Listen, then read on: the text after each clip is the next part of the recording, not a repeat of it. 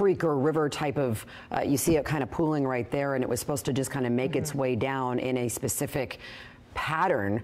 But if we're hearing the erosion as bad as it is, then you are really, we are unaware, and even some of the emergency officials are really unaware of how bad it is. It's unclear where that direction of the water is going. Yeah. So in our chopper, by the way, our helicopter's on the way.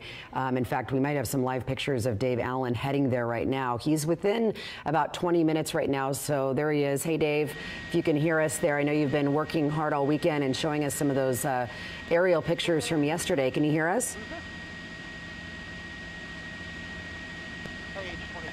Okay, he's still trying to work on his connection. But just to kind of recap, so if you're joining us right now, breaking news out of the Oroville area. So yesterday, the emergency spillway was activated. On Tuesday, earlier on in the week, there was a problem in the main spillway. There was a big gaping hole.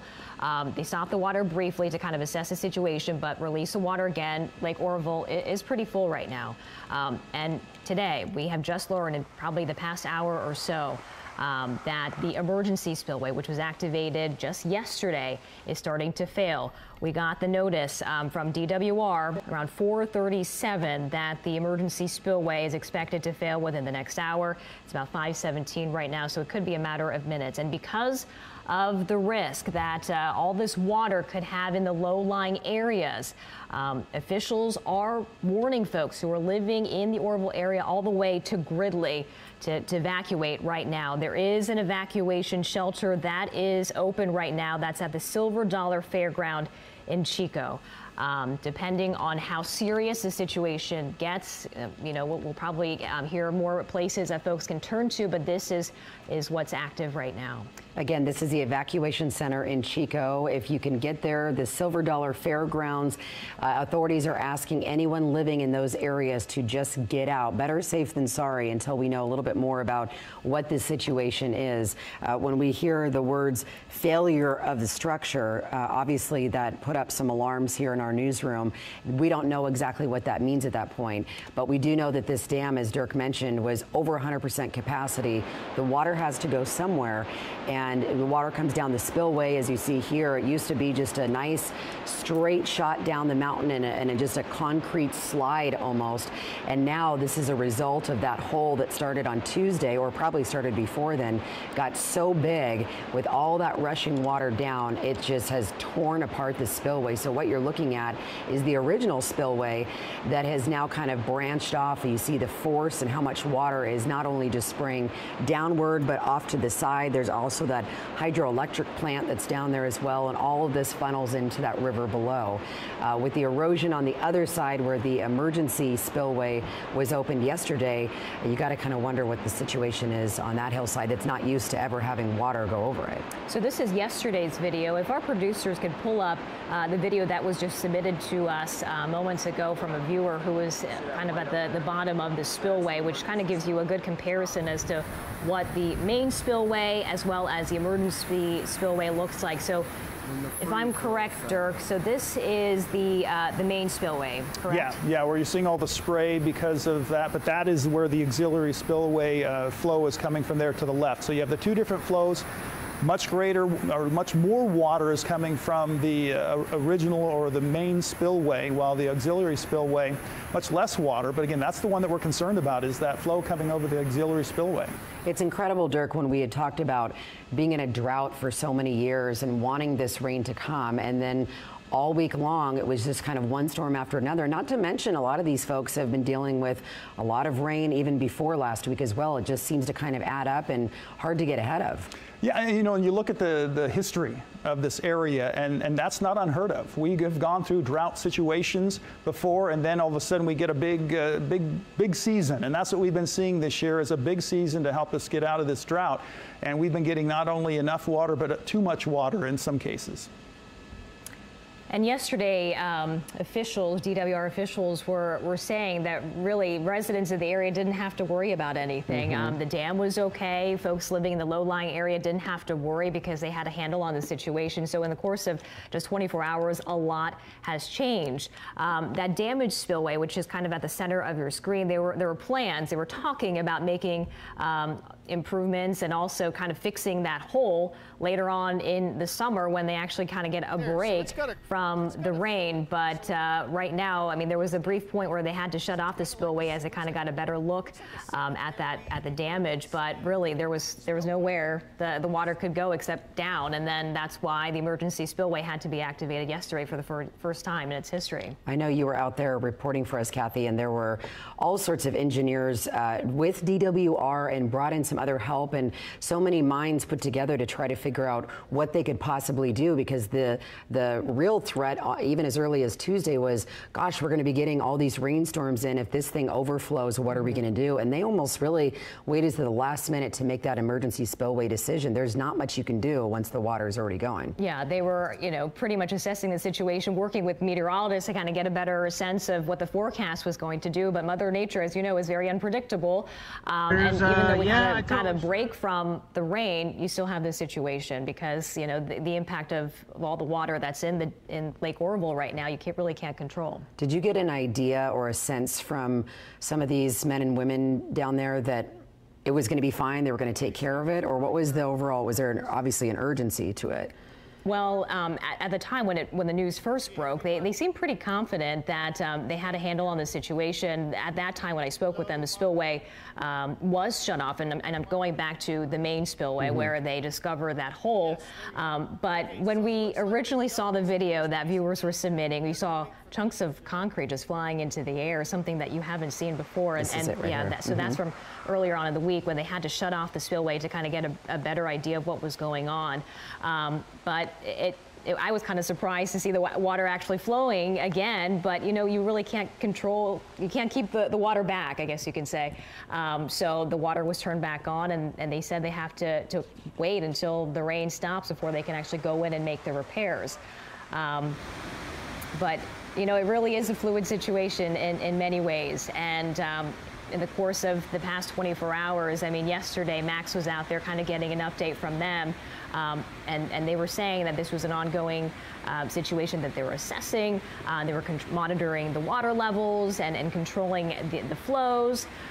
So it seemed like everyone was out there kind of keeping a very close watch on this. But keep in mind, yesterday was the first time that emergency spillway was activated. So we are heading into a zone where we've never gone before. So we don't know what's going to happen. And it looks like, just kind of noticing all the different tracks on the area right there, you can kind of see all the different areas that they kind of carved out for the water to flow through. This is from yesterday, so you can't really actually see the water pushing into that area, but it looks like they were making room for that water to kind of head downstream. So you're right, here we are in the next day, and again, if you're just joining us, a hazardous situation developing with the Oroville Dam Auxiliary Spillway. That's what you're looking at right now. They're saying that this could lead to a failure of the structure. We don't know to what extent that means, but they're asking anyone who lives from Oroville up to Gridley, those low-lying areas around the Feather River will experience rapid river rises. To what extent, again, we don't know, and we should be finding that out in a few minutes. Let's go back over to Dirk. I know you've been watching this thing along with us all week. Yeah, this has been quite a story, and you can see the situation here. We've gone over it a number of times. Here's where the Oroville Dam is. You can see where the spillway is. This is where the water's supposed to go through, and then they have the auxiliary spillway over here to the side of that, and the water has gotten high enough. Again, the lake is full at around 900 feet. Once it gets up to 901 feet, it starts to go over the auxiliary spillway. Right now, it's 902 feet, and so it's a foot above the auxiliary spillway at this point. So that's a lot of water that's coming over the auxiliary spillway, but not as much as they're trying to push out of the original spillway that's currently broken in that area. And you've seen all the erosion that's taken place on this side of the spillway. One of the big concerns that they have with the spillway is clogging up things from the dam. And so you don't want to have the flow that's coming in from the power generation at the bottom of the dam here to get plugged up and stopped. And so they've been concerned, and that's why we've only had flows of about 65,000 cubic feet per second coming out of the original spillway. So the reservoir filled up because they were not able to get enough water out more than what's been going in. So the auxiliary spillway, this is what we have the main concern with right now. And if the integrity of this does get breached, then they have what's called an uncontrolled flow. And the uncontrolled flow means they can't change the CFS. They can't change the rate of water coming out of the reservoir. Here at the spillway, they can. They have gates that stops up the water, slows things down, or opens things up. They have ways to slow it down and open it up also where they're generating the power. But at the auxiliary spillway, if this breaks, then it's just, they have no control as to how much water is going to be coming out of the reservoir, and that's what they're concerned with, and that's what they think there's the possibility of an integrity breach of the auxiliary spillway, allowing an uncontrolled flow of water coming down the slope here of the dam, the sidewall of the dam. In the video that we've seen, you've seen where they have the water coming over the auxiliary spillway, and there's a little bit of concrete that's right there to kind of help break the flow. But beyond that, you just have dirt. And so if that flow starts going through and opens up, you're going to have a big area of the side of the hill there that's going to be eroding away. That combined with all the debris that it's going to be running it down into as you make your way through the river system, it's going to cause a problem. And so we are looking at the possibility of rapid rises in the river. So backing up, areas of concern, of course, just right downriver from the dam is Oroville. This would be the first location that we see those rapid river rises. And then, of course, all the way to Gridley, the potential is there for those rapid river rises as well. These are the areas that are the most populated, but anywhere in between those locations is also going to be of great concern. And so you definitely want to get to higher ground because it can happen very rapidly as the water comes through. But again, the big question is where on that auxiliary spillway there's the possibility of a breach in that dam, that part of the dam at least, and how big it could get. Again, it could be a big one, it could be a smaller area, so we just don't know. And I think that's what has officials concerned about this, is maybe they don't know really how much water could come down in an uncontrolled flow. And so we do have, again, those evacuation orders and conditions where you have to be very, very careful along the river, the Feather River Way, because of the possibility of the rapid water rises. Back over to you. PIO.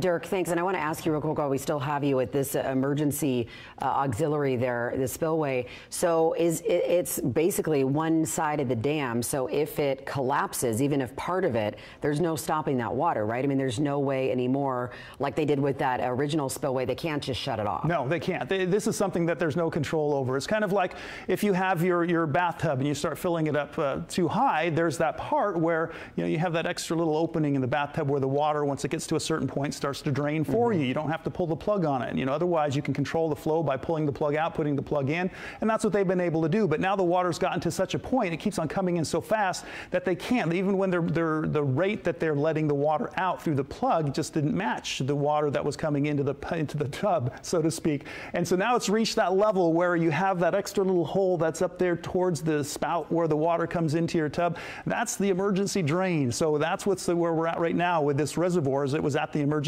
drain. Now the problem is if that emergency drain breaks and breaks open, that could let a lot of water out into the Feather River, and that's the biggest concern that we have right now. And it looks like Live Copter 3 is getting close to where that is taking place, and you can see right now from that vantage point, the auxiliary dam or the auxiliary spillway is got a lot of water coming over it. Again, you saw those videos. All the video that we've seen up to this point was from yesterday morning. And so now you can see that there's a lot more water going over that auxiliary spillway, and it's made its way to the left of that. That was a parking lot earlier, and now that has all been filled, and a lot of water is coming through that area. It's starting to make its way, it looks like, up and then over just outside of where the auxiliary spillway is, and maybe that's where they have concerns. That would be, again, an area that they have absolutely no control and was not in the plan, as far as I know, of what could happen. But you can see all that water coming through. That's the spillway. And then you have the auxiliary spillway. And again, we'll just have to wait and see, and hopefully we'll get a report from them soon as to what the big concern is, what's going to be the structural problems that they could run into, and the possibility of knowing how much water could possibly make its way into the Feather River. And then just to be clear, Dirk, once it goes to the Feather River, and keeps going downstream, where does that connect in? Because that obviously affects all sorts of people downstream. Yeah, well, that's going to connect in right with the Sacramento River. And so if you have a lot of water coming down the Feather River, that's going to put pressure on the system. And again, the Sacramento River, that's like the main artery of all the water that's coming down the Sacramento Valley. All that water feeds into the Sacramento River, and then that Sacramento River then feeds into the Delta region and then out into the Bay Area. And so all the water has to come through that one point. And if you have one of these side rivers that feed into it, put a lot more water than was anticipated, you have to also then slow things down at other reservoirs as well, because you have a huge reservoir like Lake Shasta that is also very close to being full. It's up over 97, 98% full right now. So that's a lot of water in there, and I'm sure they're very concerned, and they want to get a lot of their water out too in anticipation of the coming storms. And so you have the water that is coming from all the other reservoirs. They want to clear their lakes out so that they can get those levels down and be prepared for the next round of storms. And that's going to put a lot of pressure on the river system. And so when the greater pressure happens, you're going to start the possibility of seeing boils and things like that break out in some of the levees. And that's another great concern that comes from all of this. So you're not only concerned about this one place right here at the Oroville Dam and what's coming out of the Oroville Dam, but the impact that it can have on all the other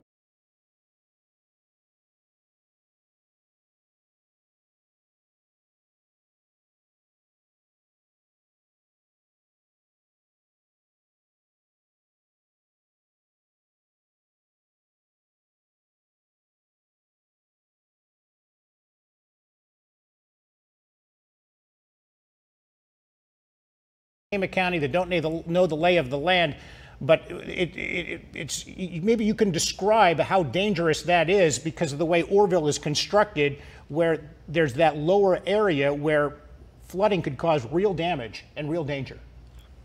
Well, first off, I'm not an expert in how many million acre feet of water at a time, but if only 10 foot of the top of the lake was to drop, that's times 167,000 167 miles of shoreline. So I mean, somebody could do the math. This is going to be a major flood. Downtown is situated along the river channel with a levee system that was designed before the dam. It wasn't designed for flash flood. Obviously, anything over 200,000 cubic feet will inundate the downtown. We've known it's taken up to 150,000 cubic feet and been pretty safe. I mean, made it through 97. So downtown Oroville is gonna go under if this does slough away and break like they think it would. Bill, and then I don't think Biggs or Gridley should think they're safe either. I think everybody moving north of Chico is a great idea, but if you're in the wrong, if this thing does happen, you're going to be on the wrong side of the river. You need to head east. Really? You need to head east above Pond Cut. You need to get up in the hills. You need to get to Claremont east. So you're advising some people that should be heading east upwards away from the water. Other people should be heading, because the recommendations we're hearing is to head into Chico, where there's an evacuation center that's being set up at the fairgrounds on Fair Street. Jerry, if it lets go, there's no bridges to get there. I see. If you're on the south side of the bridge, I mean, it's a great recommendation until it does happen. It looks like it's going to in about an hour, so you need to head east at that point. You need to go to higher ground. Bill, I don't know if you're looking at your television right now. If you can put it on our station, KRCR. We're looking at a live picture from KCRA, and perhaps if you have an ability to get that television set on, you can describe to us exactly what we're watching at, what we're looking at. Because as I said, you've been handling the relicensing as the supervisor in District 1 of that area for the last 14 years. And I know that one of the concerns you said when you spoke to me just a couple of days ago was that water should have been released, in your opinion, a lot sooner because of the ice pack that had built up because of the storms. Snowpack. The snowpack, excuse me. I know people are going to do some finger pointing here, but maybe you can explain a little bit to it that maybe could this have been mitigated a lot sooner? Well, it's hard to, they're going to all cover their ass. Frankly, they're really good at it. They've been good at that when they burned the powerhouse down, the river valve stuck, and they broke, they inspect the spillway and it broke, or they can blame whoever they want. But the truth is, it was 170+% of an average snowfall, and warm rain was coming, and that's when they should have reacted. I mean, you don't, you know, but the thing that there's a historic undercurrent, and knowledge, it will make you angry if you really know it. The Oroville Dam was originally designed to be operated below the spillway. The spillway is to be very sparingly used. We're talking a regular spillway, because it was going to be used in conjunction to deliver water to the Auburn Dam and a Marysville Dam that were never built. So you have that history in you, and then you watch over the years they're using it more and more and more and more. Well, you know, they didn't make the necessary repairs that they should have, and they broke it, and they put us in the situation we're in. You know, and what I was trying to explain to everybody is when we start using emergency spillway, there is no control. That's just a BS thing that they said there's control. That's what scared me. We knew even if this thing didn't do what it's doing now, we had all spring. Jerry, think about it. If it would have snowed for a while and then rained on it again, they had no way to let the water out. So this has just been a mess from the very beginning. It's a history of lack of maintenance and undermanned and whatever they've done over the years that put us to where we're at. And I'm somewhat angry, and I'm really worried for my constituents. More than anything, I want them to heed your warnings. I want them to get the hell out of town.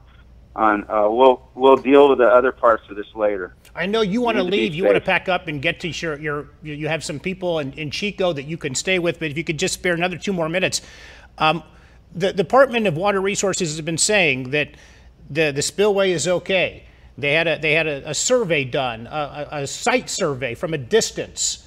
It was a visual inspection after there was a similar crack in the spillway back in 2013 that was spotted. They didn't do a walkthrough inspection. And they said that they felt everything was okay. They said everything was okay here. There's nothing to worry about. They tried to quell fears. And all throughout this for the past week, they have been saying, Bill, that the integrity of the dam is okay. Are you confident that the integrity of the dam itself is safe? Probably, yeah. I don't think the whole dam's going to fail. But let me speak to that for a minute. Look, they always give these glowing reports. Not one of them ever called me as the county supervisor or talked to me. Not one of them did anything but send pressure back to me to tell me more or less to shut up. Thank God the sheriff listened. Thank God the sheriff got our emergency services up. Thank God they didn't listen to DWR telling us there's nothing to worry about. Don't panic, people. I've been putting out emails before the spillway broke that there was potential for some sort of flooding because of the snowpack melting. So it's not my problem, it's theirs. And you know what? Right now, Jerry, I think instead of laying blame on the spillway failing or all that, we need to worry about getting people out of their homes and taking this evacuation seriously and getting safe. I agree with you completely. I myself got my neighbor standing here, and I think we're trying to figure out if we're in the flood zone. I got somebody else coming too, so I got to go. Bill, be safe. Right? Thanks so much for your time. Bye. Bill Conley, the District 1 supervisor in Butte County, and he was on the phone there. He's been very critical of the handling of this by the Department of Water Resources. But the most important thing right now, is for people to evacuate their homes and head toward Chico right now. Let's turn things over to Jeremy Linder to give us the latest update on what's going on in the weather. Jeremy. Yeah, Jerry, we did have the National Weather Service issue a flash flood warning because of the amount of water that's going to be pouring through the Feather River. You can see the area highlighted in red. That includes Oroville, Palermo, Gridley, portions of Thermalino, and Wyandotte. All of this water is going to be quickly coming on through, and that's just going to elevate those local rivers and creeks, in particular the Feather River. So here's an aerial view. We zoomed on into Oroville. You can actually take a look. This is the dam right here. So this is where all the water is going to be starting. It's then flowing right along the Feather River, and what's going to happen is as that water comes through, it's quickly trying to find the lowest ground, so it will overflow its banks heading both east and west. But this is our main area of concern. I'm going to go ahead and pull up that flash flood warning again. This goes into effect all the way through 4:15 Monday afternoon, so it's going to be a good 24 hours of potential flooding in these areas. One of the reasons we've been telling you to head up north if you're towards the Oroville area, you can take an idea of just getting away from the river, getting potentially away from the flooding. A good reminder, of course, is turn around, don't drown. A lot of these areas are going to have a lot of water. It won't take much to quickly sweep away even a large vehicle, and you may not even be able to see the roadway depending on the flooding that's in the area. Now, the last update from Lake Oroville showed that the lake itself was over a foot above the emergency spillway, and that was at 901 feet. Current storage is well above what it should be. In fact, they're over by 33,000 acre feet, and that's one of the reasons why they are increasing those flows. This is just one of many issues that we're watching for today. We've been seeing a lot of runoff over the past couple of days. We still have that overall flood warning throughout the North State in effect. This is all the way through 9/15 Monday, so it goes beyond that flash flood warning. We're going to continue to keep an eye on that, but it's going to potentially get worse as we are tracking another storm system to come into play by Wednesday. So our threat tracker, obviously for tomorrow, is still going to be in the moderate category because of those flooding concerns. I'm going to keep an eye on Tuesday. That may have to get elevated depending on how fast water may or may not recede. But like I said, by Wednesday, a whole nother storm system is working in its way. I'll have more on that 7-day forecast and the threat it could be having coming up in just a bit. I'll go ahead and toss it back to Jerry. So that's picnic tables right there. So this can give you an idea of how large this area is. So let's kind of pull out from there, and we'll give you that kind of perspective of how much water is going down there and going over this area. And then keep on going over to the emergency spillway, and you can see how large an area this entire area is that's spilling water over here. Now I'm also looking out the window towards town, and I can see that the secondary reservoir down there, it's looking quite full as well. And should this surge down there, that might have a problem with it getting up to its level as well. I'm also seeing lots of emergency vehicles that are going through downtown. There are several helicopters out here from CHP and other agencies. They're all operating below me here, but we're all communicating in a safe manner here. But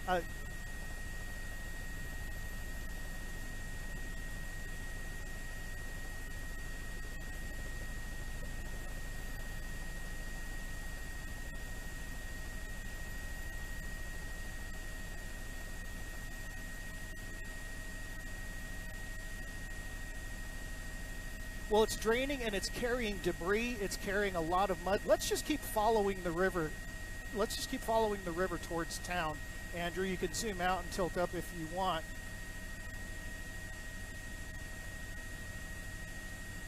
Well, this is a very deep ravine right here. So we're not really getting into the lowland. Andrew, can you go ahead and pan right and just kind of show downtown so we kind of get the lay of the land here? So we're going to follow the river down into the secondary reservoir down here. We can kind of see, so it goes, you can see this is a very steep canyon right here. This isn't really going to be the area that's so much of the issue, but as we go to the left in that bend, there's a secondary reservoir. You can see how high the water is up there and how much of a release is happening that. Now, the real area of concern is everywhere below this. So if you'll pull out, Andrew, and show the downtown area and how much or how high the river is in the downtown Oroville area, this is why the evacuations are happening. Probably something we can't quite see through the camera, but I am seeing emergency vehicle flashing lights all over town. So I know they're really getting the word out to folks down there that they need to move to higher ground.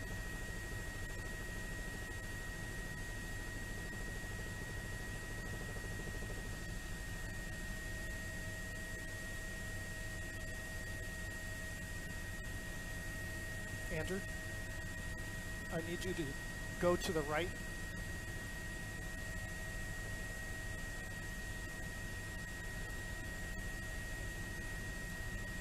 There it is. There's the evacuation right there. So these are the folks that are evacuating right now. So quite a bit of traffic that is leaving town. These folks are heading to the north. As you can see, that road is getting quite clogged at this point as everybody is heeding the advice and getting out of town.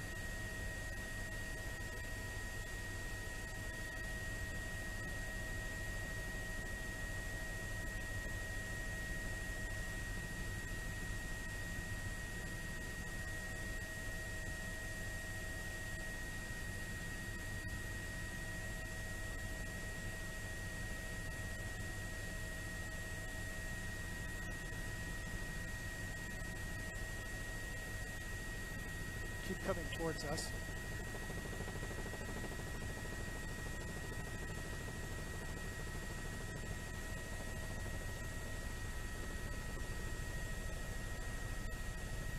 Keep coming to the next overpass and then zoom out some.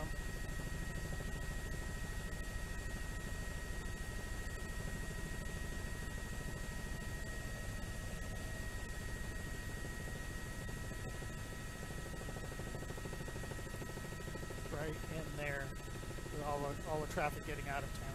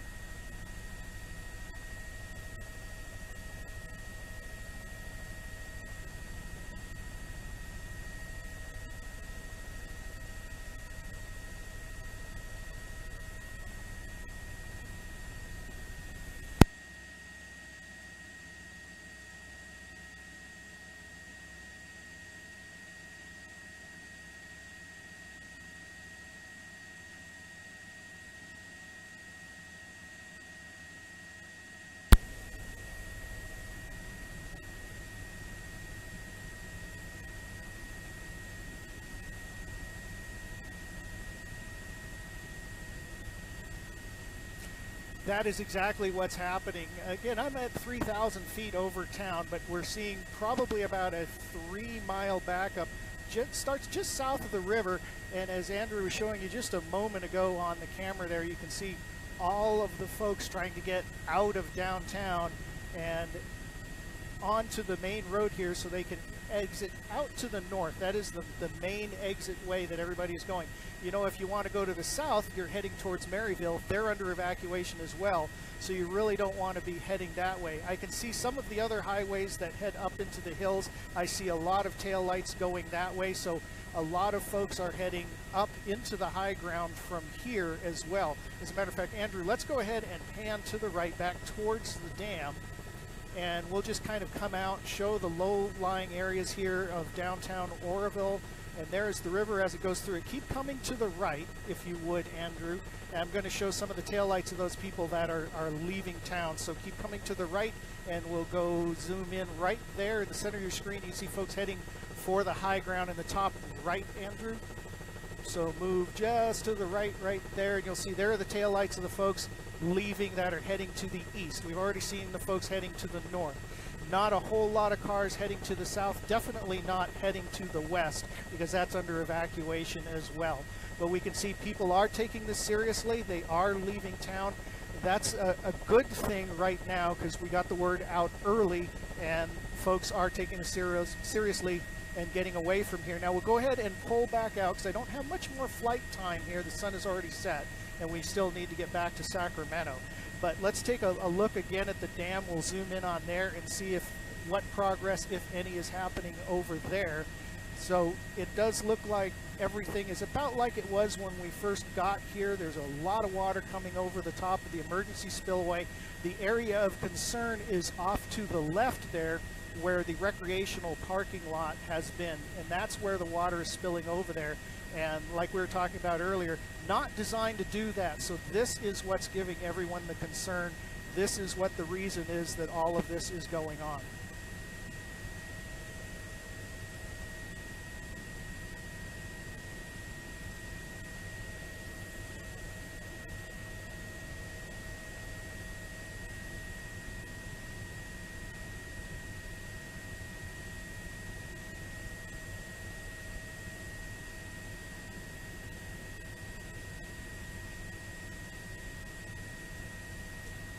Much more significant. Let's take a look at the main spillway there, and I'm keeping my eyes open here. There's a lot of aircraft here, and I remember yesterday I had to depart because a lot of people were sightseeing over here. But the aircraft I'm seeing today are all emergency aircraft. I'm seeing CAL FIRE aircraft. I'm seeing CHP aircraft. There's a CHP airplane probably about to fly right through the shot right now. Yeah, they're below me by about 100, make that about 500 feet. There's a CHP airplane right there. So they're flying in this area. They're checking everything out. There are CHP helicopters that are out here as well. So there's a lot of water coming down here. The evacuation order is in progress, and we've seen everybody taking that seriously, getting out of town, and hopefully this will not go the way they are fearing. But right now, the way that water's coming over there, it's definitely something we best keep our eye on and take seriously.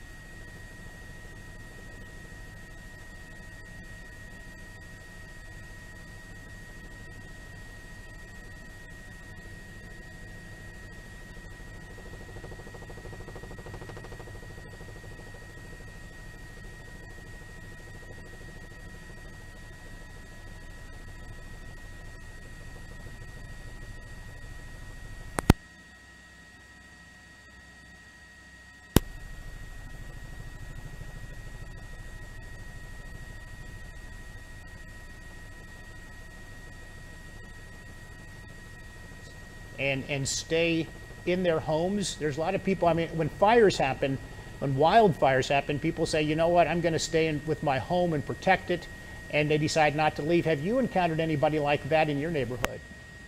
I have not. Everybody in my neighborhood actually has left. How far away, Nobody. you know, as the crow flies, how far away are you from the spillway to where your home is? 10.5 miles downstream from the Feather River, but I'm only 2.5 miles from the Feather River downtown. Right. But 10 miles from the dam east. Okay. Well, Dave Gilbert, good luck to you. Thank you so much for talking to us. And so you're heading southeast. You have a place to stay there, and you'll feel you'll be safe there. Yeah, on Foothill Boulevard, yeah. All right. Thank you so much, Dave. We sure appreciate it. Good talking to you. Be very careful. Take All good right. care of yourself. All the best. I sure will. Thank you very much. Thank you. Okay, again, we have some evacuation shelters. The Elks Lodge in Paradise is opening now. That's on Elk Lane. The RV evacuees have space. Now, I want to make sure I know which RV park that is. Do we know what the name of that RV park is again, if we can make sure we have that name up there properly? Okay, and there's also, the one I think that most people are going to be heading toward is the Silver Dollar Fairgrounds over on Fair Street. I think that's pretty much known by everybody in the community as to where that's located. But if not, if you're driving now, and if you happen to be listening on some sort of device, you're going to want to head toward 149, then take 99 and get off on East 20th, and head and make a left, and you'll be there on Fair Street, and you'll be right there. Apparently, I believe it's the Red Cross that's out there, and I'd imagine that's who it is. Let's go back to the live pictures. We're waiting for a news conference, incidentally, which is going to begin in 8 minutes, held by the Department of Water Resources. Look at that. That's a live picture. Last report, 100,000 cubic feet per second being gushed out of the spillway.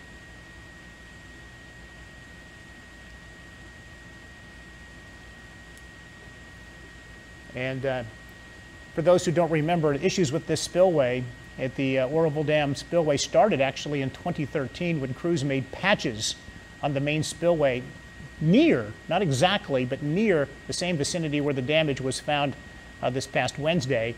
Officials with the department say they did, quote, a visual report from a distance.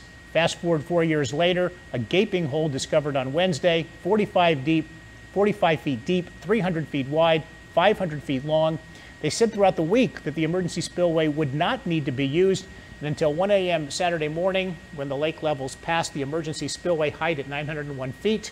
For the first time in the dam's 48-year history, the flows accelerated to 12,600 cubic feet per second. The Department of Water Resources held a press conference yesterday urging residents of Oroville to stay calm and repeating that there was no risk of flooding to lower parts of Oroville. And for the first time since the hole was discovered on the spillway, crews started to slowly decrease the amount of water they were letting out. And even at noon today, DWR officials said flood evacuations were unlikely and that the lake levels would start to decrease soon. Now, we're going to be speaking to one of our reporters very shortly, but who is heading toward that news conference, which is going to begin in 5 minutes from now. We're going to be taking that news conference live, but right now let's get the latest on the weather conditions from First Alert meteorologist Jeremy Linder.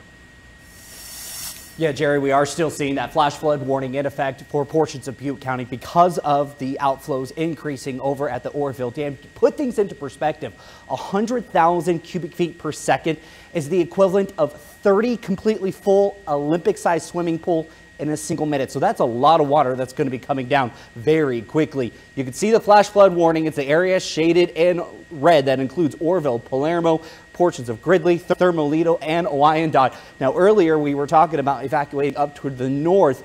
Good idea. Of course, the east as well. Higher ground is going to be the key here as we see a lot of water start coming through. I zoomed on in. So here's Oroville. Here's the Feather River. There's the dam right there. That is where most of the water is definitely coming from as it works its way through. It's been well above its normal stage since yesterday. All that water is going to be working its way down the Feather River. And what happens in traditional flooding is that water is going to try to find the lowest ground, and it's going to go where it wants to go. There's not a lot that can hold it back. So quickly, the river is going to expand and flood its banks. Good reminder to turn around and don't drown. It does not take a lot of water to quickly sweep even a large profile vehicle. So if you can't see the roadway, it's best just to find a different alternate route. Again, here is that flash flood warning. This is going into effect through 4:15 Monday, so a good almost 24 hours worth. And we're going to continue to keep an eye on this. Even though it's dry right now, we're seeing a lot of runoff working its way through with the warmer temperatures we saw earlier this afternoon. I mentioned earlier about a foot above the emergency spillway was the lake level. We are well above capacity, around 101%. In fact, we're about 33,000 acre feet above where the lake should be. It's not just Butte County. We're seeing these flooding potentials across the north state. That's that area shaded in green. That's an aerial flood warning for local creeks and streams through 9:15. So we've been watching this potential and alerting you to those dangers for the past several days. This is just now putting it to the next extreme, and that's why the flash flood warning is in effect for portions of Butte County. Threat tracker, I went ahead through Monday. I kept it in a medium because of the potential for flooding. We're going to keep an eye even for Tuesday. We might have to elevate that depending on how quickly water levels may or may not subside. But all attention afterwards is going to switch back into Wednesday. Even though we're seeing a break right now, there's a whole nother system set up, and it's going to be working its way in late Wednesday, and it could bring another round of very unsettled weather pattern, not only to finish the work week, but heading into the weekend as well. So there's just going to be a lot more water potentially working its way into Lake Oroville, which could continue to keep this situation at a danger level for a little bit of extra time. Sounds like Jerry has a latest update. We're going to go ahead and send things back over to him. Thank you so much. This just came in. We want to mention this. Evacuations have been extended south from Oroville all the way to the Sutter County border. On the line, we have U.S. Congressman Doug LaMalfa. Congressman, first of all, anything new you can tell us that we don't know yet? We're all, I think, on the same wavelength of information here right now. I think just the main thing is that people keep their heads clear and move in a direction that makes the most sense. Since going towards Chico isn't the best move for everybody. For some, it's go east, go up the hill. If you're higher than the elevation of the dam, you're going to be in a good place. So if you're on the east side of Oroville, Palermo, Honcut, Bangor, any of that, just go up the hill. And if you're maybe in Gridley or Biggs, you could consider going west on 162 or just go west towards Colusa. If you get across a couple of those levees, you know, past Cherokee, Butte Creek, all that, you know, whatever. I mean, if this comes to the worst, okay? I mean, people just need to keep cool. I've heard stories about crazy driving in traffic. You know, an orderly thing is going to work better for everybody, so we don't have emergencies on top of emergencies. So, but you know, I'm hearing the same things that they're really worried about.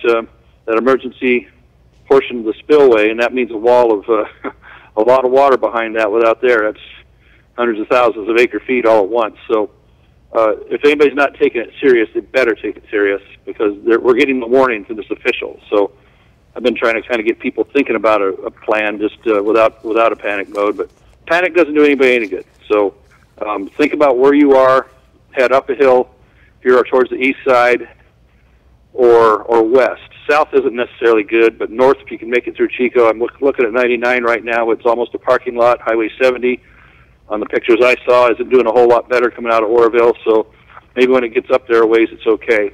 But if you have alternatives to get up, go up 70 towards someplace up there too. If you're higher than the elevation of the lake, you're in a good spot. So that's my opinion, and maybe isn't counter to. But, you know, it's just, I've irrigated a lot of water over the years, you know what I mean? Yes. Mr. LaMalfa, have you had a chance to speak with anybody in the federal government about this? And do you suspect that the federal government, will you be making any kind of requests to get some type of help in here in case this thing worsens even more than it has?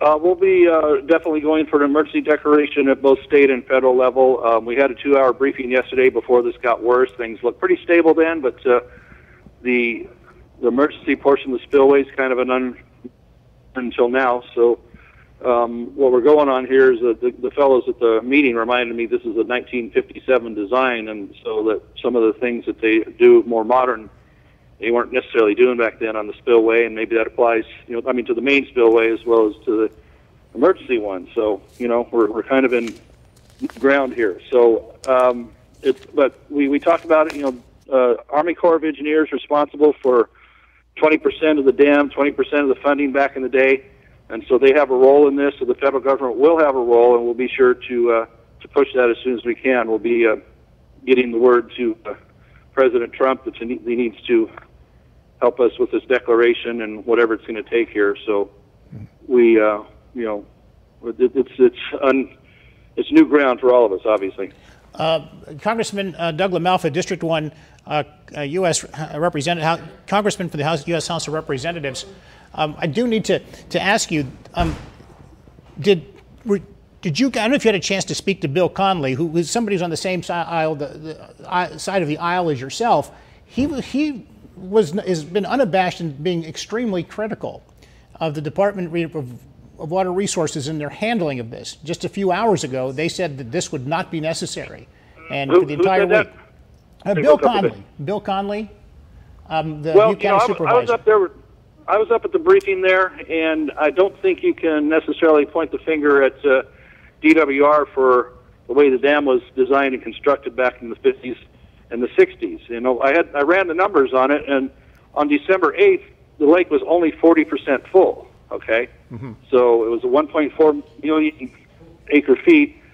Full capacity right now is 3.5 million. So there was 60% of the lake to go 2 months ago, and they've been letting water out. You know, and there's always that balance between keeping the lake full and but by no means would we want to fill it now, because we have all the way when you're talking water storage and water usage, that stuff happens after April 1st.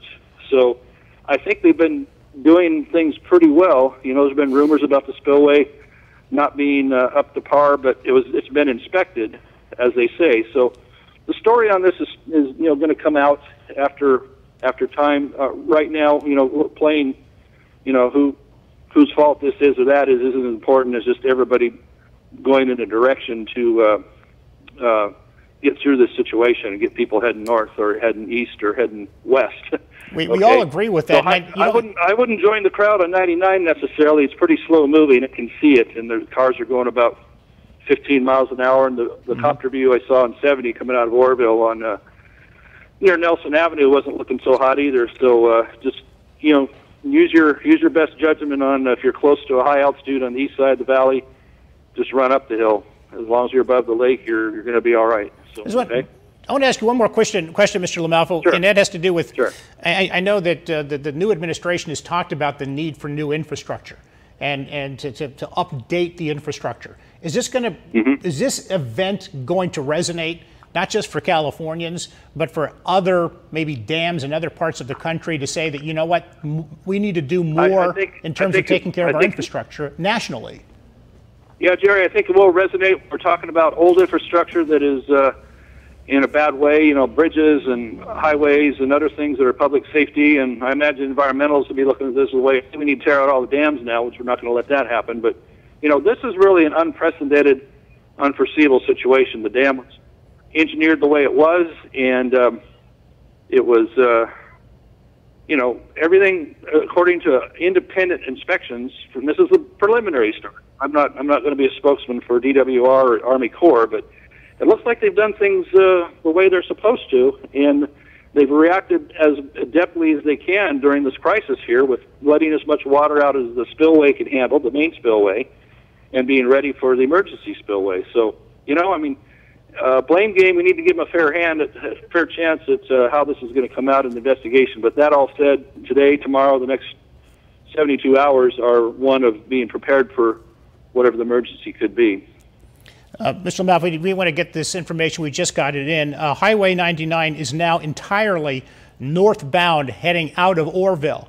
No traffic is being allowed in southbound lanes. Those southbound lanes are now taking care of all of the massive traffic, which you alluded to get people out of Oroville. They're still coming southbound, south of 149, 5 miles, and such. They're still going past the Nelson Avenue gravel road heading south. I don't know where they think they're going, but someone needs to be cutting them off at 149 or something up there. And that's about a 5-mile stretch between 99 and Highway 70. And you're saying that people are still traveling on 149 heading toward Oroville? No, not going south on 99, south of 149, south of Cycle Land.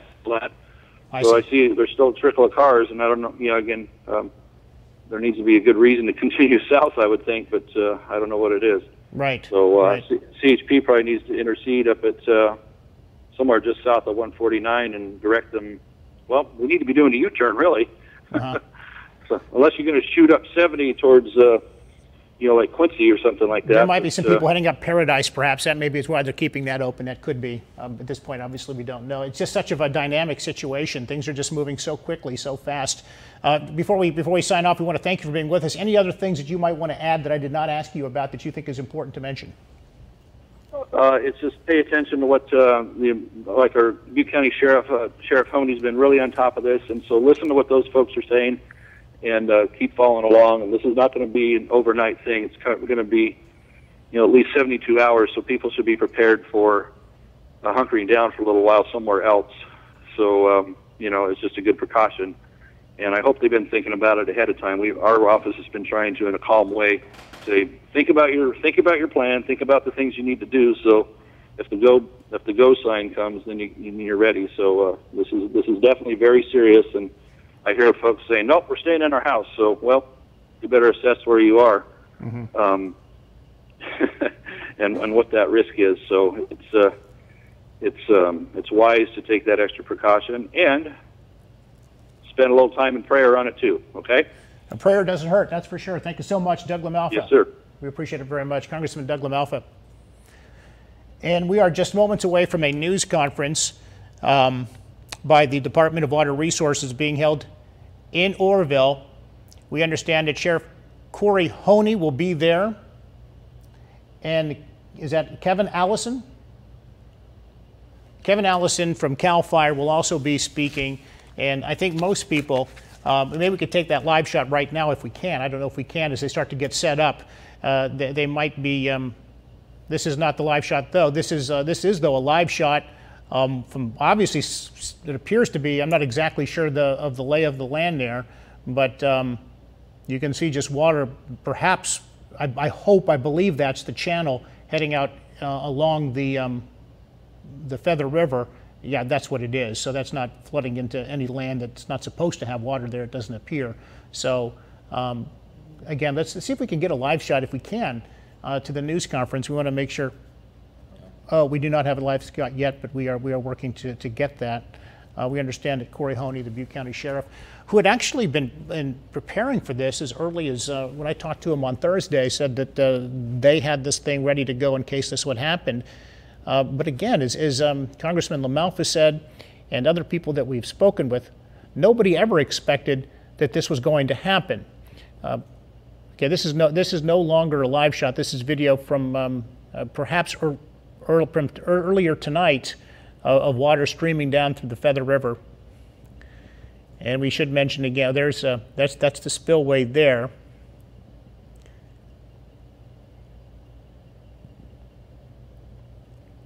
And we are working right now to get that news conference for you, and has not started yet. So we expect Corey Honey to speak, as well as Kevin Ellison. We do want to mention that Congressman LaMalfa said that even though people are being advised to head into Chico, that traffic is like a parking lot right now. And for some people, it might be best to head in the opposite direction, to head east or even southeast. There are evacuation orders heading even in the opposite direction, south, all the way into Sutter County as well. So it's so hard to predict what's going to happen here, because the words we've been receiving from officials with the Department of Water Resources have been, up until just 4:45, up until 4:15, 2 hours ago, everything that we have heard was this scenario was very unlikely to take place. Up until just, again, an hour and 15 minutes ago, what we had heard was that this was not going to be necessary. But here we are, water gushing out at 100 cubic feet per second down the badly damaged spillway. At this point, I'm not even sure if you could call it a spillway at this point. We want to mention that the Elks Lodge in Paradise is open to RV evacuees. There's just 15 open spaces. Got to be honest, those spaces have probably been taken by now, but perhaps not. If you're in that area, you might want to give them a look. The place to go for certain, and it's going to probably be crowded. Kelly Somm is there right now. She's our daybreak anchor on KRCR, News Channel 7. The Silver Dollar Fairgrounds, there are people heading over there right now. And there are other evacuation sites as they become known. When they become known, we have been getting reports, but we have to get them confirmed before we put them out to make sure that they're for evacuation centers that are definitely up and running and are not just people maybe sending out false information. So, which one? Which county? Yuba County, we're just told, is now evacuating as well. So now we have Oroville, Butte County, and Sutter County all being evacuated at this point. And as evacuation sites become available, we will list them on our website, krcrtv.com. At this point, I don't know whether any new evacuation sites have been added to the list, but as they do, we will certainly add them to our website. Let's go over to Jeremy Linder now in the First Alert Weather Center. What can you tell us about the weather conditions right now? We could be in for some more trouble even in the middle of the week coming up. Yeah, that's right, Jerry. Even though things are fairly calm right now, we are tracking a whole nother system that's expected to come through by late Wednesday. And that's just going to bring more rain to what's already been a very saturated North State. With the dry conditions today, what we were looking is all that runoff to make its way into Lake Oroville. Now we're trying to see the uncontrolled potential of water that's going to be flowing through the river. So that's why we do have the flash flood warning that's in effect through 4:15 Monday afternoon. 100,000 cubic feet per second. That's the equivalent of 30 Olympic-sized swimming pool in a single minute. So a lot of water that's going to be moving its way through. That's including areas around Oroville, Palermo, and Gridley, where the flash flood warning is in effect. Now, we're seeing some very dry conditions right now, but I want to go ahead and show you with precision counts. I'm going to walk you through what we're expecting by Wednesday. Still dry. This is Monday. Let's go into Tuesday. Just a little extra cloud cover.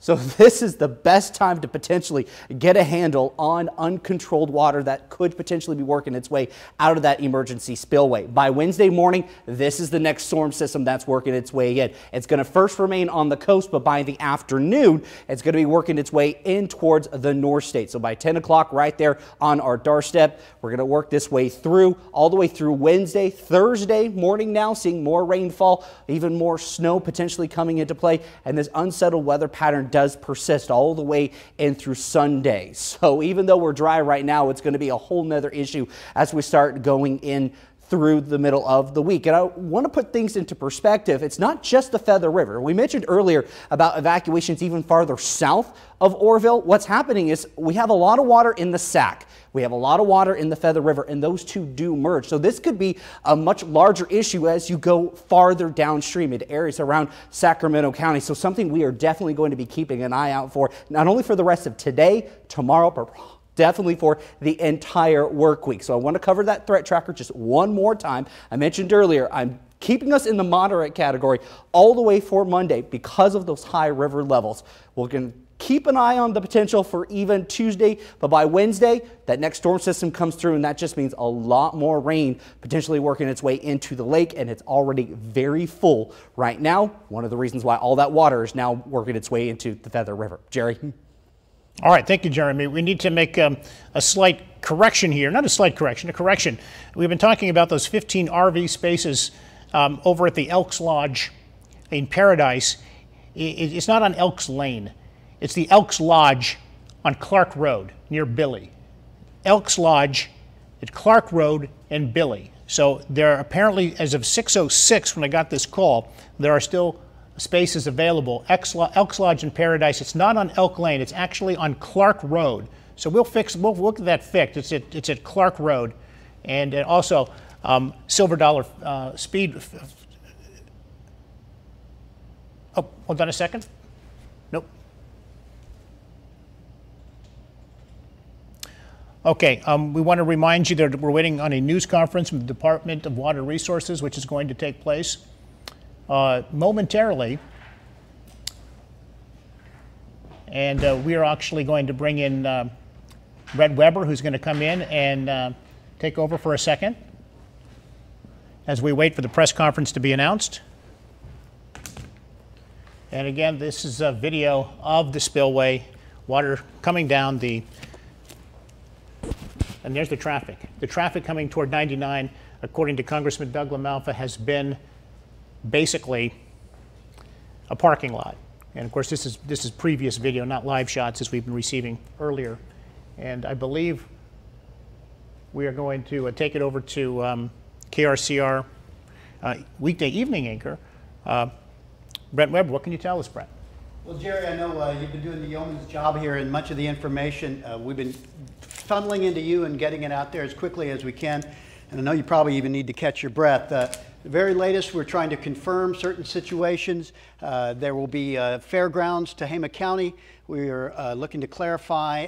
I do not yet have I'm not able to hear in my studio, so when we do take a break or do a handoff, I'll get over on the IFB. Now, you're taking a look at the earlier helicopter footage from above the Oroville spillway. Obviously, if you're just joining us, there was an evacuation order put in place in South Oroville and obviously in down water areas. They're expanding that. They've been telling us for several days that they've asked people to be ready. It is overloaded. You can see to the left of your screen, that is what was considered to be the emergency spillway, and it has failed. It did its job, but now we know what happens when it is overloaded for an extended period of time. Guys, I'm going to move over to the set and pull a chair over there so I can plug into what we call our IFB and hear from our producers to keep that video rolling. This is down in Oroville. What we do want you to understand, and understand very clearly, that it is not a time to panic. You are being asked to, just very clearly, you're being asked to get out, move yourself on down the road. We do want to let you know that if you are thinking that you would like to go down to 99 and help someone out of their particular home, you cannot do that. You will not be able to get on 99 you will not be able to get on 99. And right now, and Kelly Som is with us. She is live at, and tell me again, she's at, Kelly, where? She is at the Silver Dollar Fairgrounds, one of a handful of evacuation areas. As I was saying before, if you're trying to go on 99, northbound only. So northbound only. And now let's go out to Facebook Live where Kelly Som is with some people there. Kelly? They said they weren't sending anybody, any more ambulance there. They weren't sending anybody in. How close to the river are you? Describe where you live on Mitchell Avenue.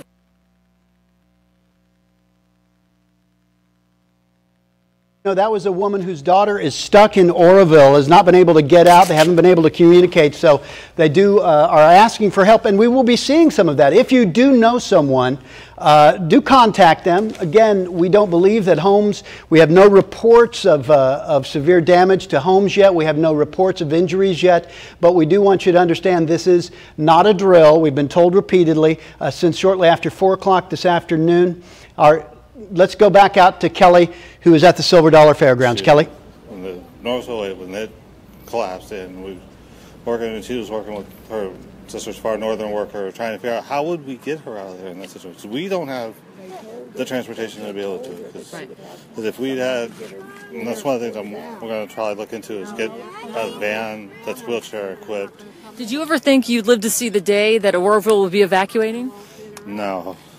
I've heard that the Earthville dams like this are a lot stronger than they. I've heard that like the Hoover Dam would probably collapse more readily than this. And what was the drive? We're hearing that it's bumper to bumper on Highway 70 coming up here. What's the traffic like? It was like that. We were coming over. We were not past the Durham exit, having to slow down because of the line at Kelly, we're going to interrupt you now so that we can go live to a press conference. Corey Honey, the sheriff, and we understand others are addressing now the media and the public live. Let's go directly to that now and listen in. And the information that we had earlier in the day was that things were progressing and that there wasn't an imminent danger or threat to public safety. When I was advised of this hole that had formed, the engineers and experts from the Department of Water Resources advised that the hole was eroding back towards the face of the alternate spillway at a rather significant rate. They estimated that it would reach the face of that within about an hour. And beyond that, there was significant concern that it would compromise the integrity of the spillway, resulting in a substantial release of water. Unfortunately, they couldn't advise me or tell me specifically how much time that would take. So we had to make a very, very critical and difficult decision to initiate the evacuation of the Oroville area and all locations south of that. And difficult decision. The time frame that we were dealing with, initiate the evacuation of the Oroville area and all locations south of that.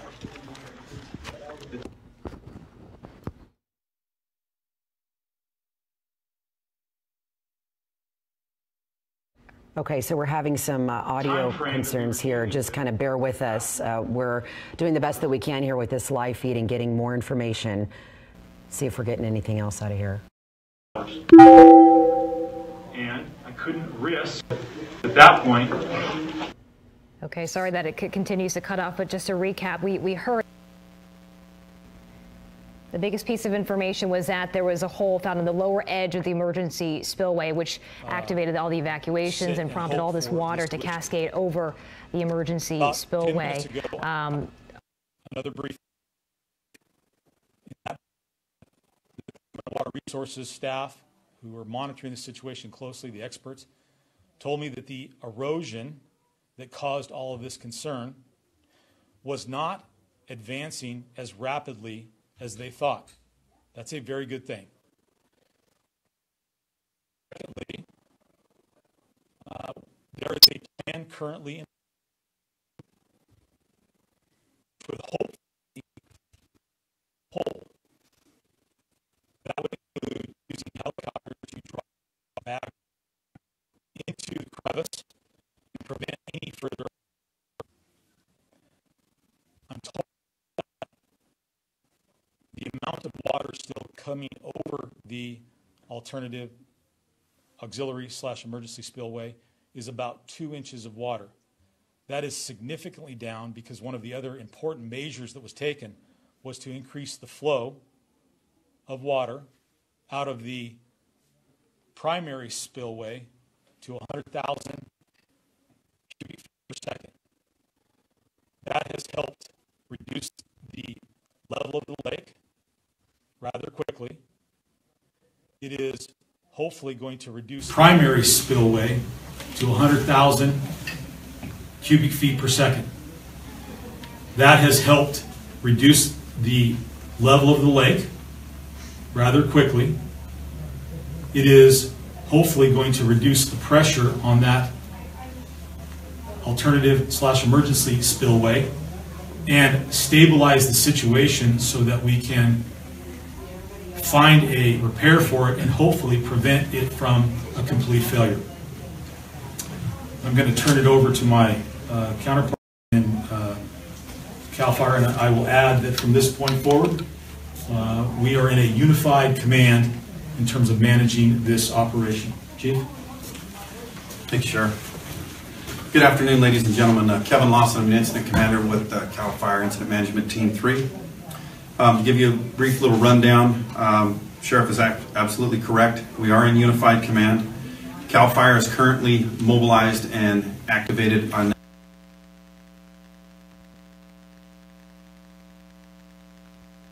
another incident management team to be mobilized to the Chico Fairgrounds region, as well as in the central southern region, and making sure that those are mobilized as well and staged and ready to be put to work as well. We have additional CAL FIRE command teams that are being mobilized and stood up and stand fast and ready to be activated to assist in whatever way possible. We have both the CAL FIRE director and deputy director of the Sacramento Operations Center assisting in coordinating efforts from a regional perspective as well. With that being said, I'm going to turn it over to the Department of Water Resources, Eric C., to give a update. Thank you, Chief. Sheriff Honey actually provided a very good summary of the points that I was going to make about the current condition of the structures in question, the auxiliary spillway and the primary spillway. I did want to make one addition to that. We have monitors on the primary spillway. This is the gated spillway, the concrete line spillway, and they have not detected upstream migration of the head cut on that spillway. So that's another thing that we're monitoring. And with the increased flows up to 100,000 cubic feet per second, they have not detected a change in that head cut as of about 15, 20 minutes ago. That was all I had to add.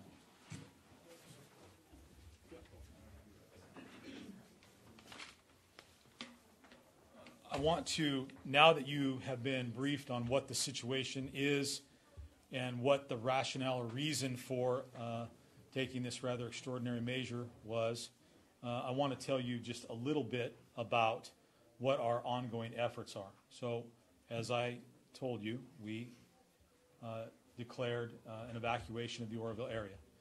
We sent out media releases, we sent out a mass notification, and we have deputies and other law enforcement personnel focusing on those areas of our community, first in close proximity to the river, because those would be the areas that would be affected soonest.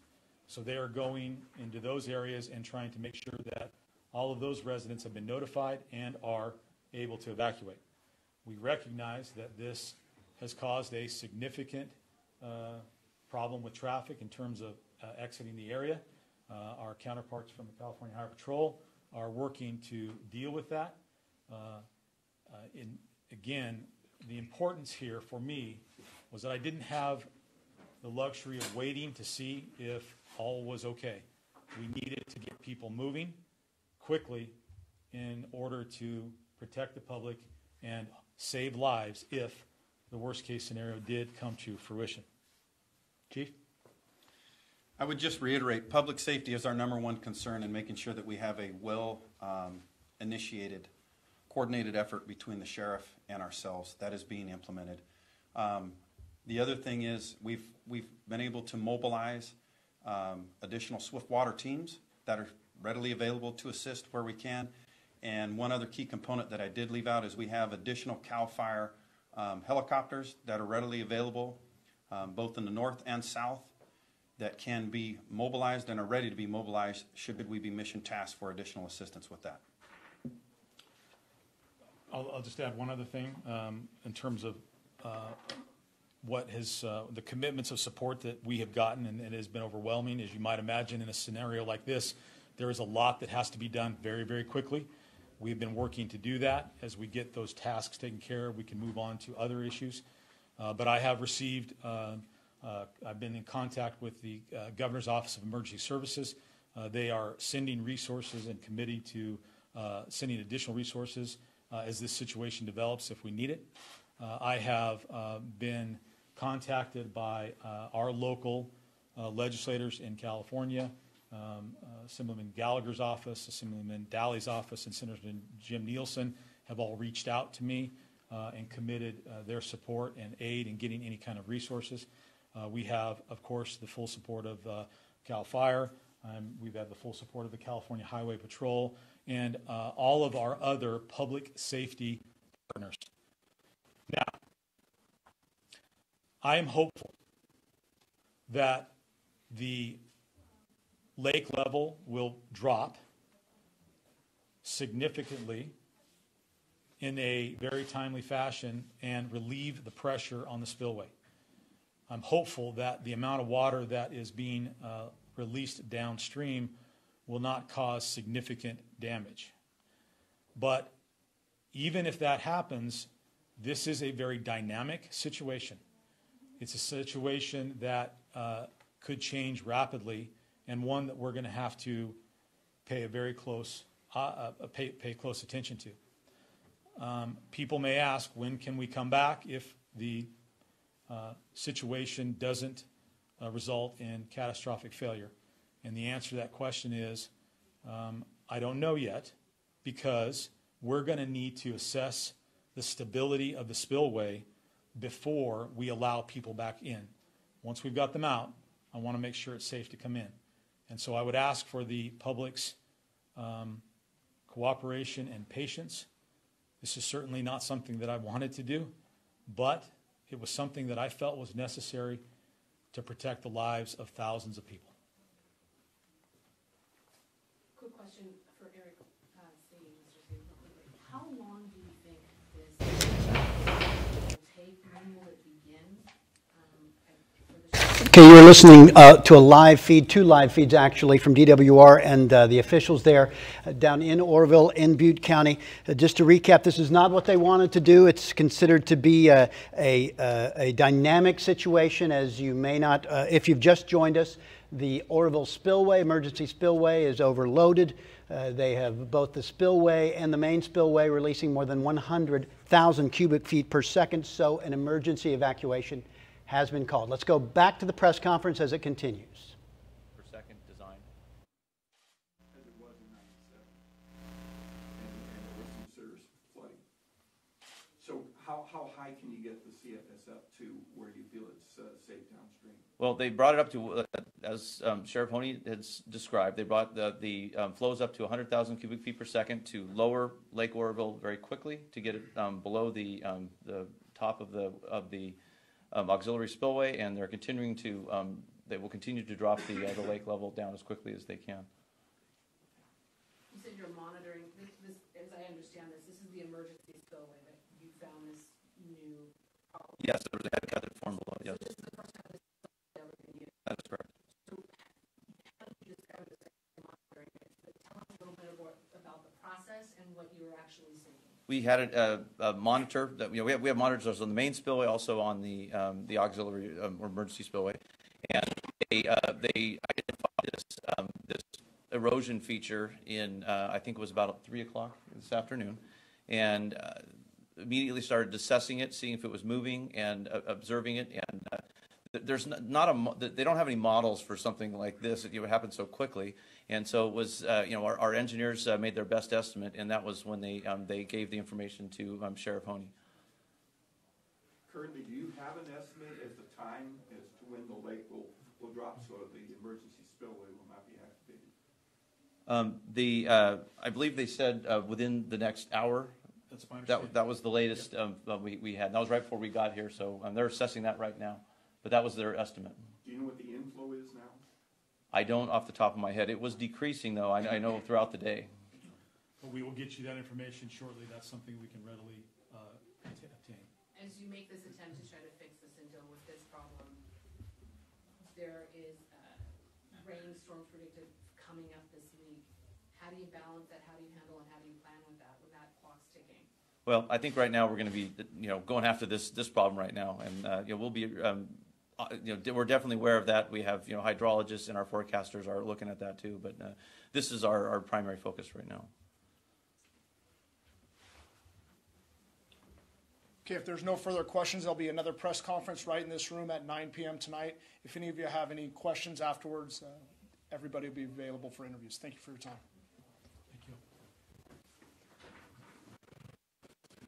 Okay, you were watching a live press conference down near the Oroville spillway, the Oroville Dam, bringing us the very latest information. A couple of things that are important to know. If you live in Butte County 211 has informed us that they can handle your calls. They know the information. That is a great place to start.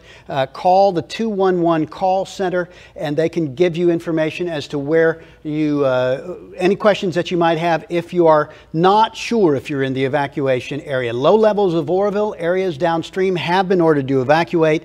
Law enforcement is going door to door, homes and areas closest to the dam and spillway. We will bring you more as we continue our coverage of the Oroville Dam spillway failure.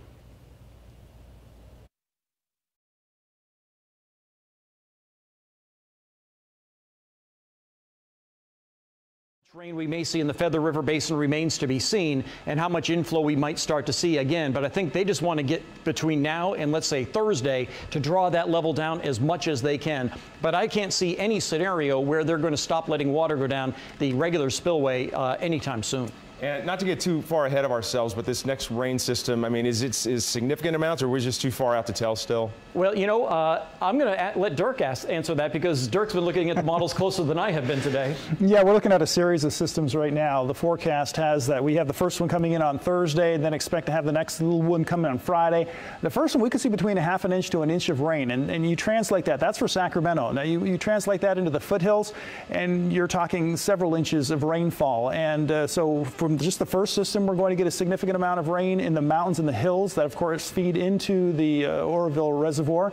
And then beyond that, we have another system, like I said, on Friday. Then we have another one coming in on Sunday and Monday. And so there's these storms that are lining up. And so we are looking at the possibility of having a very similar amount of water that we did with the three systems that came in this past week that we had that caused a lot of this. So, well, Dirk, let me ask you. So, again, you've looked at the stuff tonight more than I have earlier today. It looked like they might be a little bit colder than last time. So instead of, I mean, what do you think the snow levels will be? Because that's an important factor. That is an important factor. And the first system coming through on Thursday, it looks like snow levels will be more than likely 6,000 to 7,000 feet. Okay. After that, they drop down closer to 5,000 to 6,000 feet.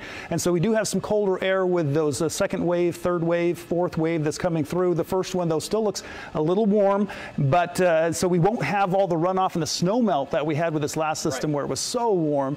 But we are still expecting to have a lot of water with this. So even though we don't have the snow melt happening, we are going to still have a lot of water coming down the hill. Right, but Gulston, just to compare though, last week between I think Sunday and Friday, the Feather River Basin had anywhere between 12 to 18 inches of rain over the course of that week. So foot and a half of rain, plus we had snow melt. So that contributed to the huge inflows we saw for an extended period of time. So that's part of what got us into the problem here, that we saw the levels come up and then the spillway got broken. It's just been a domino effect. But if this next time the snow levels are lower, then that would reduce the amount of snow melt. So the inflows wouldn't be as high. But still, as I was saying, it doesn't sound like there's going to be a scenario where we're going to stop seeing water come down the regular spillway, the broken spillway, anytime soon. Okay, gentlemen, thank you so much. We do have we want to go back to the news conference. We have a soundbite that we want you to hear. When I was advised of this hole that had formed, the engineers and experts from the Department of Water Resources advised that the hole was eroding back towards the face of the alternate/emergency spillway at a rather significant rate. They estimated that it would reach the face of that within about an hour. And beyond that, there was significant concern that it would compromise the integrity of the spillway, resulting in a substantial release of water.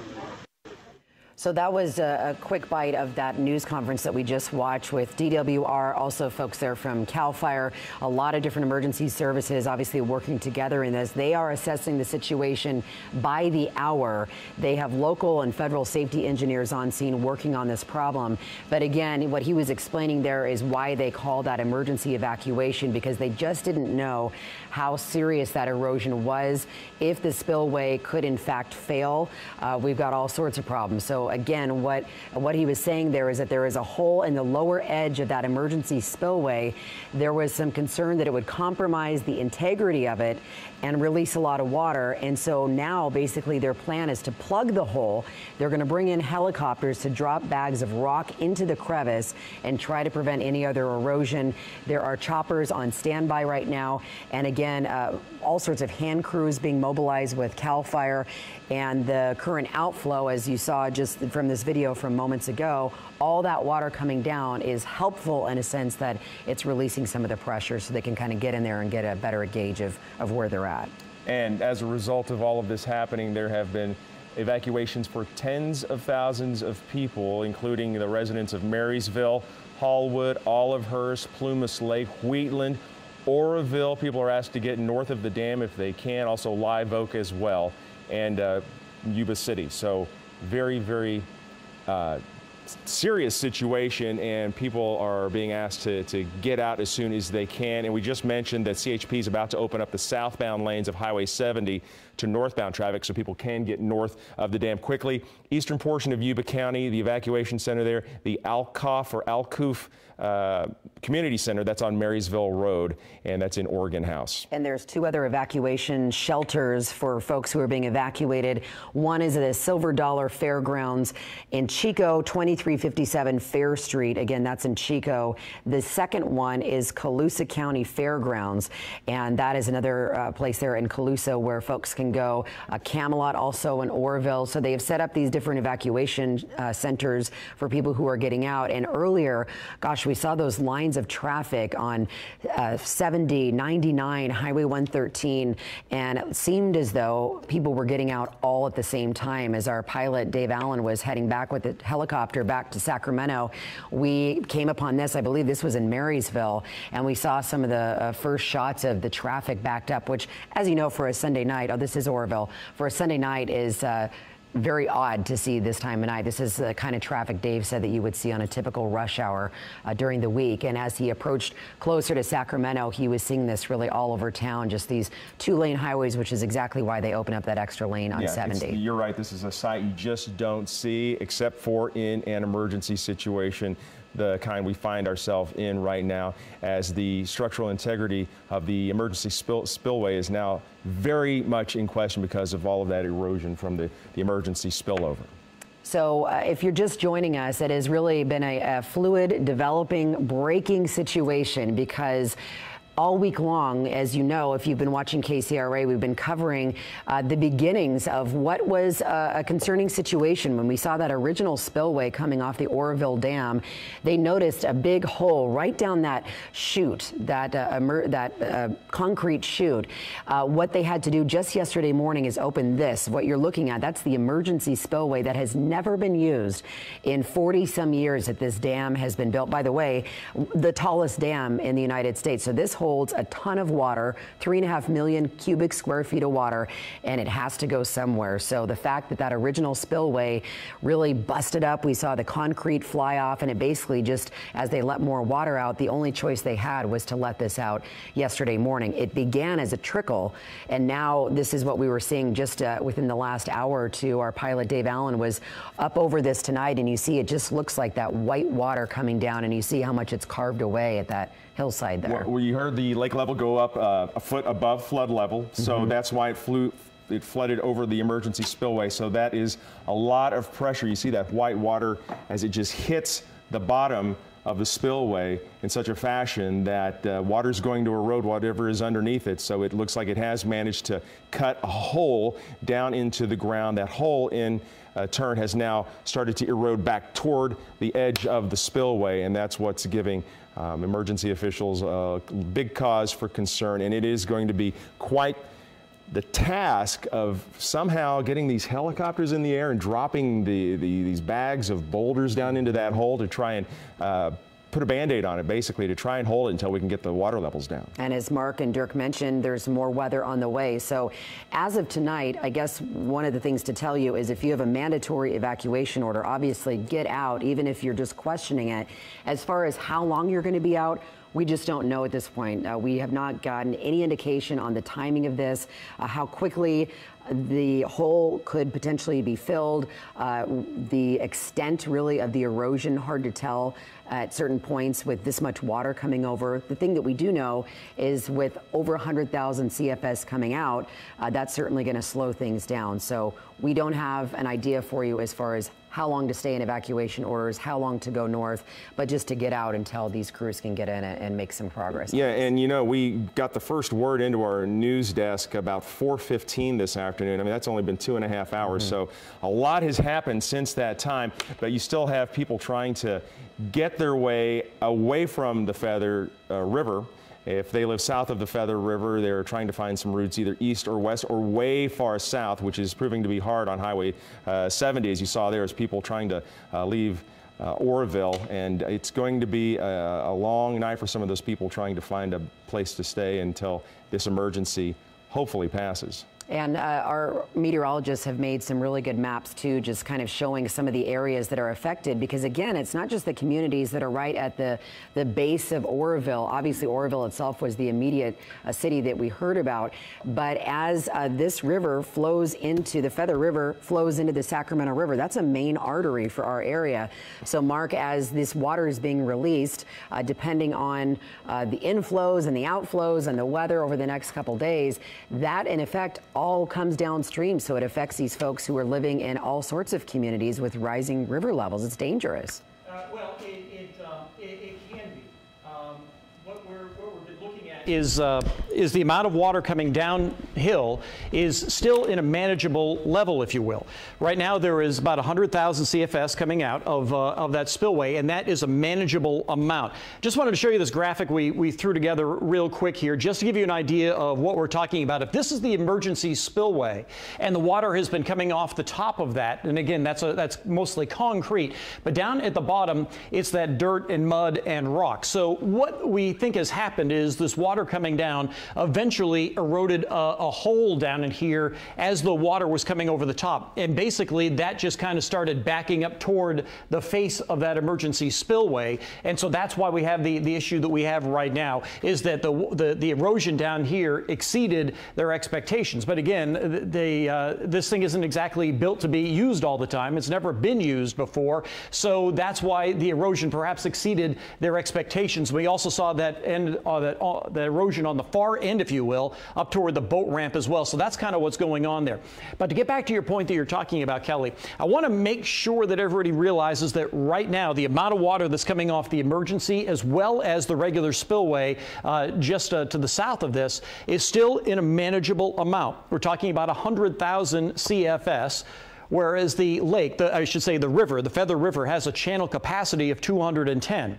We will see higher levels on the Feather River, but those are manageable amounts. And the amount of water that's being released right now is not the cause of the evacuations. The evacuations are being made in case there is a catastrophic failure of this. And then you would see much, much more water come down in an uncontrolled way. However, if this holds, and there isn't a problem with this, the amount of water that we'll continue to see through the night tonight and into the day tomorrow and actually through this week is not going to cause an issue on the Feather River or the Sacramento River. So I want to be clear about that. The evacuations that are taking place are only just as a precaution because this could fail. And that's the worry tonight, is if this fails, suddenly you'd have not only the water coming across the top, but you'd have uncontrolled amounts of water coming down, and that would exceed the 100,000 CFS that we're seeing right now. But 100,000 CFS is a manageable amount of water for the Feather River Basin. And it's just Right now, still, I mean, it's incalculable how much water we'd be seeing if that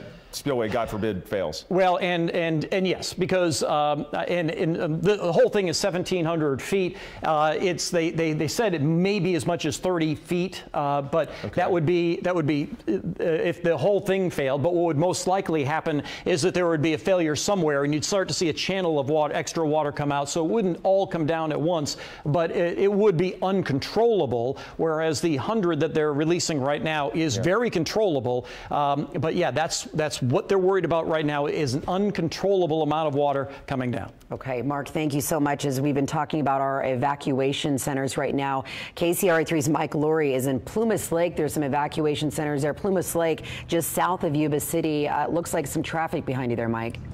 Yes, Kelly, there's a lot of traffic. Let me set the scene for you. We are here at the Plumas Lakes gas station, and you can see this huge volume of cars behind me as people are getting in line trying to gas up before they head south out of town. And take a look and see how far this line goes. It goes all the way here right to the freeway, and you can see where Highway 70 is, and there's a long line of people just snaking their way in, people trying to be patient, and it goes all the way around the corner. We've noticed a huge procession of traffic heading southbound from Highway 70, many people gassing up and coming here, and I can tell you from talking to some of the folks here that they need gas, number one, and they got out quickly as soon as they heard the words, and they said, look, we got to get out of here south of Marysville, head to different locations. We talked to people that are heading to Fair Oaks, others are going to Sacramento, others to Roseville, others don't know where they're going yet, but they just know that they have to flee and flee in a hurry as a precaution, just to make sure that they are safe in the event that something happened. But take again a look at these lines here, people gassing up, and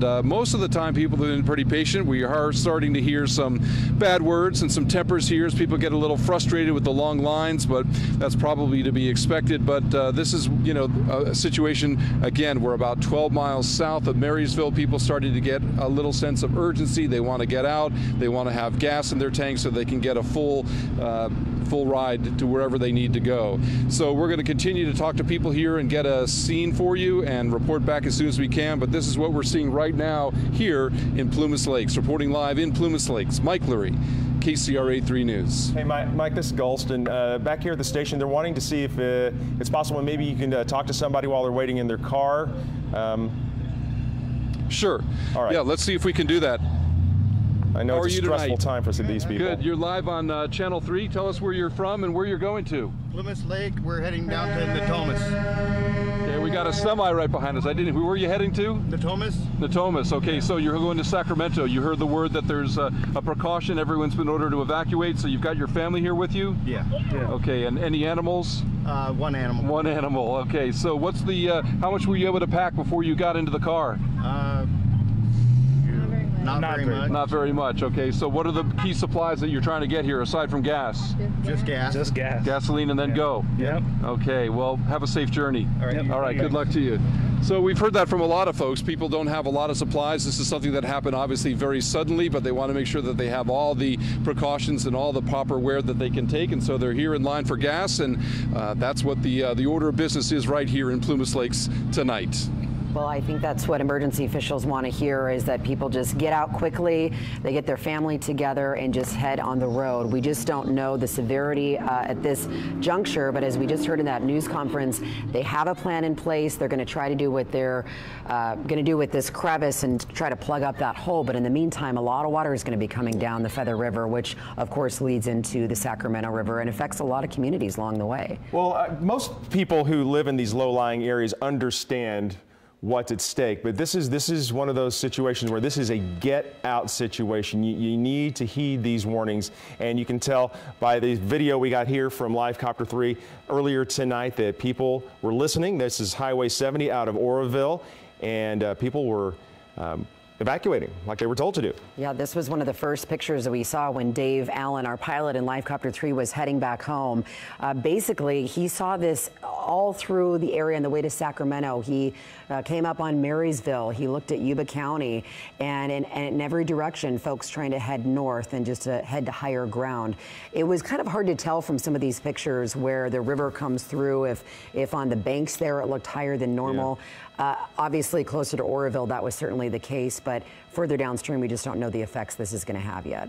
Let's go back to Mike Lurie right now. He's been able to talk to a few more people in Plumas Lake trying to gas up so they can try to evacuate and get to a safer ground. Mike. Yeah, we're going to try to talk to some other folks. Hello, folks. You're live on KCRA 3 tonight. Where are you from? Where are you going? I'm from Oliver's. Okay, looks like we lost Mike. So technical issue there. We'll try to get him back as soon as possible. I did just get this from somebody here, Kelly, in Glenn County, Office of Emergency Services. The sheriff now in Glenn County opening an evacuation center. That's in Orland at the Glenn County Fairgrounds, and that will be open here in just over a half hour at 7:30 tonight. The address, if you need to get there, is 221 East Yolo Street. So now we can add this to that list of evacuation centers. Yes, and head to our website and our app if you're, I'm sure folks in their car are looking at that. We are updating a list because this evacuation center list is growing for all different areas, Oroville, Colusa, Chico, and now this latest one as well. So certainly check out the website if you're looking for a spot there. As we kind of go back to some of the video that we shot before, I know if you're just joining us, you're probably curious as to what the situation looks like tonight. This is part of just below the area of that emergency spillway that they opened up just yesterday morning. And you see it just kind of eroding down this hillside. This hillside there, by the way, it's supposed to do that. The part that it wasn't supposed to do is that top left part. That's the parking lot that's now underwater. They hadn't planned for that, but we know through the end of the week, crews were out there mitigating, basically. They were taking out trees and big boulders. They were moving some power lines around because they knew that the water was going to have to go somewhere. They kind of created these little, there you see, just kind of like carved into the side of the mountain there. It's like little channels. Yeah, and so this may be what it's supposed to look like. Right. Now, I know this is video here, but when you saw across the top there, across where the emergency spillway is, Mark mentioned that this is a big spillway. It's 1,700 feet long, and the water coming over there is just basically jackhammering the ground right underneath it, just constant since the flow started yesterday morning early. So it has eventually eroded a hole that you can't see because it's underneath the water, but they are concerned that the hole is close enough to the emergency spillway that it could damage it and then allow water to either come underneath it, or it could somehow damage the spillway where there might be some kind of breakage. It seems, though, that they have this plan in place. So I got the sense, I don't know about you, Golston, but from watching the press conferences, is the information that we got that there is this plan in place to plug that hole, to bring in helicopters. That's obviously not something that they're going to be able to do at night. I can't imagine that they're going to be able to do that. So it didn't seem like they were going to try to work on this hole immediately. Right. So we don't still know the timing on this, but they just wanted to explain the severity of this. And if you were under a mandatory evacuation, to get out. Again, these are pictures from earlier tonight. Obviously, crews are still assessing the situation, looking for different parts of this emergency spillway, if it's working correctly or not. And now we know that erosion underneath. Again, that original spillway is up there to the left, which you can't see here. And that's where the first problem came up on Tuesday when that hole popped up. And that whole spillway is just blown out, for a better lack of better words. Well, the hole popped up, and then you have tons of inflows coming in. And so it was, I know it's an overused term, but it really was a perfect storm. You had these unusual amounts of inflows from a lot of rain, and of course you had high snow levels, which meant you had more runoff going into the lake, so much so that with the damaged spillway, they just weren't able to bring the lake level down fast enough to avert having to use the emergency spillway, which now they've used, but that has created its own set of problems. And Mark, I know you're working on some other stuff for our newscast right now, but they mentioned that they jumped the outflow from the spillway from 55K to 100,000 CFS. Was that, do we know what time that was? Because I'm looking on the DWR.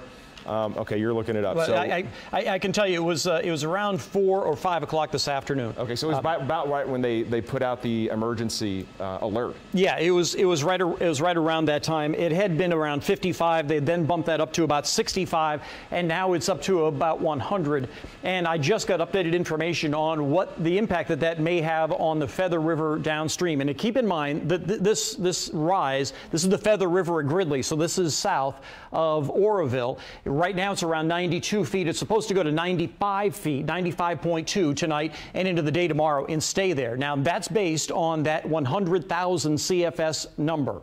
If there is a failure of the auxiliary spillway, this number will be higher. But note that this is below flood stage. Flood stage is 103. Now there are some impacts at 92. It does begin to flood some areas on the east side of the river, on the east side of Gridley, but it says it's basically some orchards, and at this level it doesn't even impact Highway 70 at that point. But there you are going to see a rise on the Feather River just based on that increase to 100,000 CFS. But it's important to note that that is below flood stage. So I was just looking at these updated numbers just in from the DWR and the River Forecast Office. So you are going to see some higher levels regardless of what happens upstream. But again, if there is that failure, then the flow goes above 100,000, then we'd be looking at a different situation. But it's important to note we are not looking at that type of a situation right now. All right, thank you, Mark. And our continuing coverage of the auxiliary spillway emergency continues. You're watching KCRA 3. We begin with some options, but along with Galston Dart, and we are bringing you this breaking news out of Butte County. There are evacuation orders in so many different cities right now because of the Oroville Dam. Areas like Oroville, places like Marysville, Yuba County, Olivehurst, Wheatland, places all down south of Oroville are now being mandatory evacuated because there was a developing situation with the auxiliary spillway. That's an emergency spillway at the dam that we now know had some pretty severe erosion. And so the DWR and other agencies are very concerned that this could have potential major impacts for flooding in cities further south. But they do have a plan in place. They do. State, local, and federal safety engineers are currently on the scene there where this is happening. They're still working the problem, trying to figure out the best solution here. So it's still really in a triage stage. However, we have gotten a little inkling of what they plan to do. So the water that rushed over the auxiliary or the emergency spillway dug a hole right beneath where the water fell, and it's now that hole has gotten so big that it's could compromise that spillway. So now they've talked about bundling up boulders to be brought in essentially large sacks via helicopter to drop them in there to try to abate the continuing erosion. We were not given a timeline, I don't think, on when that would start.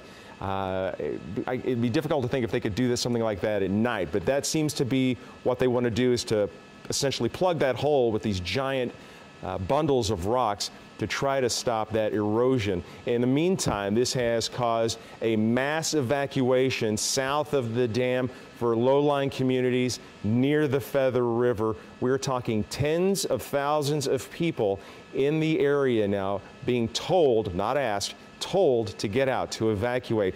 That has put a big stress on a lot of the area roadways. We saw this people, and this is 2 hours ago, people trying to get out of Oroville on Highway 70. It has only gotten busier since then. It has, and we've now seen evacuations. A lot of the highways, 70 and 99 especially, have just been jam-packed. We saw folks earlier trying to gas up, waiting in line for that to get to higher ground. Many people heading east and north to different areas depending on where they're coming from. But the list of mandatory evacuations continues to grow from Oroville to Gridley. Places like Marysville, Yuba County, Wheatland, Plumas Lake, Olivehurst, Hallwood, and then that Feather River Yuba City Basin, which includes places like Gridley, Biggs, Yuba City, Loma Rica, some of these places south of Yuba City. But again, all of our waterways are connected, you know, and so as this is happening upstream, we're wondering how much of an impact this is going to have for folks living south. Let's go back out to Mike Lurie. He is parked at a gas station right now in Plumas Lake, which is south of Yuba City, and this is along, I believe, Highway 70, and they're busy there. People trying to get any gas they can there. Mike? Right, that's we're here at Plumas Stop and Shop, the busiest place in town right now, where folks are trying to get gas. We have Philip here live. Philip, you're live on KCRA 3. Tell us where you're from and where you're going. From Plumas Lake here. Basically just got done packing up the trailer full of our household goods, everything that's important to us, and we're heading down to Citrus Heights. My parents live down there, so hopefully my diesel will make it. Obviously I'm not getting diesel right now, so. So you can see there's big, huge lines to get in. Everybody trying to get on the road and head south to safer places. Yes, definitely. So hopefully I can make it down to the next gas station, get some diesel, and make it safely. I got my family behind me and the other cars. So. How about your pets? Pets are with my Hey, Mike, wife. tell you what, hang on just a second. Sorry to interrupt. We'll be right back to Mike in a second. We do have some new information that we need to get to our viewers. Well, we're getting something in from Butte County Sheriff. So do we have information from our producers? Okay, we're going to listen in on this actually, guys. We've additionally stood up another incident management team, similar to the one that I have here with me. And that one will be assisting and based out of Red Bluff. So they will be coordinating and assisting this team as well. Both the director and deputy director of CAL FIRE are here not here at this location, but are in Sacramento at the Operations Center to assist and coordinate efforts from a regional perspective as well, to assure I get the resources as well as the sheriff gets the resources that they need to be effective in mitigating the emergency or the incident that we are faced with right now. Thank you. So at this point, and again, I realize we've had some additional media outlets come in, and certainly I hope this is working for what you need. But I want to speak to my community as well, right? That's what's important tonight. And so we have Eric C., who is with the Department of Water Resources. We've been working closely with him for the last couple of days to try to really understand the situation. And I think that one of the concerns with the standard spillway or the normal spillway when it became damaged was erosion back towards the dam. Is that correct? That is correct, yes. Can you update us on where we're at with that? Yes. So the Sheriff Honey explained most of the information I was going to provide, but we have a head cut situation on just downstream of the auxiliary spillway. That's a similar type of erosion feature that we had on the main spillway. The erosion feature on the main spillway, the head cut, even with these increased flows, the last information I had was that it hadn't moved, so it was still in the same location. Let's see, and that's a good thing, folks. Yes. That's a good thing, because that will allow, correct me if I'm wrong, but that will allow us to continue to release water through the regular spillway. Exactly. At the rate that we are, correct? Yes, and the reason to do that is to lower the lake very quickly, to get it off of that auxiliary spillway, because what was causing the head cut was the water going over and eroding. So if we can get it down and get it off, we shut the water flow off. So you stop the force that was creating the erosion. So that was the first thing that we wanted to do. And we're going to keep it going down also to reduce the amount of pressure that's pushing on the auxiliary spillway structure. So that's the plan right now. I came up here, the engineers were all down the hill. I mean, I'm not seeing any of the DWR folks in this room, so I know they're all down there right now working on it. So I don't have any more information than when I left in my car to come up here to do this press conference or to speak with you. So I believe we're having another press conference or briefing at 9 o'clock, and we're going to have more information at that time. So just like we mentioned outside, now's the time for you to ask questions. All we ask is that we do it one at a time to give an opportunity, and then just please, which question, if you have, just who you're addressing it to, sir.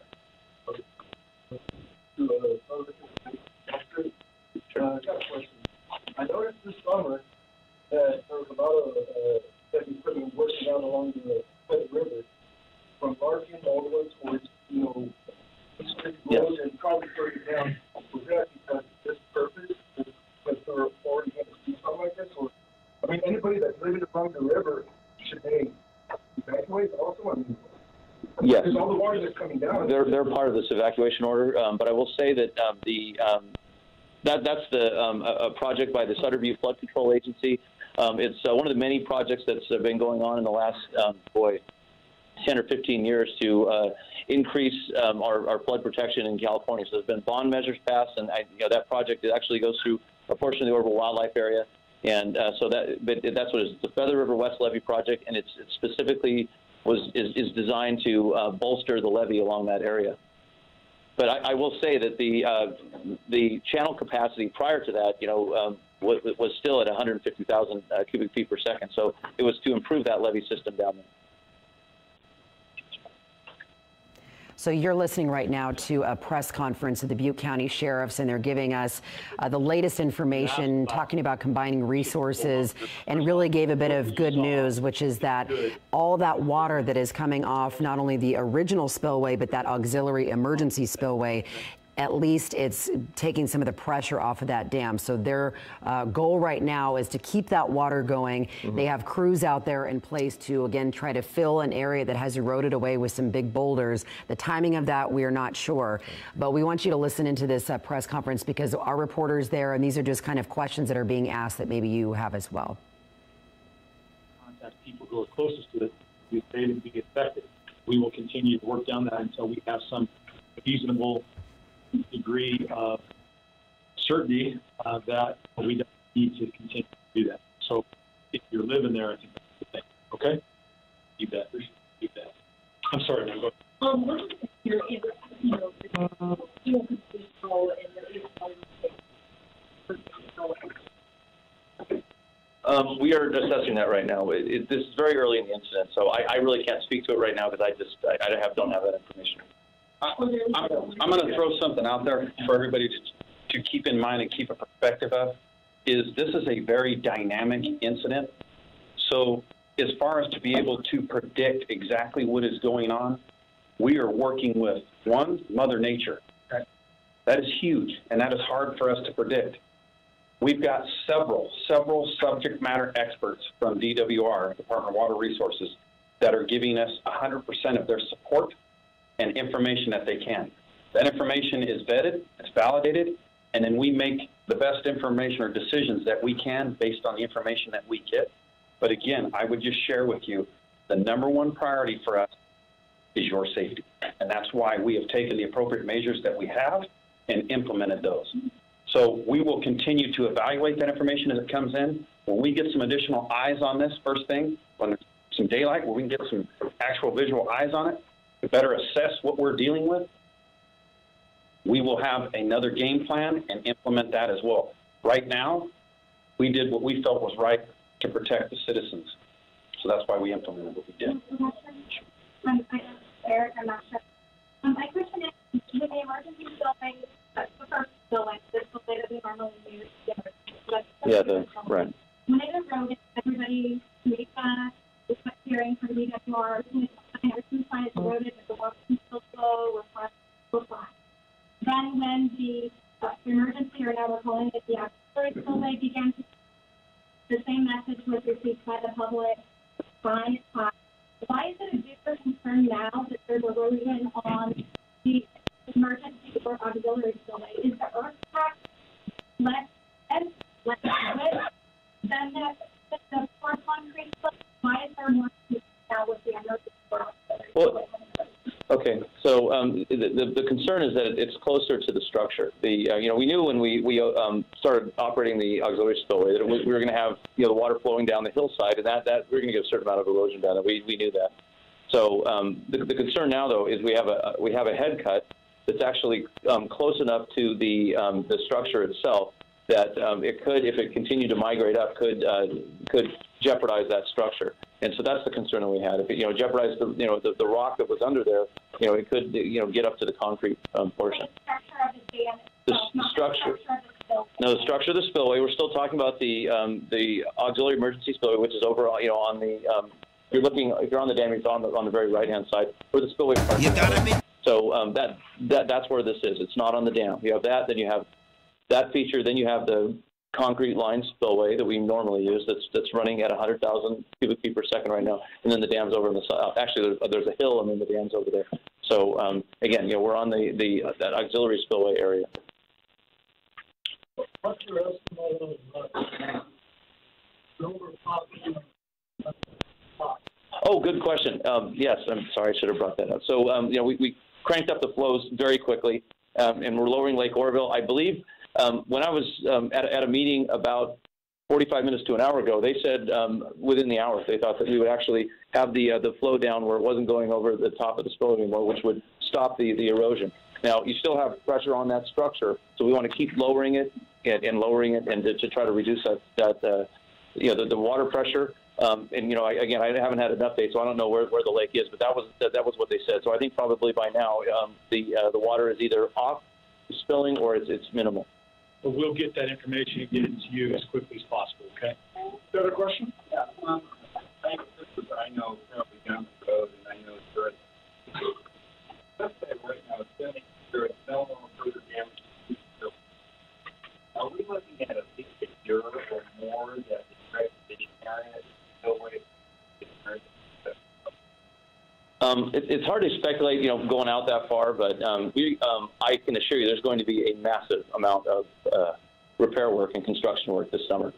So, a couple more questions, and then we'll set up another time for you folks. Yes. No, actually, one to follow up on what you were saying, though, you know, we do have the other boat ramps, Bidwell and, you know, Lime Saddle, so there are other places. The lake, you know, today was open. You know, we had that area closed off, the spillway, but, you know, the other parts of the lake, it's a huge lake, 16,000 surface acres. Yes, ma'am. I'm not sure if you guys have information, but I know I got an update that the school district saying that it's due to the investment of law enforcement that schools are going to be closed tomorrow. Any update on employers, counties, the hospital, school district? So that's a great question. I wish I had more answers for you on that. I'm aware of the school because I spoke personally with the superintendent of schools and told them what was going on. I know that I just spoke with a representative from Butte College. I know that they're trying to make a decision there. The county, I'll get an answer for you on that. Of course, understand that doesn't mean emergency personnel, law enforcement. Yeah, we're still gonna be doing our job, so you don't have to worry about that. I am aware that the hospital was notified so that they could take appropriate actions to perhaps evacuate those patients. I also, out of an abundance of caution, ordered the evacuation of my jail. We are sending those inmates to another county. I'm not at this point going to disclose where that is for safety reasons. We have relocated our dispatch center to Chico. Chief O'Brien is here, and he has the command post up there. And by the way, I will tell you that I have the full support of my counterparts in Chico. The full support of the police department there has been committed to me, so that's a positive thing. And as those things ultimately become available to us in the information, we'll try to get it to you. I'm sorry I don't have more. Okay? Yes, sir. Any last question? Okay, thank you. One more question, and then I'll give you a phone number for everybody.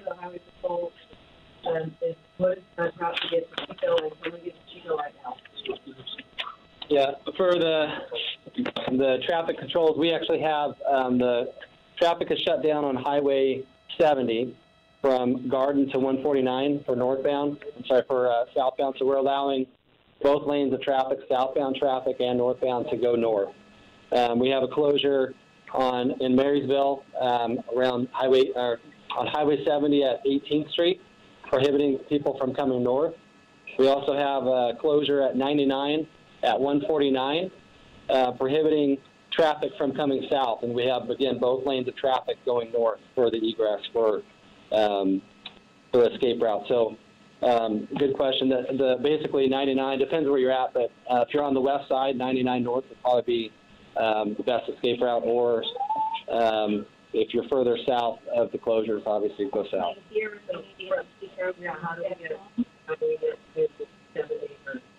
You know, I would have to, I don't know at this time. What about 162?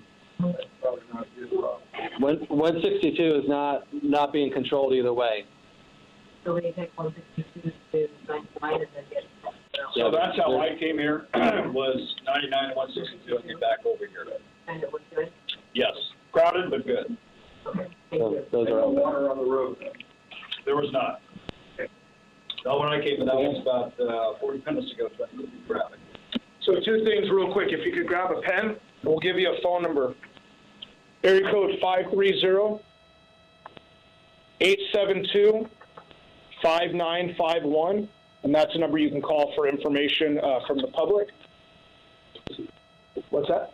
Yeah, go ahead. Okay. Yeah, area code 530-872-5951. We just want to stress, that's a public information line. That's specifically for members of the public seeking information relative to this incident. The media line that all of our media representatives should be aware of is still in service and still being answered. So real quick, we'd like to introduce the police chief of Chico. He can answer some questions for you. So thank you, Chief Michael Bryan, Chico Police Department. I wanted to provide some basic information about the shelter situation right now for all the evacuees and their animals, because I know that becomes a situation as well. So the primary point for evacuees in Chico will be the Silver Dollar Fairgrounds, which is on Fair Street. They can take some small animals there at that location. The other locations of note for Paradise folks, people going to Paradise, will be the Elks Lodge, which is located at 1100 Elk Lane, which is off of Park Road in Paradise. They can't take any animals at that particular location. And then for folks with large animals, the Camelot site in Paradise, and that's located at 1985 Clark Road. And then for people, again, and small animals, the other location in Paradise will be the CMA Paradise Alliance Church, located at 6491 Clark Road. And just to emphasize and reemphasize what the sheriff said, we're here to stand by with our partners here in the communities of Oroville and others that are being displaced. In Chico, you'll find rest and location. We'll take care of you as well. And with that, I'll provide you with further updates as we open up additional locations if that becomes necessary into the night. So we hope that was informative. Our PIO, Mike Smith, will have folks outside to speak with you throughout the night. So as we get updates from You've been listening to the Butte County Sheriffs along with the Chico Police giving a news conference, bringing the reporters there and the media and us, in effect, up to date on what they're doing right now. The one thing that I think stands out is at the very beginning of the news conference where we were listening to, where he said the good news is they're still able to release water out of that damaged spillway, which is going to really help take the pressure off of that emergency spillway that's still topping over. And the idea is to get that water down below the emergency spillway so that will stop what they've called the head cut. That's basically that water that's coming down off the emergency spillway and literally cutting a hole down on the ground below, which is potentially threatening the integrity of the spillway. The other interesting point that I thought that he made was talking about, you know, people want to know, do their kids have school tomorrow? Right. That's still up in the air as far as if there are any closures tomorrow. They're relocating some inmates, and also there's a hospital there that has a plan in place for some of the patients. So we're looking at a live picture right now of Cal OES, and you can just kind of see what they're monitoring right now. There are so many different agencies that are working together to make sure, as he mentioned, that safety is the #1 concern tonight for folks who are out evacuating on these major highways right now. Let's bring in meteorologist Mark Finan, because as he talked about those outflows on that spillway, it does sound like this is good news into this evening. Absolutely, and the numbers get updated at the top of the hour, and I just got those numbers in, and it's just the same math that we were doing all week long in terms of the inflows and the outflows and the difference it makes in the lake. Well, right now the inflows are relatively low, down to 40,000, and that's lower than it was an hour ago. So you have less coming in, and now there is even more going out, 113,000 CFS. So you can see that at that we're going to be drawing this thing down pretty quickly. The current storage is at 100.1%. And if you just look at the spillway, the emergency spillway, not this one, the one that's next to it, that the top of it is, there's now about this much water going over the top of it, and basically they're drawing it down by about 4 inches an hour. So within this hour, we will see the water stop coming over the top of that emergency spillway, and this will continue to help draw down the lake as well as we go through the night, and that will help to reduce the pressure that is on the back of that emergency spillway as well. But it's going to be an important point for them sometime within this next hour when the water even stops coming over the top. That'll stop any erosion that's going on the lee side of that spillway, and then they also may be able to physically get in there and just see how bad it is. And the other thing that they'll be looking for, and it might be kind of tough to tell because it's going to be so muddy and wet down there, is if in that hole that they're looking at, and I have no idea how big it is, but however big that hole is, if they physically can get out there and look at it to see if there's any water coming through that. And if there is water coming through that and it's acting like a boil in a levee, then that's really bad news. However, if there isn't any water coming through that hole, if there hasn't been so much erosion that it actually goes through the other side, then that's really good news. Either way, as you heard, they are planning on putting material into that hole, whether it's rock, sand, maybe even concrete, whatever they're planning on doing to plug that. So just in case it is like a boil in a levee, they're not having additional erosion come through that way as well. But again, the good news here is that the lake is dropping at a very sustainable level right now. And as we go hour by hour, the threat is decreasing. And the first thing is to stop the overflow on that emergency spillway, which will happen any minute. And the other thing that I want to point out, and I don't think we can stress this strongly enough, is that while 113 is a lot, and that's a lot to send down the Feather River, it is still well within channel capacity, and 113 would not flood Oroville or Gridley or Live Oak or Marysville. This level's okay. If there's the failure and we get higher than 113, that's when we'll get into a problem. But again, 113 is a sustainable amount coming out of there right now. Back to you. And Mark, I'm just, in watching, you put all this together and seeing how much they're letting out of the lake now, I'm sure there are people who are wondering, why didn't they let this much out much earlier so we wouldn't be in this position? I think that what they were trying to do is to have as little damage downstream as possible. And I think back on Friday night, they actually decreased the flow from 65 to 55. I may have my numbers wrong, but they decreased it by a little bit Friday night. And they were worried about some of the erosion downstream on this main spillway, if you will. It was on the north side because of some power structures that were there, the towers, the transmission towers that are nearby.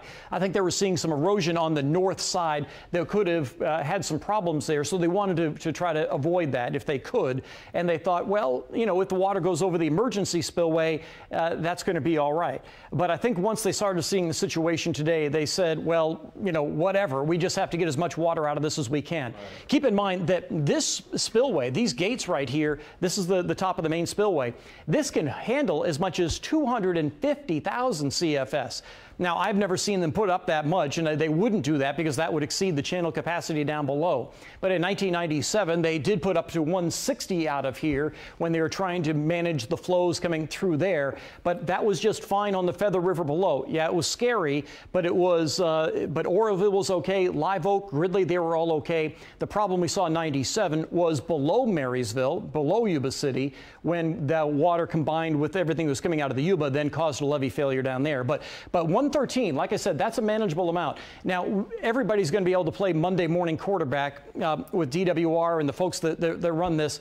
They've had to make some tough decisions. Ever since they saw this thing break on Tuesday, we've all been talking in the newsroom that they all just had tough decisions. And they knew that hour by hour that they were running out of options. So it'll be easy to play Monday morning quarterback, but I just got to say that the folks at DWR have just had tough decisions to make all week, and I would not have wanted to be in their position because whatever decision they were going to make, it was going to have some sort of consequence down the road. Absolutely. And again, they have never used this emergency spillway. So although they can predict some stuff, a lot of it they just didn't know how it was going to hold up. So we're going to go to Mike Lurie now, who is at Plumas Lake. You were with some folks there who were evacuating on many busy highways tonight, Mike.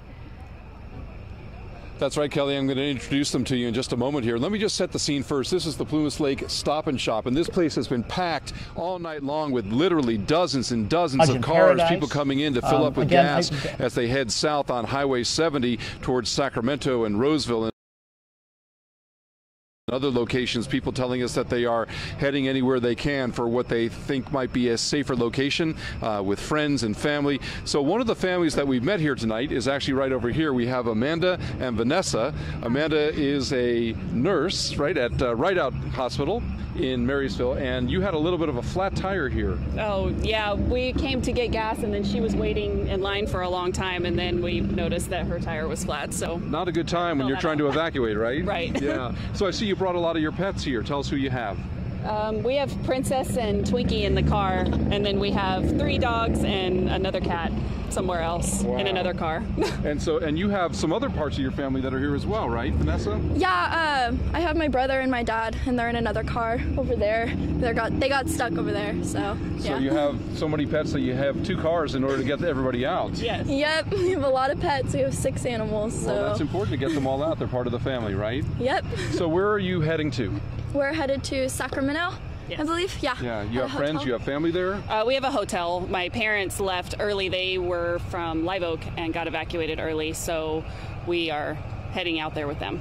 Well, you're doing the smart thing, is to take precautions, make sure you have a place to stay with your family. And did you have a lot of provisions with you, or you're just sort of getting them as you go? We picked up and went. Yeah. So we have water. That's about it. Okay. Well, that's important. You have your water, you have your family, you have your pets. Yeah. So that's 3 check marks. You're all good. Yeah.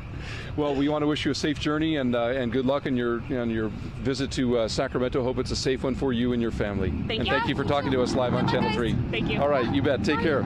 So a lot of folks here, we've been getting a lot of stories from people who are, trying to get as far south as they can. There's a pretty good sense of calm with a lot of the folks here, although we are seeing a sense of urgency too with some others. A lot of horn beeping, a lot of people trying to go in, the out exit. So there is a little bit of that, as you might expect in a situation like this. But for the most part, it's been fairly orderly, but busy, as you can see. Just lines and lines of cars all trying to get in, and that direction they're all heading is southbound on Highway 70. So that's the scene from here in Plumas Lake. Reporting live from Yuba County, this is Mike Lurie. Back to you in the studio. Okay, we'll check back in with you in a little bit. And on that note, as you talk to people who are getting their animals out of the way, we have an entire list of evacuation centers on our website that continues to grow. And as we heard earlier, some are for large animals, some are for small animals, some don't take animals. So make sure you check there so you have a plan in place. Imagine, let's say you had like 20 minutes to get your stuff in your car. That's not grab a my lot. daughter. That's some it. Snacks, there's not much you can do. These people are probably super worried about if things are going to be okay. So we're thinking about all of them.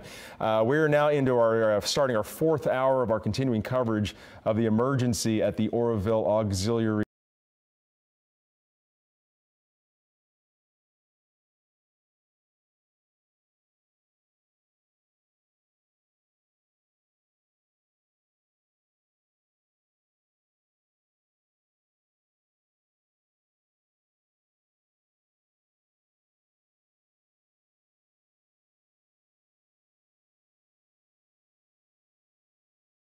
So we do not accommodate the animals in the shelter. I would imagine, and you correct me if I'm wrong, I've been at these shelters for fires, for example, one in Paradise a few months ago, and people would sleep in their cars and just like to have a place where they could park somewhere. Is that allowed or encouraged? It is allowed, and many pet owners opt to do that. To stay with their pets and sleep in their cars in the parking lot. Okay. We want to make sure we get the address of where you're located. What is the address, the exact building and location where you're at? Well, I'm at the Disaster Operations Center in Sacramento. Red Cross is running the operation out of here for now. And let's see. Well, in that region, your region, what locations are there for evacuation centers? Well, the major evacuation center, the one that we know is open and operating right now, is at the Silver Dollar Fairgrounds. Right. And that's at the 2357 Fair Street in Chico. Gotcha. And how many different shelters does the American Red Cross have are using because of this event? That's kind of an unlimited number. We, as a rule, we have a list of shelters that have been surveyed, and we know what they have as far as how many they're able to accommodate. We will keep updating those locations, but the final question I have is, what can people bring and what can they not bring besides animals? Besides what? What can people bring and not bring besides animals? Well, one of the things that the Red Cross does not do well, we don't do well accepting clothing, for example. they have clothing if people want to donate to the evacuees. Then that should go to another organization, such as Salvation Army. Okay, Keith Wake, we want to thank you for your time, the Public Information Officer with the American Red Cross. Thank you so much for your time. That white line of water you see coming over the emergency spillway started carving a hole into the ground, a hole so big that it was now getting too close to the spillway that it might actually cause part or maybe even all of the spillway to fail. So the message that we got is that erosion was so bad that it could lead to a failure of the structure. And so with that in mind, DWR got safety as #1 and sent out some mandatory evacuations of folks living from Oroville to Gridley, places like Marysville, Hallwood, Olivehurst, Plumas Lake, Wheatland, the city of Marysville, Yuba County. All those areas around the Feather River are all being evacuated right now because of the danger of some sort of structure damage there. Again, we know that they have a plan in place to get some helicopters in, drop some boulders into that eroded place and hope that stops some of the water. But again, that may not happen until at least daylight. And right now, tonight, as you're watching this water spill over from just about an hour or two ago, they need to wait until all that water kind of levels off. They get off kind of that top level, and that will release some of the pressure on the dam. Well, and officials from Butte County earlier said the good news in all of this is they were able there at the lake to increase the outflow to more than 100,000 CFS, and that is bringing the lake level down. That in addition to what's coming over the emergency spillway. So talking to Mark earlier, his calculations show that the lake level should be below the emergency spillway hopefully within the hour. In the meantime, this has created, as you might imagine, some panic among people who live in the low-lying areas who, within just a few minutes, had to gather what they could, including their pets, and they had to head for higher ground. So that has caused a big clogging of some of the area roadways and highways. Yeah, which is obviously not typical of a Sunday night. We also know that people are looking for places to stay. They're at gas stations. We still don't know about schools tomorrow, if those will be canceled, but we're getting little bits of information from these different press conferences, including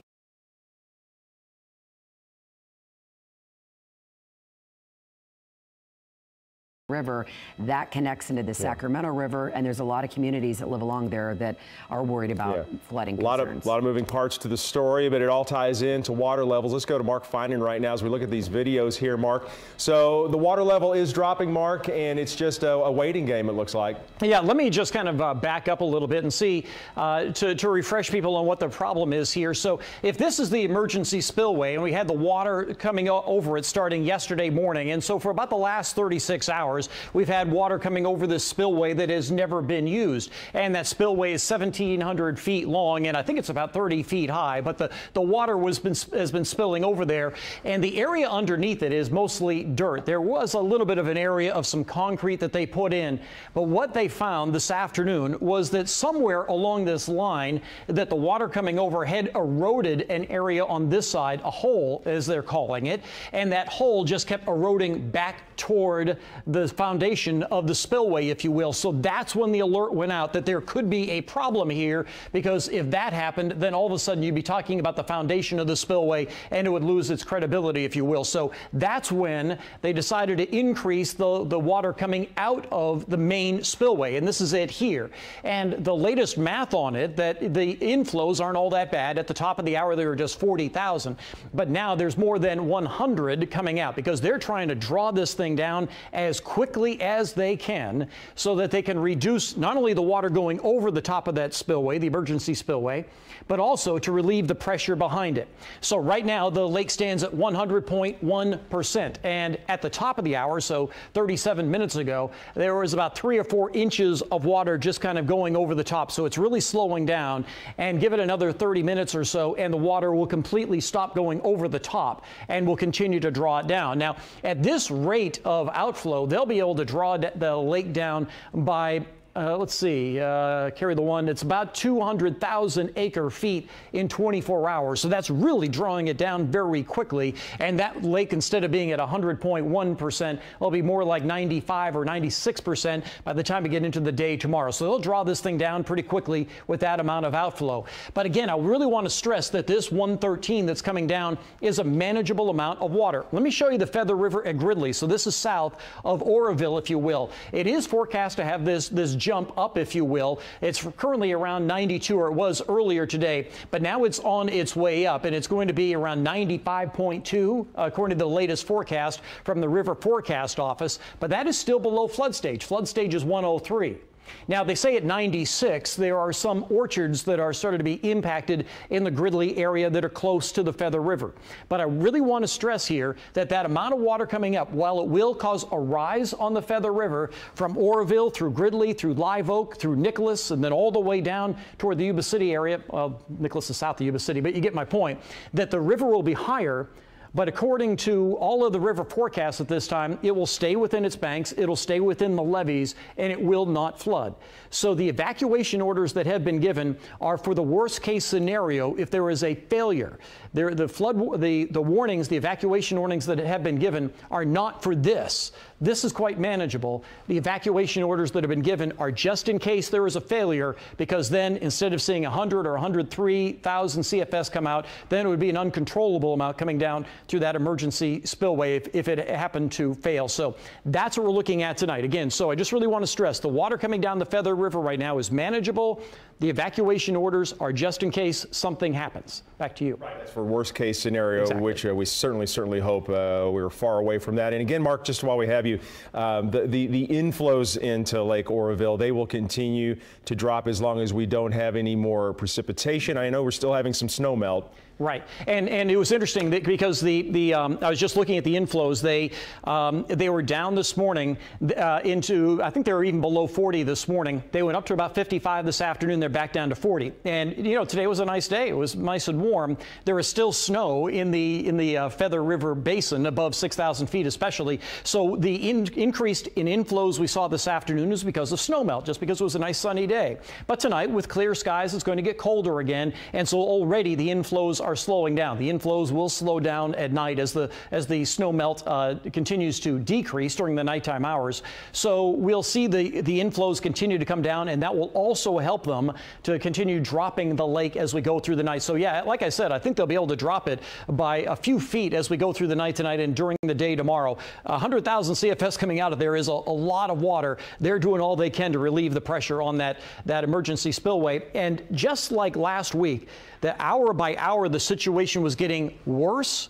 Now, as we go through the rest of the night tonight, every hour that goes by, the situation will be getting better because the math has changed. Instead of seeing the levels go up, now we're going to be seeing the levels go down. And every hour that goes by that emergency spillway doesn't fail is a good thing. And the later we can get, the better off it's going to be if we don't have that failure on that emergency dam. Okay, thanks, Mark. We'll check in with you in just a minute. Let's talk traffic, because we know how many roads and highways are backed up right now. This was from earlier tonight when it was still light out. This is in Oroville, and we saw people evacuating very quickly, which we love to see that. People just getting exactly what they need in their family and getting out of Dodge.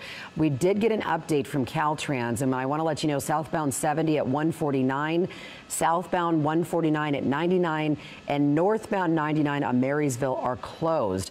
That is a big deal because Caltrans says they're working on opening both sides of northbound 70 to get more people through.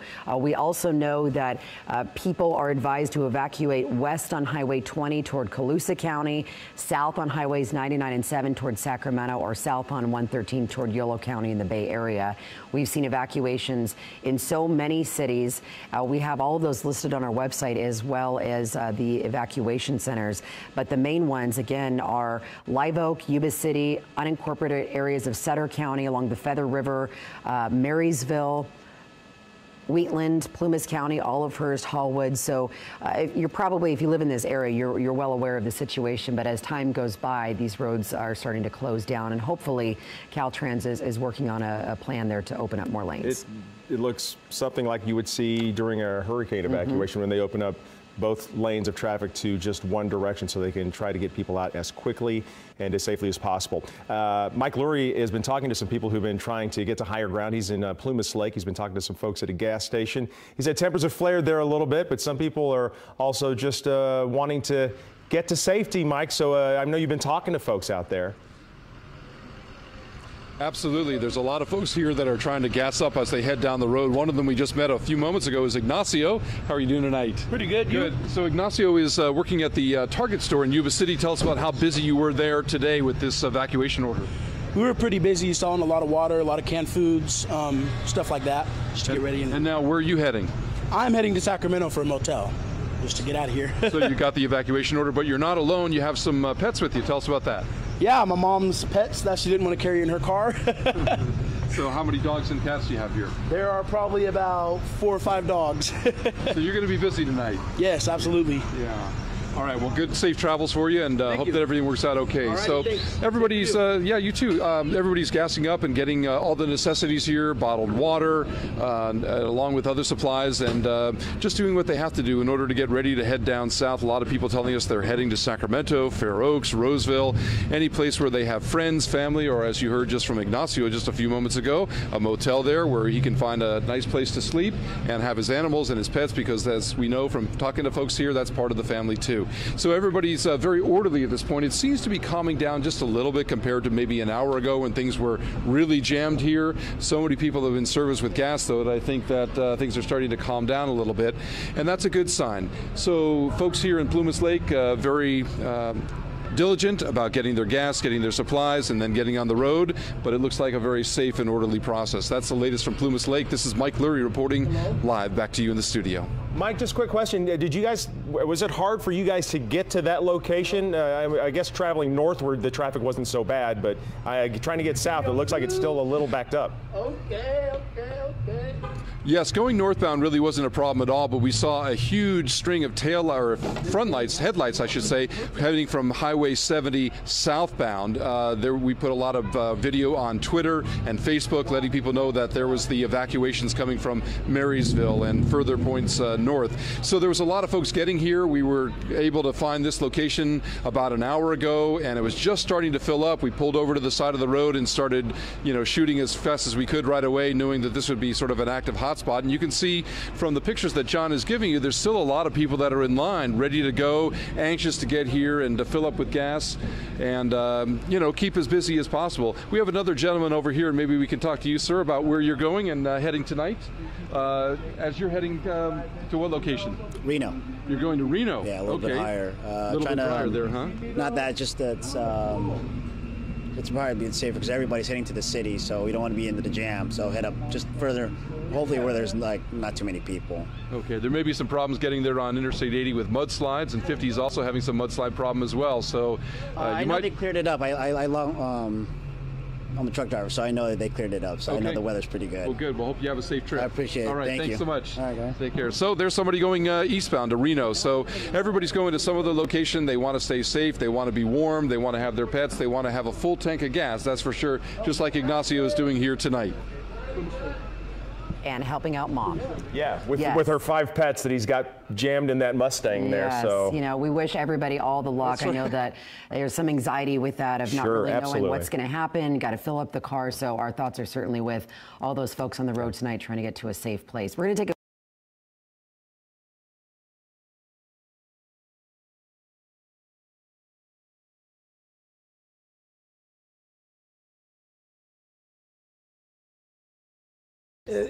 he wanted those folks to know, let's get moving out, let's be safe. In the event that we see, quote unquote, a catastrophic failure, it is now looking as though some of the earlier fears that the emergency spillway erosion, that severe erosion, was going to lead to a catastrophic failure, which they did not define what that means, but they were speaking directly of the spillway and the emergency spillway, not the dam itself. I don't want to say that they have backed off saying that there will be no catastrophic failure. Clearly, we have all of these elements dealing with H2O converging here. We have, as we spoke earlier today, I don't want to be flippant about it, but it is almost a perfect storm of of tests of this dam and the spillways. It certainly is historic. We've never seen it before, all come together as it has. There are no reports of injuries at this point in time.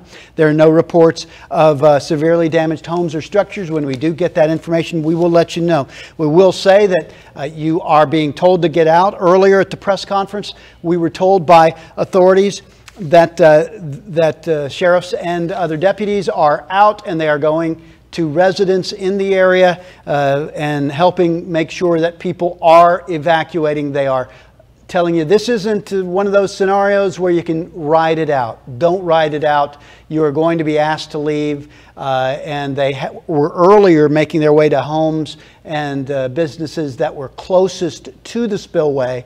But you will see some authorities out on the street. Please stay clear of emergency vehicles. And as you're making your way out of town, we're keeping an eye on the Caltrans pages. We can just simply tell you that everything's going to be slow. 70 and 99, 149, those are all northbound only now out of Oroville. There are some options. You probably know your other options. 162 might be an option to 70 going the other way, but you are not getting into Oroville. If you know someone that you've now been able to contact, dial 211. Try not to use emergency 911. Keep those lines open for what's going on. We have been speaking with quite a few folks, and they're posting on our Facebook page as well, and we appreciate them letting us know that there are some areas and there are individuals that are opening up their personal property to those who need to get out and find a place in high ground. Shannon Meads was a man who called us earlier and posted on his Facebook page that he was opening his property to RV evacuees as we try to keep all of this information going to you. For those of you who have just joined us, a hazardous situation developed late this afternoon when it became evident with helicopters and with monitoring at the Oroville Dam spillway and emergency spillway that there would be essentially a breach of water, that for the first time in the history of that spillway it would go over 901 feet and that water would begin going over the emergency spillway, which it did. The sheriff of Butte County, Sheriff Honey, then made the decision not that long after, once he had gotten word that there was concern over a potential catastrophic failure due to severe erosion around the structure of the spillway and the emergency spillway, what you're seeing in this spectacular footage. It also could be possibly because of increased water releases up to 100,000 cubic feet per second. Basically, they are testing that side of that dam the best they can. They are testing that spillway with all they've got. We were told at the press conference also that they believe they could release as much as 120,000 to 125,000 cubic feet per second, but they don't want to do that. They are hoping that the continuing lower levels that we are seeing, and Jeremy's been keeping us up to date. Rob Elvington is here helping as well. Is what they were calling a severe erosion, and we found out that that is something that happened that could impact that emergency spillway. Crews are going to bring in some helicopters, drop down some boulders to fill up a hole basically to help stop that outflow. But tonight they're releasing all this water, which is a great thing. This is taking off some pressure of the dam. Again, there is no safety issue with the dam itself, but we're talking about some erosion to the spillway that all of these crews have been on the ground. They've been in the air assessing this situation. It is an hour-by-hour situation, but their number one concern, as always, is safety, and that is why so many communities are being evacuated tonight. Yeah, the good news here tonight is they're able to release more than 100,000 CFS out of the damaged spillway. That's bringing the lake level down rapidly, relatively speaking. The concern is where the emergency spillway is and where the water is coming off it and hitting the ground. That's eroding the ground, possibly getting too close to the spillway and potentially damaging it. We do not know if that has happened, but the authorities there are concerned that if that does happen, then you could have a failure of all or part of the spillway. And you mentioned the fact that it's good news that they're able to release what they can, because the release amounts are still well within what the Feather River can handle. With more on that, let's go to Mark Finan right now. And so yeah, they've cranked up the outflow from the spillway, Mark. Yeah, from the main spillway. And so if this is that auxiliary or emergency spillway, the water that's been spilling over there for about the last 36 hours now is just about to come to an end. We've been doing the math. math, and it looks like now there's probably only a couple of inches of flow. At one point, it was about 1.5 feet deep coming over the top of that, and that was late yesterday and into early this morning. There was about 1.5 feet deep coming over the top, and now it's down to a couple of inches, and hour by hour, minute by minute, basically, that's going down. And so just about any minute now, we're going to see that flow over the top stop, and that will stop the erosion that's going on down below. But that is the problem, is that this water coming over the top of this spillway that has never been used, and I think that they hope that it would never have to be used. It's an emergency spillway after all, but that it did cause some erosion down below. Now, how big the hole is, we don't know, but the problem is that that could be causing some erosion and perhaps impacting the integrity of the foundation of this spillway. So with that in mind, the math is working in their favor right now. The inflows are decreasing down to about 40,000, and the outflows are now up to 113. So there's a lot of water coming out. We're still just above the total storage capacity. It was a little bit higher, but now it's coming down a little bit, and we'll continue to see this number drop through the night tonight, and that's great news. So every hour that goes by, the level will get a little bit lower and a little bit lower, and eventually take a lot of pressure off of that. Now, I want to talk about that 113 coming down, because a lot of folks downstream are worried along the Feather River. There is Oroville, and then next downstream is Gridley. A couple of things I want to point out here. First off, this is the forecast level at Gridley, which is south of Oroville. Right now, the level is around 92 feet, forecast to go to about 95 feet, and that's below flood stage. But one of the things I should point out here is that right now we have that 100,000 coming out. Well, look at when that water is going to reach Gridley. Well, that's not until tomorrow. There is always that delay in getting all the water downstream, so you don't see the rise immediately. So even in Gridley, we're not going to see the higher water come down until, or get there until tomorrow, and even that's within the control space of the river. So even if there is a failure, it takes hours and hours for it to get downstream. So this rise at Gridley isn't even going to get there until tomorrow. And then farther downstream, if you go to the Marysville, Yuba City area along the Feather River, here too there is going to be a rise. But here it's not even supposed to get to 67 feet until late tomorrow or Tuesday. And again, that's just what's being released now. So that's about a 24-hour delay. So if you're in Marysville, if you're in Yuba City and you're worried about the Feather River, yes, you should listen to your local authorities, and yes, you should be taking any precautions, but it's not as if that water that we've been showing you coming out of the dam is about to get there any minute. Right now, actually, the river is on the way down a little bit, still decreasing somewhat, but it will be going up during the day tomorrow and getting to 67 feet. Now, their flood stage here is 80 feet. Where we saw the problems last time, back in 1997, I should say, was when this gauge went all the way to 77, 78 feet, and then just downstream from there toward Olivehurst, we saw that levee break. But 67 feet, while it's high, is still quite manageable. But again, if you look at the delay in the water getting down there, this doesn't get here until Monday night or Tuesday. And then if you extrapolate that even more, the water getting farther downstream toward Nicholas, and then toward the Fremont Weir, and then maybe eventually toward the Sacramento area, you're not talking about until Tuesday or maybe even Tuesday night. So if you're in West Sacramento, if you're in Sacramento, if you're in the Natomas area, you really don't have anything to worry about right now, because while the rivers are going to most likely be going up, A, they're well within their designed flow stages, and B, there is going to be a long delay before any of that water we're showing you coming out of Oroville will get to your location. Yeah, we got to watch it very closely, but again, all the water being released out of Oroville right now is well within design capacity of all of those channels. Back to you. Yeah, and that is comforting news for all those people who live in that area, Mark. We're going to continue to cover this emergency that's playing out at the auxiliary spillway at Lake Oroville.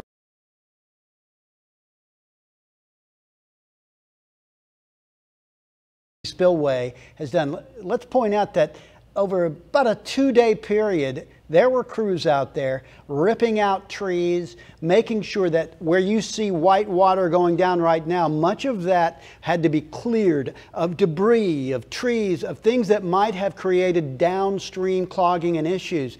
They worked very hard. We spoke with construction crews and people that were working overnight on Wednesday, Thursday nights, and it looked like all things being honest here, that emergency spillway is working. This is the first time it has ever reached that point. And we do want to let you know that if you're not aware, an emergency evacuation was ordered late this afternoon. We heard, and we've spoken several times with Sheriff Honey. We heard from several officials, and we will continue to do that. After a hazardous situation developed at the Oroville Dam spillway, of course, you may recall that early in the morning yesterday morning, for the first time, it went over 901 feet, and that was historic, the first time the spillway went. So we're going to bring you up to date on some evacuations and places that you can go and some of the things that are being offered. We do want to say that you do need to be evacuating. If you have not already evacuated, you certainly should be out of the areas south of the Oroville Dam, and we're talking about around the Feather River, Gridley, Biggs, Yuba City. Those areas should also have moved out. There are many places that you can go. Silver Dollar Fairgrounds in Chico, and I'm going to kind of wait on to see what we get from on our latest graphic, because much of this is coming in as in my ears, as you can see, just like in the movies. It's the way we do it here when we're bringing you the live information. I'm trying to express to you the calm that has been expressed to us. They're not fibbing to us. They're telling us what's going on now, and that is the critical aspect. There are experts from pretty much everywhere. There has also been requests of from Washington to get immediate assistance wherever we can get it, and as we get more of that information, we will have it for you. Butte County Superintendent of Schools has called for the following schools tomorrow: Bangor Union Elementary School District, Biggs Unified School District, Durham Unified School District, Feather Falls Union Elementary School District, Golden Feather Union Elementary School District. These are all closures. Gridley Unified School District, Manzanita Elementary School District, Oroville Elementary School District, Oroville Union High School District, Palermo Union Elementary School District, Pioneer Union Elementary School District, Thermalito Union Elementary School District in Butte County. All the Butte County Office of Education offices will also be closed tomorrow. Butte County Office of Education offices and schools in Oroville will also be closed. And I can honestly tell you that if in doubt, you can tell your teachers that Mr. Weber told you it's okay. But in all seriousness, if in doubt, we will keep those updated. We will bring you more information, and we'll have it on our website as well. The Executive Director of Butte 211, 24-hour public information helpline, got in touch with us, and they are taking calls. They are ready to assist. If you have questions, you're being asked not to call 911 unless it is a true emergency, because they can help you with landline cell phone calls. Yuba and Sutter residents can also call a back line here that you're going to see, 866-916-3566. We'll let you take a second to jot that down if you need to. But those of you who are in Butte County, you can just dial 211 if you have questions about where you can go, what you should do. We can tell you that you will not be allowed back in right away, and that is clearly something that's going to be an evolving situation. Many of the places that we've been listing for emergency, for shelters and places for you to go, are not allowing animals, but there are some that are allowing large animals, and we will bring you some of that information. One of those places is Camlet Equestrian Park on Clark Road. Is a large animal shelter, so there are some places, and we will bring you that. Associated Press is reporting right now that 130,000 people are being evacuated. My understanding is they've been asked to be evacuated, and in the process of being evacuated. So if you're on one of those roads, folks, take your time. Water's not going to come splashing down the hill at you while you're driving out. It is not that type of an emergency situation, but it is an emergency evacuation order to get you out before there are any greater water releases or issues downstream. We have been told that some of the earlier erosion has slowed a bit. That was told to us. It was not eroding near the emergency spillway, just to the offside to the left of what you would see where the main spillway is. That was eroding dramatically and eroding over by the emergency spillway. And so some of that has not continued at the pace that it was eroding earlier. That is good news. That is good news. Have we seen that number yet, Jeremy? Not Not yet. So we're looking any minute now to see where the water level is sitting. The good news is we're being told right about now, the estimates were that we might be seeing it go down a little bit more, and that is all very, very good news. We did mention to you earlier that the Glenn County Fairgrounds were offering shelter there. That's at 221 East Yolo Street. So if you're in one of the roads that's going in that direction, that's the Glenn County Fairgrounds. They are accepting some emergency evacuations. We were told earlier today the hospitals are okay, but they are not accepting non-emergency patients at Oroville Hospital. We did call into that. They are, of course, taking emergency patients. Of course, we also have noticed on our Twitter feed that several of the municipalities, Shasta County was sending down some ambulances that they've mobilized the Oroville area. And our producer, can you repeat that to me, Ashley? It's going to bring us, we want to check in again. We did hear earlier from CAL FIRE, from Eric C. With DWR, from the Sheriff Honey at a press conference. We'll have another one coming up at 9. They have monitors on both spillways that they are keeping an eye on. They have hydrologists. They have specialists not just from this area, but from all over California and national levels who are weighing in. And I have to tell you, it is very impressive. We do want to remind you that they did tell us, we did hear many people saying to be calm, that there was no imminent, there was no guarantee there was going to be an evacuation, but we were told on Friday, and we reported it to you here, that you were being urged to prepare to get out. And I'm not trying to tell you if you didn't, that's a problem. What I am trying to tell you is we did get that word from the sheriff and from others on Friday, and we appreciated that, and hopefully that has helped to make this a more orderly scenario. Still, until it happens, we understand. And that's why we're going to be here with you to bring you the very, very latest information that we possibly can. There will be more helicopters flying over that area. We do not have, this is not a live shot, but helicopters are dropping into this area, and it's really fascinating. And you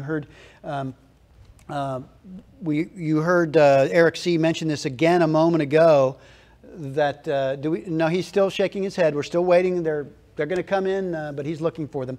But we were told that they are going to be bringing in helicopters, as they would even for fire scenarios, and they are dropping essentially sandbags, some filled perhaps with rocks, we were told earlier by the sheriff, that will be there to help to direct the flow and reduce dangerous erosion and runoff.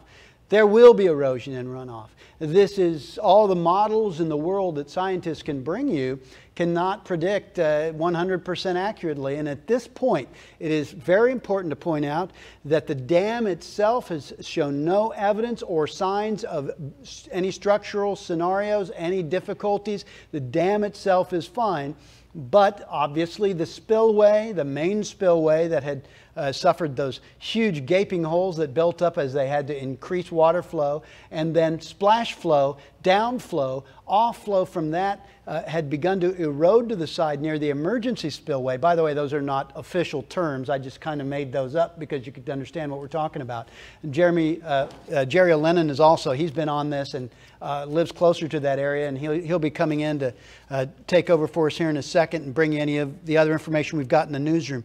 But then we saw the erosion once Saturday morning. The emergency spillway went into use for the first time in half a century. And we are in the business right now of just trying to deliver you that information. This will be one that scientists and experts will be piecing together for quite some time. We do know that they do have some scenarios for repairing the spillway when they're able to do that. It's scientific stuff, and some of it is they can't repair anything right now when that water is flowing at more than 100,000 cubic feet per second over the main spillway, and the auxiliary spillway is taking essentially every drop of water that is over 901 feet at that next highest point. And that is where we are. So Jeremy's continuing to look at it. He's refreshing and still not getting any new information. Jeremy, you want to hop in front of the green screen here for us in a second, or do you want to just wait that out? Give me a few minutes. We want Jeremy's staying on it. Jerry and I are going to swap microphones. Are you good? We'll stay here together. No, we got to. I'm gonna give him the other microphone on the other side of the desk. See, here's the truth of it is Jeremy is like 4 inches taller than me, so I have to raise the chair. Now his chair's lowered. It's one of the. Well, one of the questions I know that we've been getting a lot of Let me get another chair here. Hold Sorry on. about that, Jerry. Okay. Obviously, both Rob Elvington and Jeremy Linder are, if we can get a shot, I don't know if you can get a shot of them, just see them. We're going to get a shot of you guys just working. We're just going to get a shot of them working. They're not ready to talk yet while Jerry is, but you can kind of get a look at Shane, our videographer, our photographer out here with the camera, man. He's spinning around in circles like he's swirling down the river there. Yeah, it is. One of the questions, I know that people, we've gotten some questions. I don't know whether we've gotten this confirmed yet or not, Brent. I know we're going to find this out, I think. There has been some questions on whether or not the jail has been evacuated and where those prisoners would go. We're still waiting to find that out. I believe we're going to try to get that question asked at the press conference. I think that's a question that people are concerned about, and actually an interesting one as well. We're trying to find out about school closures as well. Now, the last we've heard, we got it from one administrator, that 12 of 14 schools will be closed in Butte County tomorrow. Now, we're trying to get that verified. And you can take a look, and I'll bring you up to date on that here too. Yeah, I believe we still don't know whether or not Bangor, Pleasant Valley High School, and Paradise High School are still on hold at this point. And you may have already reported that. We had the list, but it looked like I even gave the kids permission not to go to school tomorrow. I don't want to go off. I know one 15-year-old boy who's probably hoping that Pleasant Valley High School is kept out of school as well tomorrow. But we try to be lighter in the moment, but this is obviously a very serious situation. Right, and one that has been made very, very clear. I was keeping an eye earlier, and I haven't looked lately at the Caltrans and CHP, just looking at the highways, and clearly it's bumper to bumper going. All the lanes are north now on the major thoroughfares. But fortunately, we haven't seen any major accidents or chain reaction accidents, and that's good news. So people are being somewhat calm, trying to get out of the area as the emergency evacuations orders this is a case really where it's better safe than sorry, because I think there's always second guessing. And I know sometimes in this coverage, I've had people be critical of saying, well, and I've heard people were critical of Bill Connolly saying, well, he was too early to blame, DWR for what happened. And so some people, are upset about that. And to a degree, that's true. But I think there's still many people who are going to maybe even question now. And I don't think it would be right to do so. Some people are going to say, well, maybe we overreacted. I don't think so for a second. But this was apparently Corey Honey's decision. And he decided to err on the side of caution. I don't think anybody's going to question that. The issue, though, now is, when will these people be allowed to return to their homes? We're talking about a weather system that's going to be coming in on Wednesday that's going to make these levels go. And I think the last count at I believe at 7 o'clock, it was like 901. Yeah, and the guys they're waiting for it to update. At it right now, we're going to get those updated numbers. But if it depends on how much rain there is, if there's going to be more snow melt that's going to come down. Are we going to see is this thing going to continue? And I think we could maybe find out from Jeremy Linder over in the First Alert Weather Center. I think we're already looking ahead to the next couple of days because we have some dry weather, Jeremy, if I'm right, for a few more days. But then Wednesday, what are we in store for? Yeah, Jerry, while it's been really nice today and yesterday, by Wednesday, it's all going to change with our next storm system quickly approaching, and that's going to bring more rainfall. Meteorologist Rob Elvington right now is in the First Alert Weather Center trying to gather some of the numbers of exactly how much rainfall we're expecting. But we do have an update coming from Lake Oroville as far as the level of the lake. We are now just 0.02 feet from that 901 foot mark where the emergency spillway is. So we're just above that. It's gradually been dropping, but we're still seeing a little uncontrolled water actually working its way up and over the spillway. But like we heard earlier from the Department of Water Resources, it needs to drop even more, help to get some of that pressure. We're also still seeing a light east to southeast wind in the Oroville area. So the wind driven could help actually some waves breach that emergency spillway and continue to see some water work its way down even after we dip below 901 feet. We're still well above average. In fact, 16,000 acre feet of water is where we're above for total capacity. So still well over 100%. We're still keeping an eye on the potential for some flooding. Flash flood warning still in effect through 4:15 tomorrow afternoon for the areas highlighted in red. I want to point out some of the key areas that includes Gridley, East Biggs, Palermo, Oroville, Thermalita as well. We're going to continue to watch for this potential. Like Jerry mentioned, we just have a whole nother system working its way through. So here's Oroville, here's the Feather River, there's the dam. All of this water is going to be quickly moving its way through from the dam down the river. And as it works its way in, it's going to look for the lowest possible spot, and that's where the water is going to go. So quickly things are going to spread out from there. That's where the majority of our flooding will start.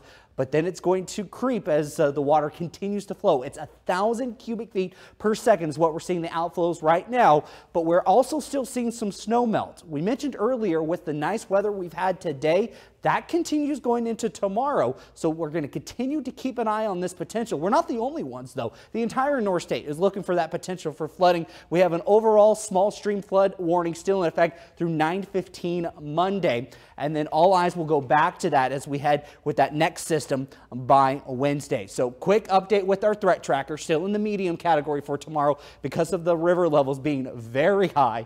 By Tuesday, we'll continue to see those start to drop. We'll keep an eye on if we need to bump that up or not. But then Wednesday, even though we're low right now, by Wednesday night, that's the time framing of the next system, and that's going to bring a lot more rainfall back into the North State, not only for the valley, but the mountains as well.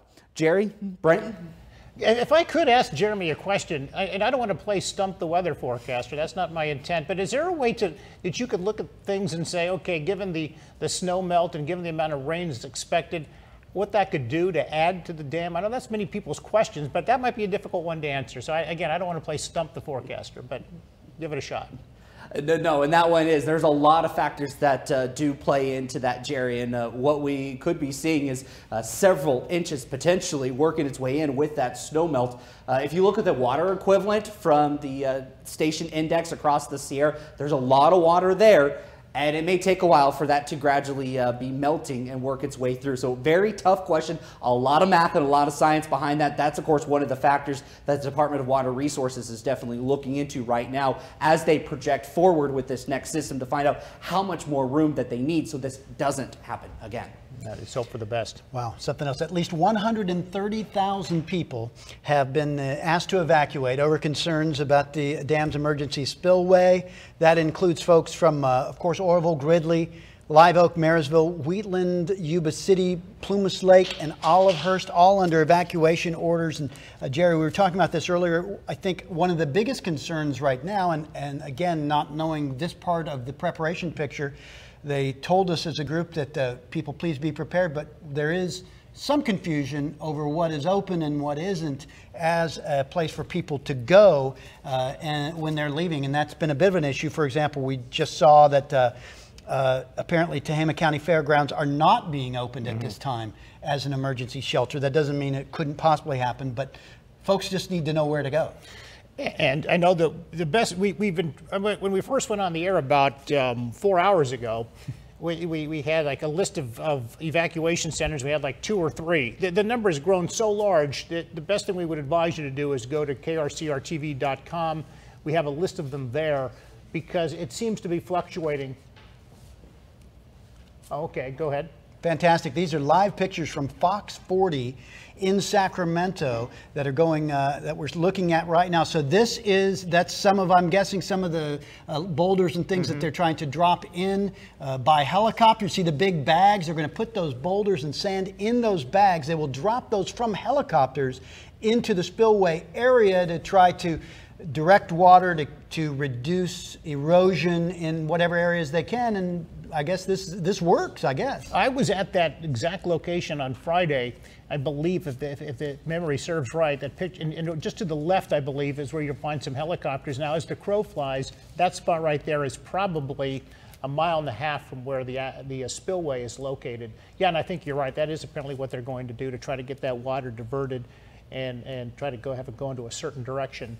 It's fascinating. If it wasn't such a tragedy, and if so many lives weren't affected, there are so many things in this, Brent, that is so interesting to see how these men and women do their jobs and do it just on a moment's notice, under extreme pressure with lives at stake. It's amazing to watch. It's just a shame that we have to watch it. It would be so much better if this was just like something, a made-for-TV event. But I am from the future. fact that 7 real days lives in the future, being to be affected, exact. and you And talk that about car how you many put people on hold evacuated. 130,000 estimated right now have been asked to free of charge. evacuate, and In we answer could, to all your other we could see questions, more. yes, no, As we saw from Jeremy, the area where the water will fan out, to not knowing the future. I think to your point, the way that other municipalities in the North State, the way that Shasta County immediately, there were emergency vehicles coming down to assist, the way we've seen other counties opening up, we've seen churches, we've seen neighbors saying, hey, I've got room on my property, posting it on Facebook for people to go. And so far we have no reports of injuries, and that's the best thing to hear. It's so great, Brent, because what you do is you see so many people have different skill sets to bring to a story like this, to bring to an event. These men and women, they have certain abilities. The people over at the, caring for people in need over at the American Red Cross, everybody rallying around and doing what they do best to try to make the situation, better for everybody else. But I guess what still is going to be the big question is, how long is the city of Oroville going to be closed up? Yeah. I mean, basically, Oroville and other cities are going to be out of business for a while because nobody's going to be allowed to go back in for a certain period of time. And we are hearing Jerry, if you want to know, this is from Fox 40. We are hearing from them. They're reporting that the jail is being evacuated. We don't have more details, and you were discussing that just a moment ago. Right. And that's probably going to close up because that's right next to the courthouse. It's next to the district attorney's office. It's over on County Center Road. So I would imagine all of the office buildings, and this isn't confirmed yet, but if they're pulling people out of the jail, which is a little bit lower than some of the, I will grant you that the jail is on lower ground than where the district attorney's office is and some of the county office buildings are. They're up higher. It'll be interesting to find out whether or not they're going to decide to actually close those as well. But I would say the elevation is higher. They're on a slight hill, but the jail is down in a lower, I guess, gully, I guess the word that comes to mind, a little lower. So perhaps that's why it was necessary. And again, we're looking at that earlier was live. Now, this is earlier today, footage from a helicopter of cars leaving, getting out of Oroville. And you saw, if you've just joined us, and I went hiking today, Jerry, but fortunately I still got my alert while I was out at Whiskeytown. But if you've just joined us, and Jerry has been here throughout all of this, shortly after 4 o'clock, I guess, we got the word there was going to be an emergency evacuation. And I will say the spillway is working. I used the word saying there was a spillway failure. That was not accurate, but it is a very endangered spillway. It's taking all it can, and I think it's fair to say that it's being pushed to its limits. You know, when we first got this, we actually we took an extra time before we actually put it what we call a lower third crawl, which is what you see underneath the screen announcing it, because we hear so much about people pulling pranks, fake news. Let's send something out. And so we actually called a couple of people to make sure to get this verified that this wasn't a fake email. Because, you know what, because in a sense, it was almost hard to believe, especially considering that we'd heard that this was probably not going to happen, that it actually did. And then at the bottom of the statement, the bottom of it, it said, this is an evacuation order, the first thing, and this came from the Department of Water Resources, and then it made the announcement, which we've been repeating throughout the evening, and that they were going to increase water releases to 100,000 cubic feet per second, et cetera. And then at the very bottom, it is, this is not, in all caps, N-O-T in all caps, a drill. This is not a drill. This is not a drill. And it was still kind of almost hard to believe.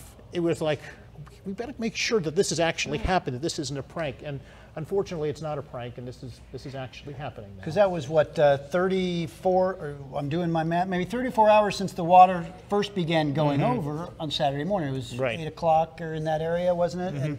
And so, you know, we're thinking, well, it's working well, it's working well. And then the sheriff made the decision. He just felt, once he heard the words, the possible catastrophic failure of spillway area, I think he just said it's not worth risking people's lives. And that's what he Right. told us on the phone. Yeah, and the erosion apparently down at the base of the spillway, which has caused so much concern, which, as I know you've reported so many times. But let's look at that, and whatever comes up through that erosion is going into that river, and that, of course, is where they can somewhat. We know the control is there, but what comes over the spillway is not controlled. Now, Jerry, you were out there, the emergency spillway. You were there, and I'm pretty sure you were there when they were knocking trees out, trying to get as much debris, anything that would clog the river. They were pulling it out for a couple of days. Yeah, they actually started that on Thursday evening, and I was there on Friday during the day, and just going over the dam, just one truck after another, trying to clear that out. And you have to wonder if it could have been even worse if they hadn't done that work in advance. But you know, one of the things we keep hearing about, and we heard it from Congressman LaMalfa, is this is a structure that was built in was built. I can't remember how many years it took to build, but it was finished in 1968. I believe October of '68. I might have that wrong. I believe that's when it was. But it's an old structure, and many of the, Mr. LaMalfa was saying many of the way it's built is, if you were to build one nowadays, it would be built much differently. But he emphasized that he believed that the integrity of the dam itself is safe. There's no cause for concern. So that's a relief. If we could just get the rain to stop, but that would help. Yes, but, it would. We had a fascinating story, and while Jerry's doing that, I was actually trying to pull up the script of a fascinating story that we ran on Friday night about the history of the building of this dam, and there were dozens of people who died during the construction of it. There were explosions. It was almost as if it were somewhat doomed in the beginning. In the beginning, the dam had to be opened. The spillway had to be opened the first time manually because they did not have it ready to go electrically, and so it was a fascinating story that we saw, and it's a long history.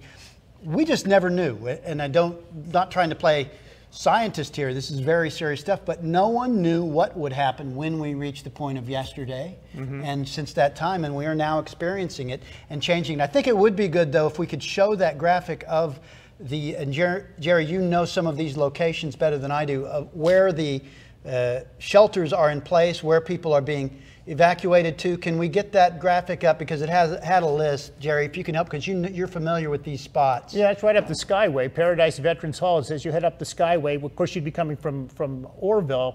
It's up on the right-hand side of on Skyway, Tama District Fairgrounds in Red Bluff. I'm surprised that they opened one that far out. I mean, but you're talking.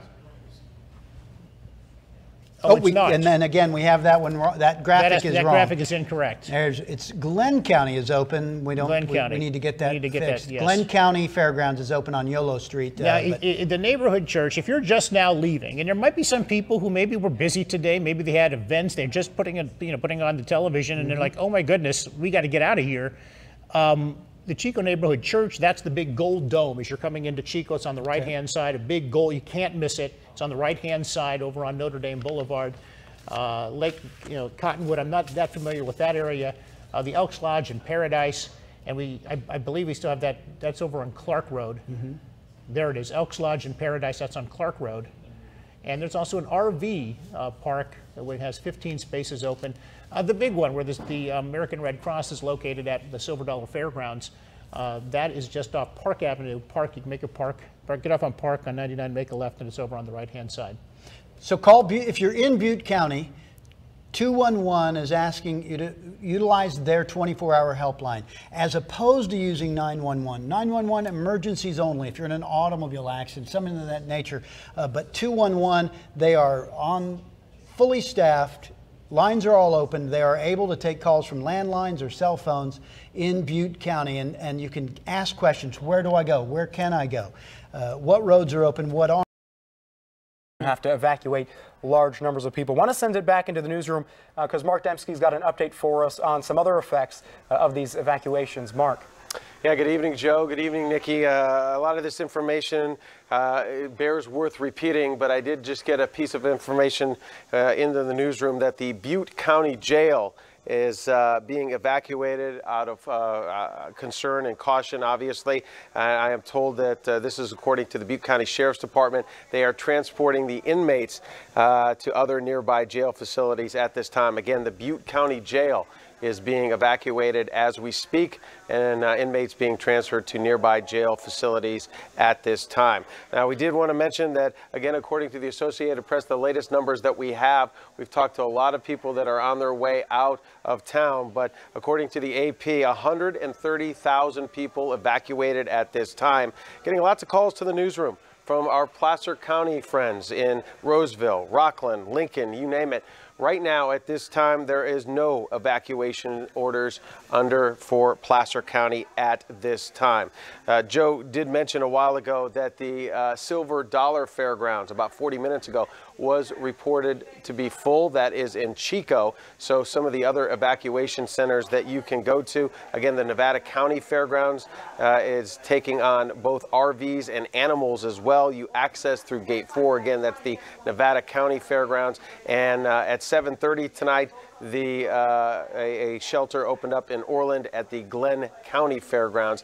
Again, that is the address is 221 East Yolo Street in Orland. Again, the Glenn County Fairgrounds. So a lot of information to pass along, but the latest that we have here in the newsroom, Joe and Nikki, that the Butte County Jail is being evacuated and inmates being taken to other jail facilities. All right, Mark, thank you. And for a full list of the areas that have already been evacuated and evacuation centers where you need to go if you need to find some refuge, you can go to our website at fox40.com. I know this is a lot of information, but all of it is there if you need to double check it. And I know we've been talking about this a lot, especially you and Dennis. We're talking about the spillway here, not the dam. Yeah. Caltrans, DWR, they've been putting a lot of posts on social media trying to clear that up. And Dennis, I know that you are going to kind of take us through what we're talking about, the area that they're focusing on. That's right, Nikki, because I think it's just as important to address a lot of the misinformation that's out there as it is to give the information that's correct. Misinformation we've heard and seen on Twitter is that the dam itself is in danger. That's the dam itself you're looking at. That is not in danger. Nobody's saying anything about the dam itself, and nobody's saying anything about a failure of a dam or spillway. The failure has not happened. It is a concern about a failure of the spillway that has prompted the evacuation orders. Okay, what you're looking at right there in the center, that is the emergency spillway where chunks of concrete did break away earlier in the week, and they have had to curtail some of the flows down that because of that damage. So the auxiliary spillway for the first time ever was put into place, and all that is this cement dam looking structure that you see to the left of the controlled spillway, and the water flows over that emergency spillway. It's designed to do that when the lake literally overflows and they can't use that concrete spillway. So the water flows down through all of this wildland into the Feather River as it has been doing over the past several days. But that has caused, as you can imagine, you see how the dirt involved here, that has caused some erosion. And in the words of the Department of Water Resources, the operation of the emergency spillway has led to severe erosion that could lead to a failure of the structure. When we talk about a failure of the structure, it is that cement structure, and so the underlying earth has been compromised that supports it. And so if that concrete structure were to fail, that's when you'd have an uncontrolled release of water out of this lake, which has gone from 80% full to overflowing in less than a week because of all the heavy rain and runoff. So they had to increase releases down the damaged spillway where chunks of concrete fell off. They had to increase those to 100,000 cubic feet per second today, even though it's damaged and water is flowing all around the spillway. But that was a better measure than letting a continuous push of uncontrolled water further erode the earth around the auxiliary spillway, which is where the concern is tonight, in addition to the damaged spillway itself. Nikki and Joe. All right, Dennis, thanks. And we just learned a few minutes ago that Department of Water Resources is going to be having a press conference at 9 o'clock. So in about a half an hour from now, we'll get you the latest information. Of course, we'll carry that live for you. Yeah, new information that's coming. Now, just to give you a quick recap again, if you are just joining us, this situation happened earlier today. We got the alert around 4:30. Actually, I think we're going to go live right now to Bendisi, or at least getting a live look at the Oroville Dam. What you're seeing right now is actually the plan to try to stop some of that water. And what we were described earlier was that you see those boulders right there. They are filling bags with those boulders, and at some point they're going to take those bags up in a helicopter over to the emergency spillway, to some of the more problematic areas, and they're going to try to plug some of those holes. That was the plan that we heard from a press conference earlier today from Butte County officials. I don't know if Ben DC can hear me right now.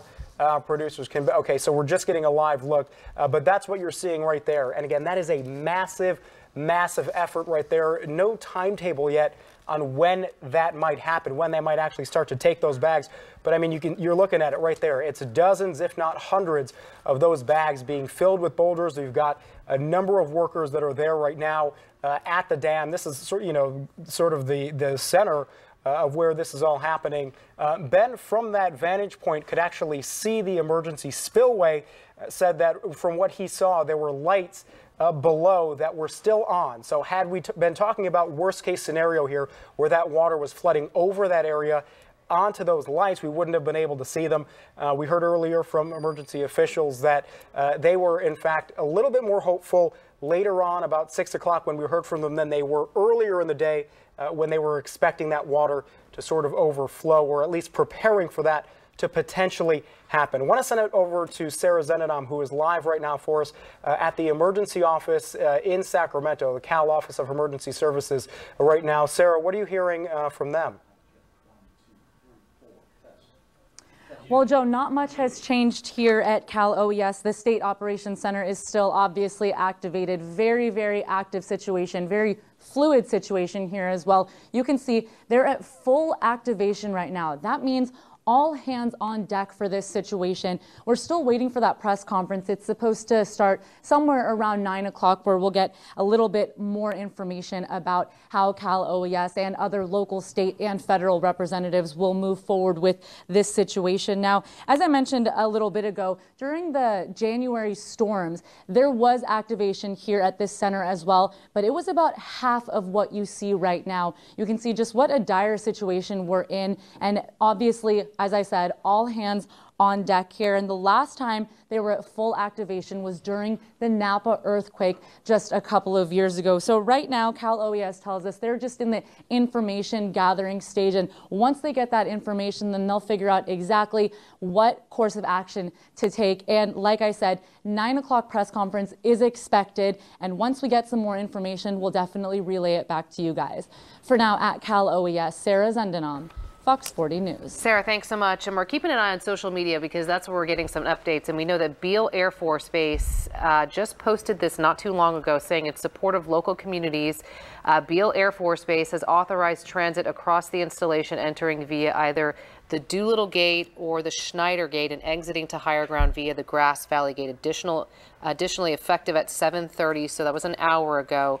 An emergency shelter will be evacuated on base for those in need of support. So once again, less than an hour ago, Beale Air Force Base helping out with some additional shelter. And we mentioned earlier, this is an absolute multi-agency effort right now. You have law enforcement officials, emergency officials from all over helping out. Just got word that Placer County is sending sheriff's deputies up to Oroville right now. They're en route to try to help people evacuate there. We're going to send it over to Christina now in the Weather Center, who's got some more updates for us. Christina. Yeah, we're just going to recap again the flash flood warning that is in effect and will last until about 4:15 tomorrow. I want to also update you on the Feather River. There's concerns, obviously, that we're going to see rises. So here's a look at the flash flood warning. You can see it's for all areas, obviously, to the south and to the west of Lake Oroville. The concerns are cities like Oroville, Biggs, Palermo, as you head towards Gridley. These are all the spots that they want people to get out and be safe. The Feather River right now, I was just looking at all of the graphs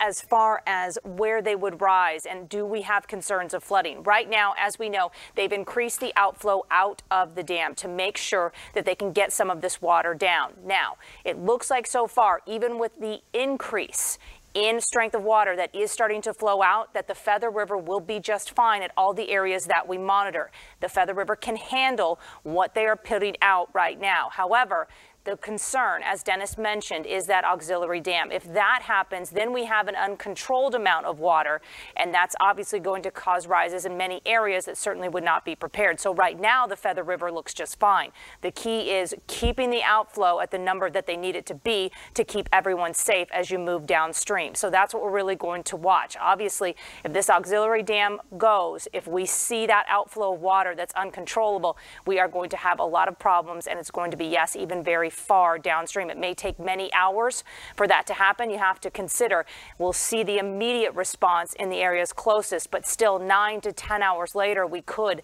well downstream as you head towards Palermo, as you head towards Gridley. That's when we would see those concerns, because obviously it's going to take some time for that water to build, but it will build, and then it will be more water, obviously, than the Feather River banks can handle. Guys. You know, and we actually, right away at the beginning, around 4:30, when we got these alerts, they were talking about specific areas in Oroville, and it didn't take long for them to say, okay, if you're anywhere in Oroville at all, you need to be evacuated. So it's just hour by hour. And areas downstream. And we've all been monitoring the social media. Sacramento PD.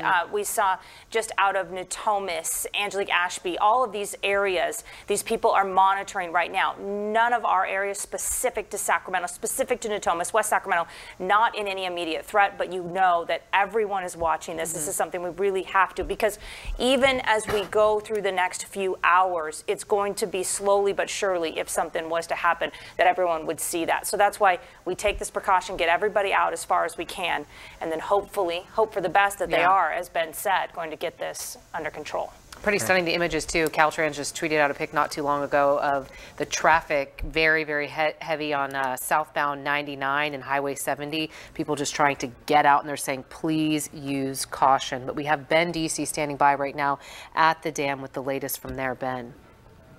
Yeah, Nikki, you and Joe were talking about how many boulders had been loaded, how many bags have been loaded with those boulders. I want to show you behind me live right now. You can see just a massive number of bags loaded up with these boulders, again, hopefully in support of this airlift operation to try to get some support, try to get this material into breaches in the area of the spillway.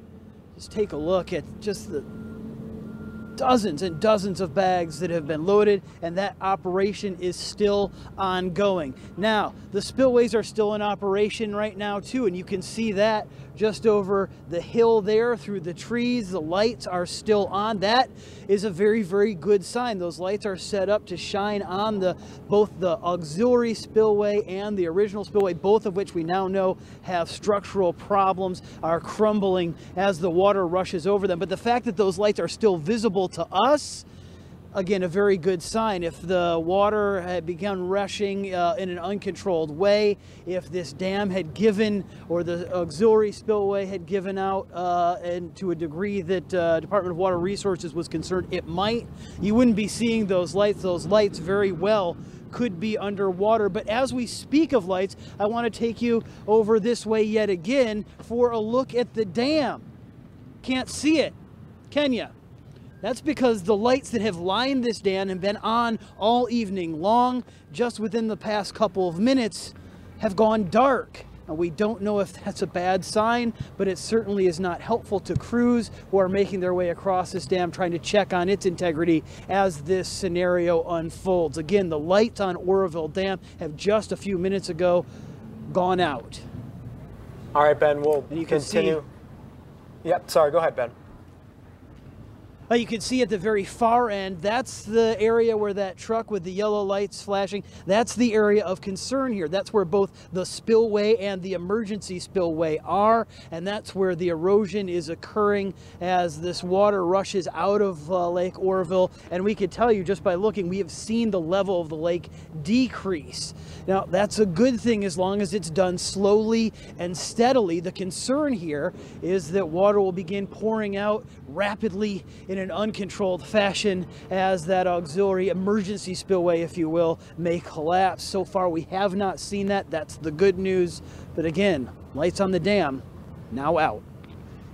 All right, Ben, thanks so much. Christina, you said you have a quick update for us. Yeah, we're just getting word that the Oroville Dam has dropped about 4 inches in the last hour. So far it's gone down about a foot in 4 hours. So that would put it just below the lip of the emergency auxiliary there. So that is good news. It is starting to come down. And that's what they've tried to do, was actually increase the flows out so that they could limit what would actually fall over this auxiliary portion of the dam. So right now it has started to come down. We would hope that it would continue to trend down, but again, the farther they can get this down, obviously, the better off it's going to be. Okay, Christina, thank you. Yeah, they've increased those flows from 55 to 100,000 cubic feet per second. So it seems to be working, which is good news. Okay, we're going to send it out right now to Doug Johnson, who's live for us in Yuba City. Doug, I know you've been talking to people who were in the process of evacuating. Is it still as hectic as it was earlier?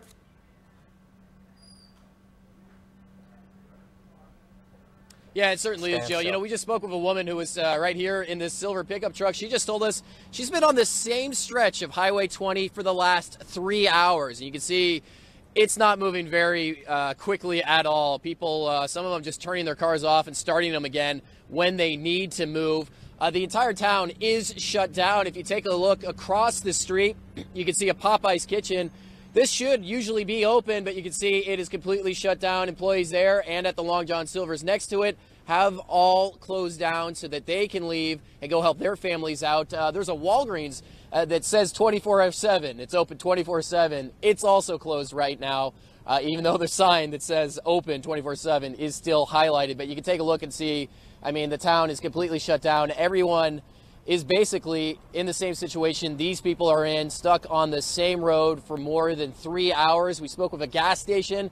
They said that at one point in time, the line just for one pump was 7 cars long. It was 7 cars long for each pump around the gas station. So people also filling up, making sure they have enough fuel to get to where they're going. We talked to one family who went who's had plans to go as far as Los Angeles tonight because that's their closest family. A lot of people told us they don't know where to go because they keep hearing that the evacuation centers that they're trying to get to in Colusa are closing.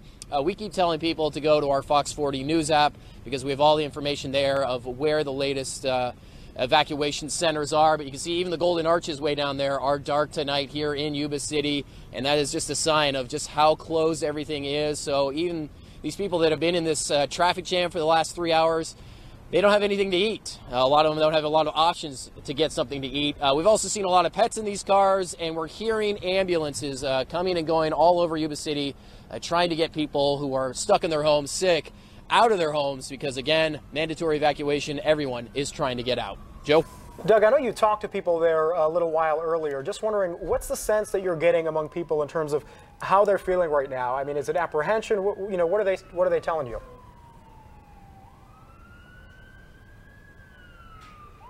You know, a lot of people told us that they don't think anything that bad's going to happen, but they'd rather be safe than sorry. A lot of them telling us they're praying, they're packing their patience, but they're remaining faithful that the authorities and the crews up the river are going to get things worked out so that it doesn't flood here. But again, they're getting out because they're being told to get out. We have run into a few people. I've talked to at least 2 people. There goes another ambulance. Who told me they plan to stay. They say it's not worth waiting in this line. That is not advisable. I think the sheriff and the police are going around making sure people are leaving. But again, some people told us they're giving up. They don't want to try and wait in this for 3 hours. They're going to stay here. But I think the majority of people here in town, Joe, they're taking this seriously and they're trying to get out. But again, 3 hours just on this stretch of Highway 20 through Yuba City. You can imagine people are getting very impatient. But for the most part, nobody's panicking. Joe. Okay, Doug, thank you. Doug, along Highway 20, we're also hearing that highways 99 and 70 also in a situation where it's absolutely just jam-packed with people trying to evacuate right now. But again, if you have to evacuate, if you're in those areas, you want to do it. It's going to take you a long time. Expect those delays, but that's where they're asking you to evacuate to, highways 99 and 70 towards Sacramento or south on Highway 113 toward Yolo County and the Bay Area. I have another update for you now. The Silver Dollar Fairgrounds in Chico, that is also full now. So you can go to Colusa County Fairgrounds, you can go to Glenn County Fairgrounds and the Nevada County Fairgrounds. But again, the one in Chico is closed. And for more information, you can call If you have an emergency, you can call that from a cell phone or from a landline, or you can call 866-916-3566. It's that number that you see there on your screen.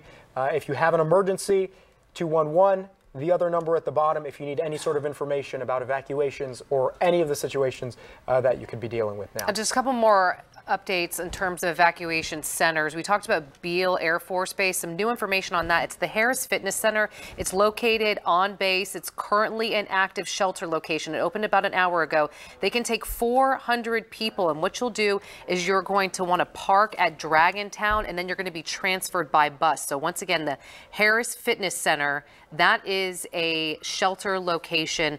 They're telling us that the dining facility will offer food and water. Of course, we'll continue to update our website and our app. We'll have all this information there as well. Do have some new information from Butte County. They're saying that these are the lists of hotels in Chico that are full. I'm going to run through a couple of them right now. America's Best, Courtyard Marriott, Haven Inn, Heritage Inn, Motel 6, the Ramada Oxford Suites, Quality Inn, Regency Inn. This is a tweet from Butte County. New information that these several hotels in Chico are full. So a lot of people trying to get out of town. These places are filling up. Be sure to check out your shelters. And let's talk more about the traffic, because I know, Dennis, you're keeping a close eye on that. Yeah, we have our traffic computer going here. And excuse me, the good news is that north of Oroville, residents have been asked to evacuate to the north, and the traffic is flowing very well to the north, up to the Chico area.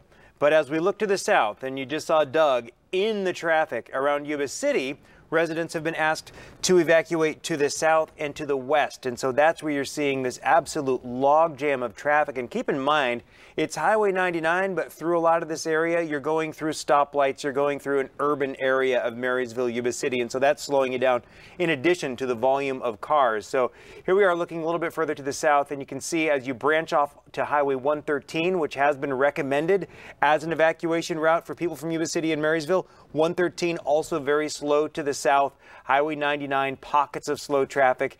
As you get closer to Sacramento, you're going to have some relief. Finally, you get to about Knights Landing if you're taking 113, and then you're in good company, just flowing just fine. But to the north of Knights Landing, you're going to hit traffic lights again and a volume of cars. Now, some people might be taking Highway 65 as an alternate route. North of Wheatland, the southbound traffic, very heavy. Those areas of red you see, that's to be expected. But once you get down a little bit closer to Lincoln and Rockland, you're just fine. The urban areas around Sacramento, the city itself, traffic is flowing beautifully. It's really where you just saw Doug, directly around Marysville, Yuba City, and to the south of Marysville, Yuba City. That is where we are seeing the heaviest traffic from all of this. Right now, 15 minutes away from the next presser that we're going to have. So hopefully we'll have some important updates for you from the Department of Water Resources. Again, that's at 9 o'clock. We're going to try to run that live for you as that happens. In the meantime, I want to give you some information that we got from the last press update, which was at 6 o'clock. What we heard from Butte County officials, from emergency officials, was that the erosion that was happening from the water right at that emergency spillway was at a much slower pace than what they originally anticipated earlier this afternoon, which is very good news. Christina just mentioned that water has receded in a significant way. So again, good news there. The plan earlier today, when at 4:30, the Department of Water Resources issued these evacuations, warning people that within the hour they could potentially see a break. That was intention. That was a warning that they wanted people to get their attention, and they said what we heard over and over again was just to be safe. They wanted to be safe and not sorry, and to get people to evacuate as quickly as they could out of some of those problem areas. But again, the erosion not happening as quickly as they expected it to. That is good news. Hopefully we'll hear better news at 9 o'clock in just 13 minutes, but we're monitoring all this for us kind of, as new information comes into the newsroom. And we're just learning too that Sacramento Fire is sending a crew to the Oroville area as part of the swift water rescue response. We're being told it is precautionary at this time, but once again, Sac Fire sending personnel up to the Oroville area. Let's talk about evacuations. We have Mark Dembski standing by in the newsroom with updates on that. Mark. Yeah, good evening, Nikki. Good evening, Joe. I just want to follow up a little bit on the information that you had mentioned a little bit earlier, Nikki, about coming to us from Butte County about the 9 or so hotels that are confirmed to be full at this time. Butte County also tweeting out that Rolling Hills Casino RV Park has several spaces left. They will also accept large animals. So at this time, again, Butte County just tweeting out Rolling Hills Casino RV Park that has several spaces left and will accept large animals. You're looking, though, at also some information, again, about the list of hotels that are confirmed full at this time in Butte County. I do want to mention that there is a new evacuation shelter that is set up now at the Nevada County Fairgrounds. The address is 11228 McKerney Road in Grass Valley. We are told that if you're heading that way to use Gate 1. Again, a new evacuation shelter just mentioned moments ago. Nevada County Fairgrounds, 11228 McKerney Road. That is, of course, in Grass Valley. Again, use Gate 1. We also have an unconfirmed report just moments ago that the Yuba County Jail in Marysville has been evacuated. Again, that is unconfirmed by our sources here at Fox 40 at this time, but we are hearing the Yuba County Jail in Marysville is being evacuated. That goes with information we gave you about 25 minutes ago that the Butte County Jail as well has been evacuated. That information at least was confirmed. And I do want to mention to our friends in Placer County, Rockland just tweeting out not too long ago that they have no impact at this time because of the situation in Oroville. Again, no impact for Rockland. In fact, the entire Placer County has no evacuation orders under it at this time. That's the latest I have from the newsroom. Mark Dembski, we'll send it back to you, Nikki and Joe. All right, Mark, thank you. And just another quick update on some evacuation shelters. 3 churches now in Butte County have announced themselves as evacuation centers. The Neighborhood Church of Chico, that's at 2801 Notre Dame Boulevard. St. John's Episcopal Church, 2341 Floral Avenue, and Paradise Alliance Church, and that's at 6491 Clark Road. Those 3 churches are now also being used as evacuation centers. That was just from the Butte County Sheriff's Office. And we're waiting on a press conference that's expected to happen in about 10 minutes. We're going to take a quick break. We'll have more breaking news coverage for you on the other side. At Fox 40, we care about our neighbors, all 3.7 million of you. That's why we're in your neighborhood, highlighting what's important and positive in your community. What I will do. 4:30 on Wednesday morning. You'll notice Lake Oroville Dam, and the whole drainage area still dry. The rain is off to the west, and we'll let it go all the way out till 4 o'clock on Wednesday afternoon. Just starting to see some light rain moving in. One thing you'll notice, not seeing a whole lot of snow on precision cast. So there is a lot of warm air out ahead of the main cold front. If you look further off to the west, there's the main cold front, and that will allow for some colder air to move in by Thursday to help to drop those snow levels. But the initial rainfall moving in will bring some warm air. And I was actually just looking at some SnowTel data. That's automated snow gauges up in the higher elevations upstream of Lake Oroville. There's one that's right by Bucks Lake, and currently the snow water equivalent with the snowpack there is about 37 inches. And of course, if you get some rain on top of it, you're not going to see 37 inches of water coming down from there. The snowpack actually acts like a sponge sometimes, so it can actually absorb some of that rainfall. But of course, it will release a little bit of that liquid. So always a huge concern when you're getting rain on top of the snowpack. And the snowpack typically peaks right around April 1st. So we're not just going to lose all that snowpack at once. We really don't start to see big melt with the snowpack until April, May, and into June and July. But still, anytime you get rain on top of that snowpack, you're going to see some big releases of water. Now we have to switch over to this forecast model because the one we were just showing only goes out 72 hours. But you'll notice with this forecast model, the main cold front begins to move in by Thursday morning. That will drop some very heavy rain, especially for those upslope locations, the Oroville drainage area, and even for the Shasta drainage. We're going to be seeing a lot of water coming into Lake Shasta as well. That system starts to depart off to the east and southeast, and then we're tracking another system by Friday. Now, one thing to keep in mind with this system, a lot of forecast models have it going a little bit further off to the south, so we might not see as as much rain with that second system, but we could see another system moving in by next weekend. This is 1:30 on Sunday. Now take a look at this. This is the 6-day forecast precipitation, and this is from the California-Nevada River Forecasting Center. And keep a close eye on the Oroville drainage. Everywhere you see that orange color right there, it's about 2 to 3 inches, and that's liquid equivalent. Of course, some of this will fall in the form of snow, and then as you get closer to those reds, that's 3 to 4 inches of liquid equivalent. So we are expecting some heavy rainfall, and this goes all the way through 4 a.m. on Saturday morning. So that actually does not take into account the next system coming in possibly on Sunday. That's still about 7 days out. Things can change, but forecast models are locked onto that system coming in on Wednesday and Thursday. So you can almost count on that rain moving in. Threat Tracker is still very concerned with the river levels through the next this auxiliary dam go, if we see it stay in place, that the water levels along the Feather River would rise. We're getting an update right now, and so far it's looking good. Here's a look right now at Feather River. This is Feather River at Gridley. Flood stage would be well above 103 feet. So again, it would be well up here. It's forecasted now to stay at about 95 feet.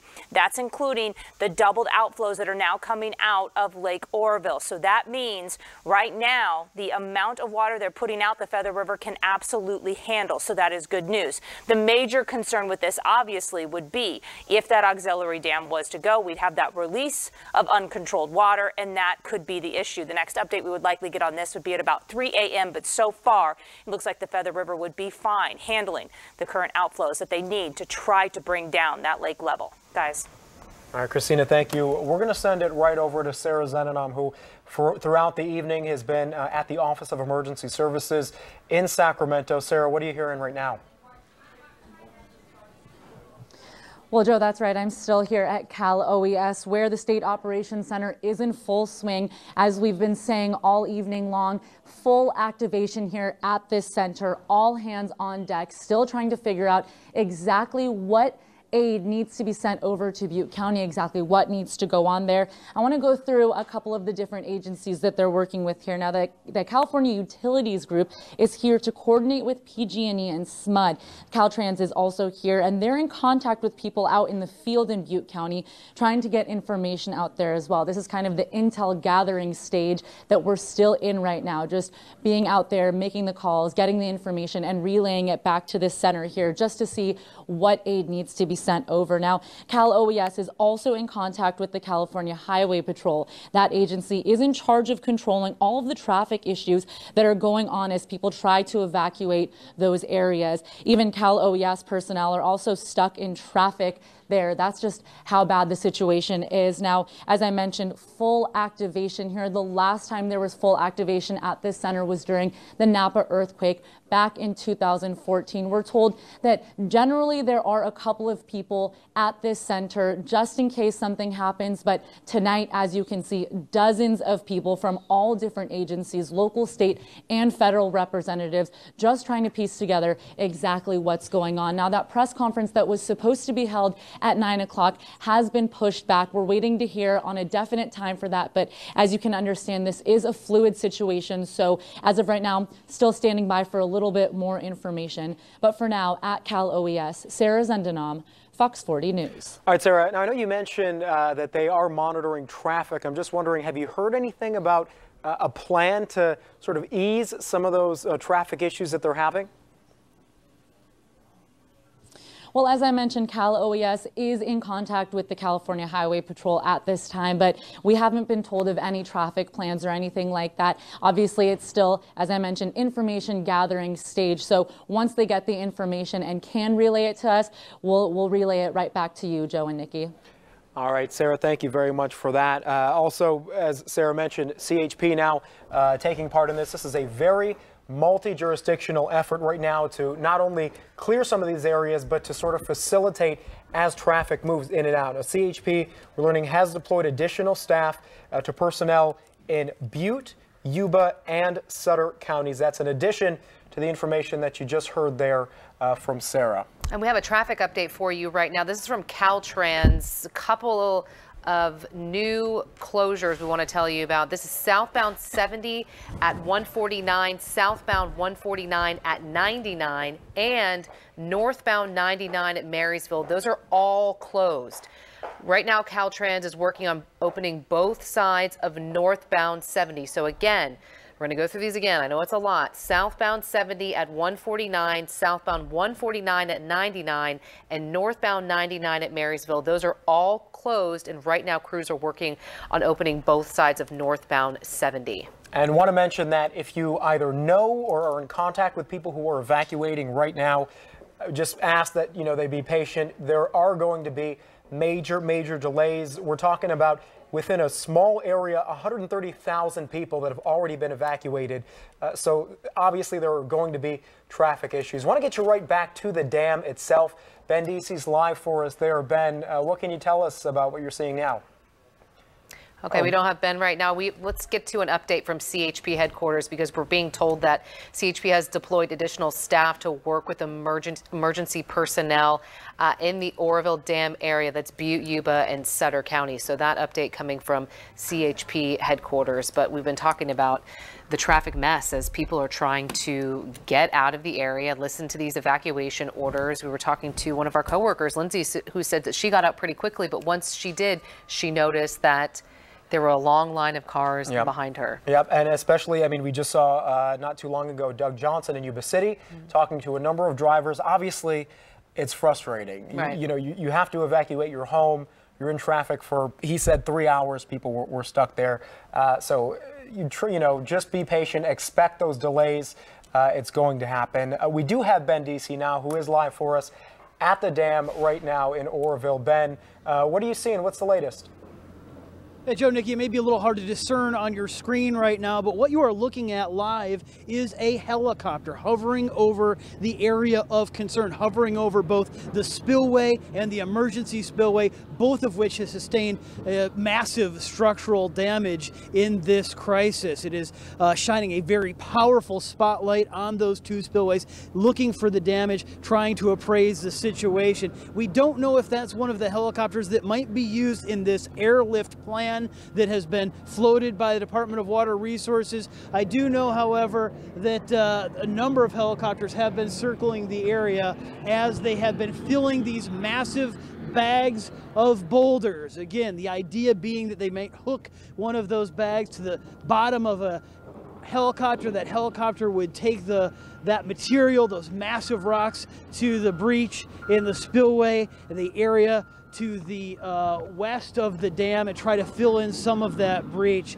So far, none of the bags have been lifted up, but they have been furiously filling these bags over the past hour or so, and there are dozens upon dozens now on standby. And as you look at this, the image is different from the last time I broadcast to you live here from the top of the dam. You can see that all of the vehicles, the emergency vehicles, the trucks, and much of the heavy construction equipment, except for those engaged in filling the bags right now, have been cleared. It looks to us like they may be making room for one of those helicopters to come into this area, hook onto one of those bags, and indeed execute the plan, bring that bag to where it is needed in the breach. Now, we have unconfirmed reports from Mather that Black Hawk helicopters from the National Guard have been scrambled and deployed to this scene. We don't, again, know if that's the case, but we do have unconfirmed reports that that has happened.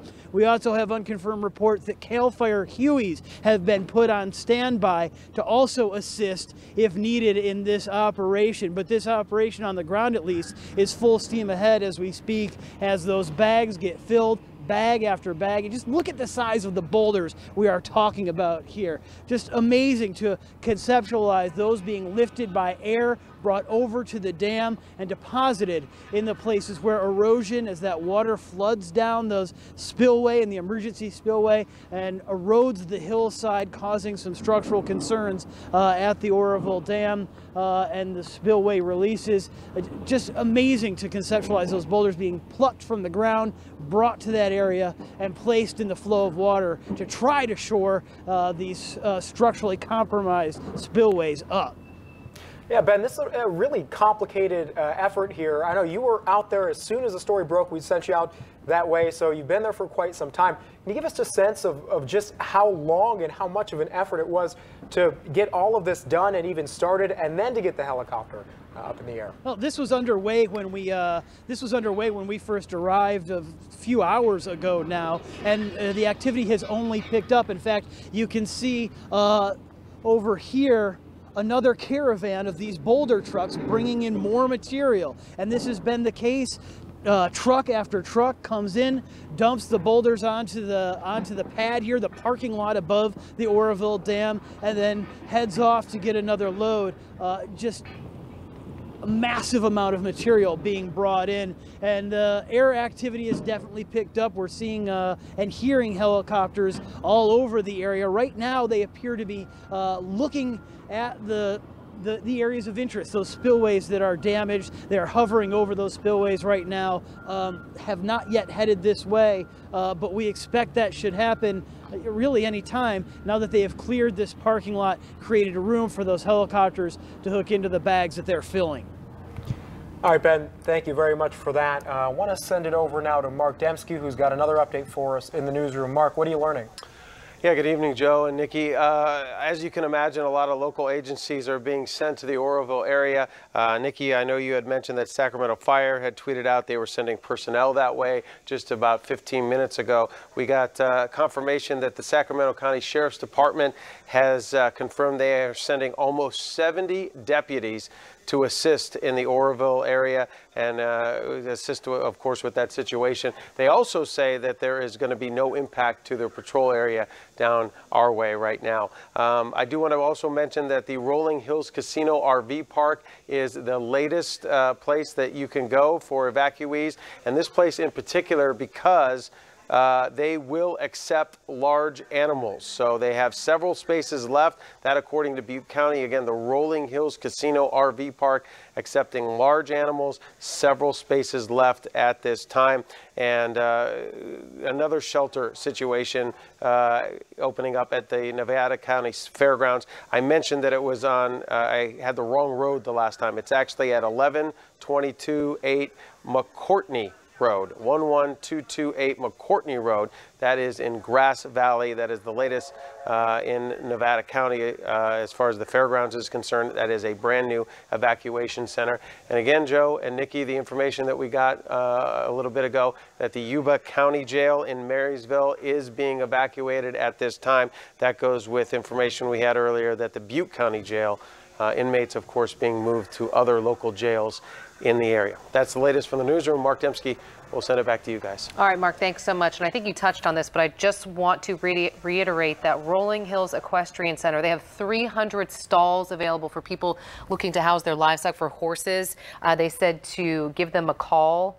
Their number 916-826-1074. Once again, if you have horses that you need to find shelter for, the Rolling Hills Equestrian Center has 300 stalls available right now. All right, important to note because not all of the shelters, at least that we've heard, have accommodated for animals. So, yeah, important to take note of. All right, we're going to send it out right now to Eric Rucker, who's live for us in Marysville. Eric, I know you've been tracking down some people who were mid-evacuation as well. What are you seeing now? Well, to be honest, we've been stuck in traffic in downtown Marysville like thousands of other people for the last hour or so. Let me try to do my best traffic in downtown Marysville. What you're looking at right there is the line that is trying to presumably get on to 20 or go south of Marysville. That is southbound 70. All the people that we were following for the last hour are the ones basically for miles and miles and miles, bumper to bumper, as they head on eastbound 20. So these are people who are heading in the general direction of Grass Valley. We've already heard a lot of hotels, probably all of them, filled for the evening there.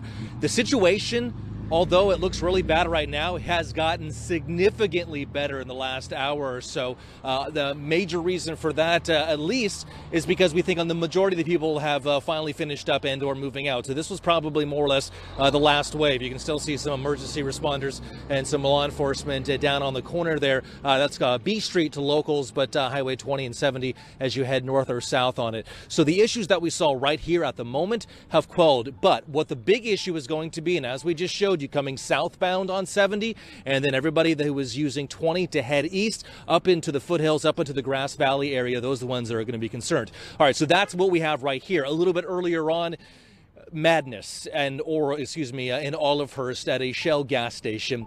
When we were there were cars that were coming in off of the road by the hundreds full. And at some point, there was a lady who said that they ran out of gas. We cannot confirm that to be the issue because we saw people afterwards getting gas. But the gas station itself closed down because of flooding. We've heard that story over and over. People are trying to get the necessities that they need. However, they are unable to because places are shutting down. So a mad dash for there. We talked to a woman. She said she did this when she was a 6-year-old back in 1997, and now she has kids in her car. And she, like many, is just very scared. Twitter right now? Eric, thank you very much for that. We're going to send it right over to Dennis Shanahan.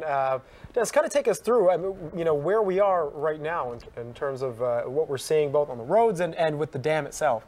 Yeah, Joe, that dam and its surrounding structures, including that spillway, were built in 1968. So we're talking about a 48-year-old structure here that has just been hammered with a massive amount of water as that lake is full. So we'll take you to the weather computer and show you what we're talking about and where the concern is. Again, just a quick recap that the concern is not the dam itself.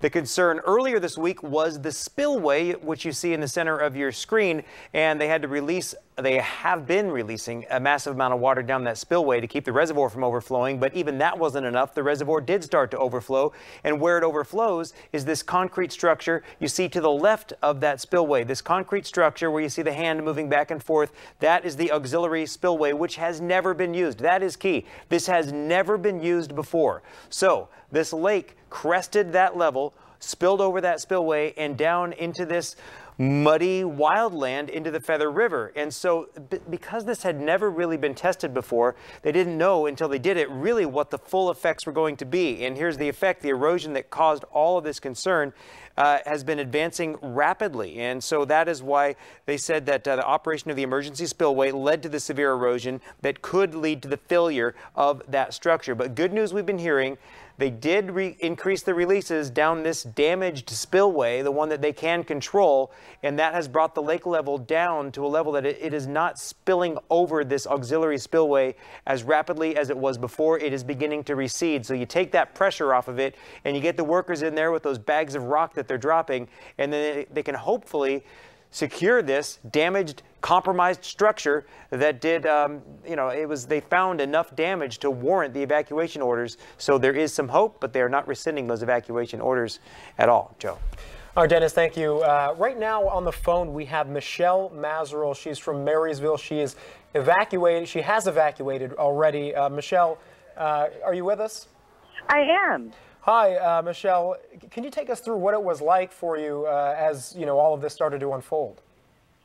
So I received notification through an emergency broadcast system at about 4:30, and by 4:45, I had a couple of friends calling me from the Dobbins area who had been listening to some talk radio, and they also had informed me that they were evacuating down to Gridley.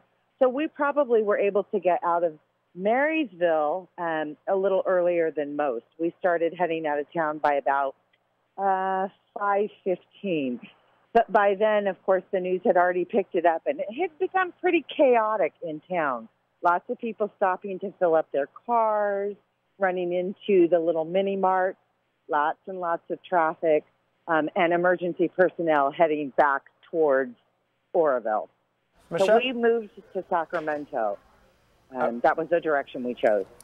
Okay. Michelle, you touched on it, but I'm wondering if you can elaborate on the sense that people had and just sort of what you saw and heard and felt from people as that evacuation was just beginning. I think it was chaos, honestly. We had immediately gone outside and talked to our neighbors and told them that we were leaving, and they rapidly began packing their cars. We also put a few things in the car. I think it alerted other neighbors, and then we could see just neighbors up and down the street coming from all different angles, putting things in their vehicles and trying to get out of town. Myself personally, I received dozens and dozens of text messages from friends and family just checking on our well-being. as they were also trying to prepare themselves and get out of town. Traffic was very, very backed up. The light would turn red, and the traffic was just backed up through the intersection. Shortly thereafter, they started pretty much closing the access, like to 20 to 70, so that it made it even more difficult for people to get around. My aunt came behind us. We came up to Sacramento to my daughter's apartment, kind of to stop and kind of regroup and decide whether or not we need to go perhaps to Auburn. And it took them probably, it's about 40 minutes normally, and it took her probably an hour and 45, maybe an hour and 50 minutes to get here. So it has just increasingly gotten bad. Okay, well, Michelle, so glad to hear that, you know, you at least now were able to get out. You and your family are okay. Thank you for sharing your story with us. Yes. All right, I want to update you now. The Sacramento Office of Emergency Services just kind of did an impromptu update on Twitter via Periscope, talking about the situation, what they're looking at. And they wanted to just reiterate the fact that Sacramento County is not under any evacuation order right now. They were getting some calls about, there were some concerns about the Point Pleasant area. There were some evacuations there earlier in the week because of storm issues. This has nothing to do with what's happening at the Oroville Dam. But what they're doing right now is they're preparing to take evacuees from the surrounding counties. So they're looking at where they can put people, looking at their resources. They said they are able to take a small amount of large animals, and that's going to be at Gibson Ranch. But they said it's just a small capacity, but as soon as that they get the information on evacuations and centers, they're going to put those out. And this update came down just a few moments ago. So we'll pass that along to you once those evacuation centers open up within Sacramento County. But they just wanted to reiterate the fact that around here, we're good right now. Okay, and Department of Water Resources also, they were set to have a press conference at 9, so we were hoping that we could get some more information. That has been moved back to 10 o'clock. So we're going to wait a little bit longer, and we'll hear finally what they have to say. I imagine will have some important updates for us. We're also going to take a quick break right now, and we're going to continue to follow this breaking story again as it develops, as we get more into our newsroom. We'll see you on the other side of this break. At Fox 40, we care about our neighbors, all 3.7 million of you. That's why we're in your neighborhood. Up in the commercial building. Let's take a listen here. We have a shelter here. If our shelter gets full here, we have other facilities that we can open besides this one. Well, dozens of cots set up to prepare for a very long night. The American Red Cross is hosting and organizing the shelter. And Daybreak anchor Kelly Somm was there. She described the people as shell-shocked. She spoke with Vern England. He's the gentleman you saw there, the disaster volunteer with the American Red Cross. When she asked if he'd ever imagined a scenario like this, here's what he said. I was in the flooding that occurred in 1997, but I never thought that there would be a disaster, okay, where something would give way or they would have a problem with something breaking at the dam. All right, well, the owner of LHS Livestock Calling in Orland is offering free livestock calling services to anyone who is being affected by the evacuation order. If you have livestock that you need help getting out of those lower parts of Oroville and downstream areas, you can call them at 936-4137.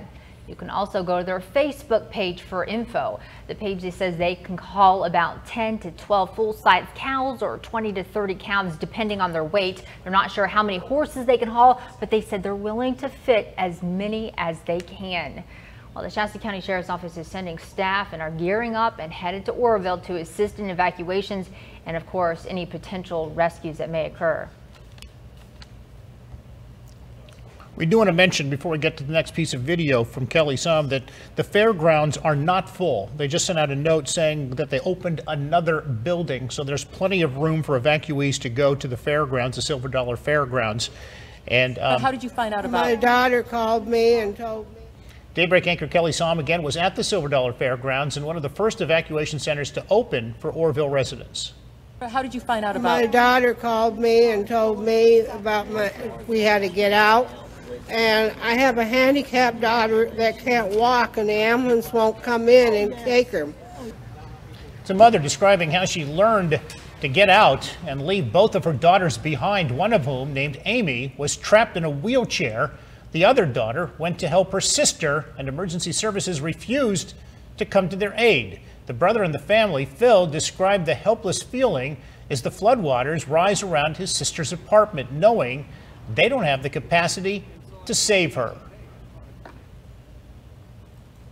We're probably within a quarter mile of the river itself there. You pretty concerned about Amy? From where, yeah.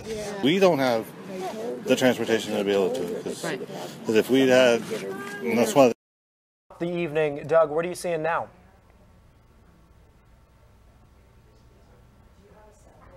Hey, Joe, we're here on Highway 99. This is the northbound lanes. We're standing right next to the Yuba Sutter Mall. And you can take a look and see that is the CHP roadblock, making sure nobody goes north on this road. Actually, just had a gentleman who sped past this roadblock, and he was stopped by an officer down the road. He was given a ticket. The gentleman was claiming he didn't realize that this road was shut down, but the officer didn't believe him. Issued him a ticket, let him go. But again, this is the traffic over here. This is from Live Oak, from Gridley. This is everyone leaving from up north in Oroville.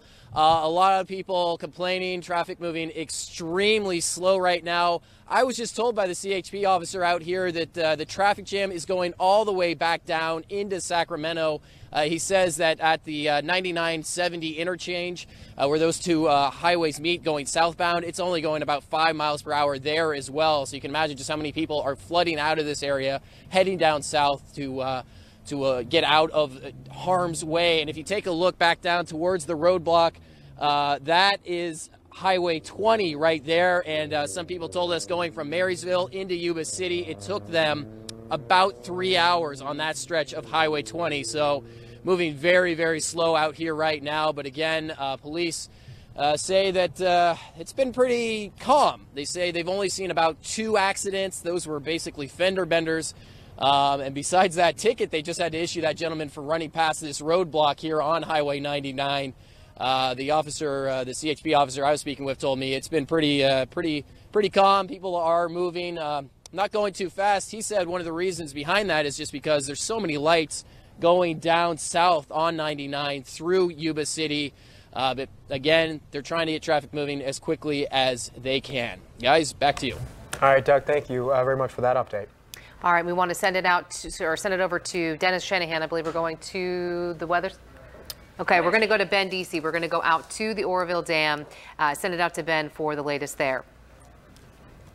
That's right, the Oroville Dam, which now becomes a staging center for emergency operations. You can see some of those operations behind me right now, the loading of those bags that will be used for airlifts underneath helicopters, massive boulders that will be taken over to the site where there is erosion, where there are structural problems. We talk about how much water has been rushing over these spillways, and I want to give you an idea for that right now. If you look over to my left here, we are again up on the Oroville Dam, just above it ourselves, and you can see through the trees down the ravine the mist that is rising as this water comes crashing out of Oroville, Lake Oroville, and down into the forebay and then after bay of the Feather River itself. That mist is rising up in a just massive sheet from the spillway as it comes tumbling down out of the lake. Should give you an idea of how much water we are talking about here. Tens of thousands of cubic feet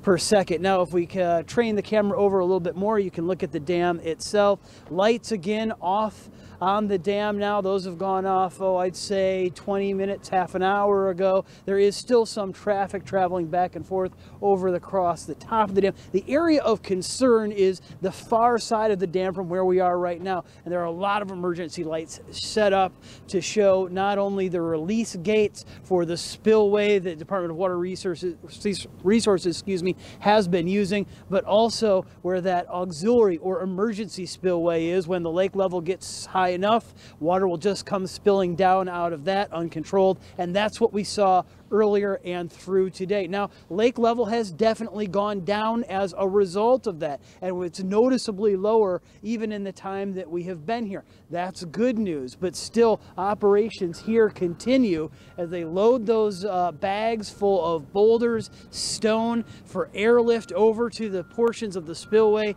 next to the dam that have been compromised, and you can just see the massive pile of boulders they have been working on through the evening, loading those boulders into large white bags. The idea is to attach those to the bottom of a helicopter and have that helicopter lift them over to where they are needed. Now, that has not happened yet, and we are awaiting word from the Department of Water Resources when and if they will actually put this airlift plan into place. But there are workers here scrambling to be ready in that eventuality, and there are dozens and dozens and dozens of those white bags filled with boulders just waiting here now in this staging area to be lifted to where they may be needed, where the structural damage is most severe. All right, Ben, you mentioned that we hearing that those levels have been easing up a little bit. I know it's dark, but from where you are, have you been able to visibly notice that since you've been there?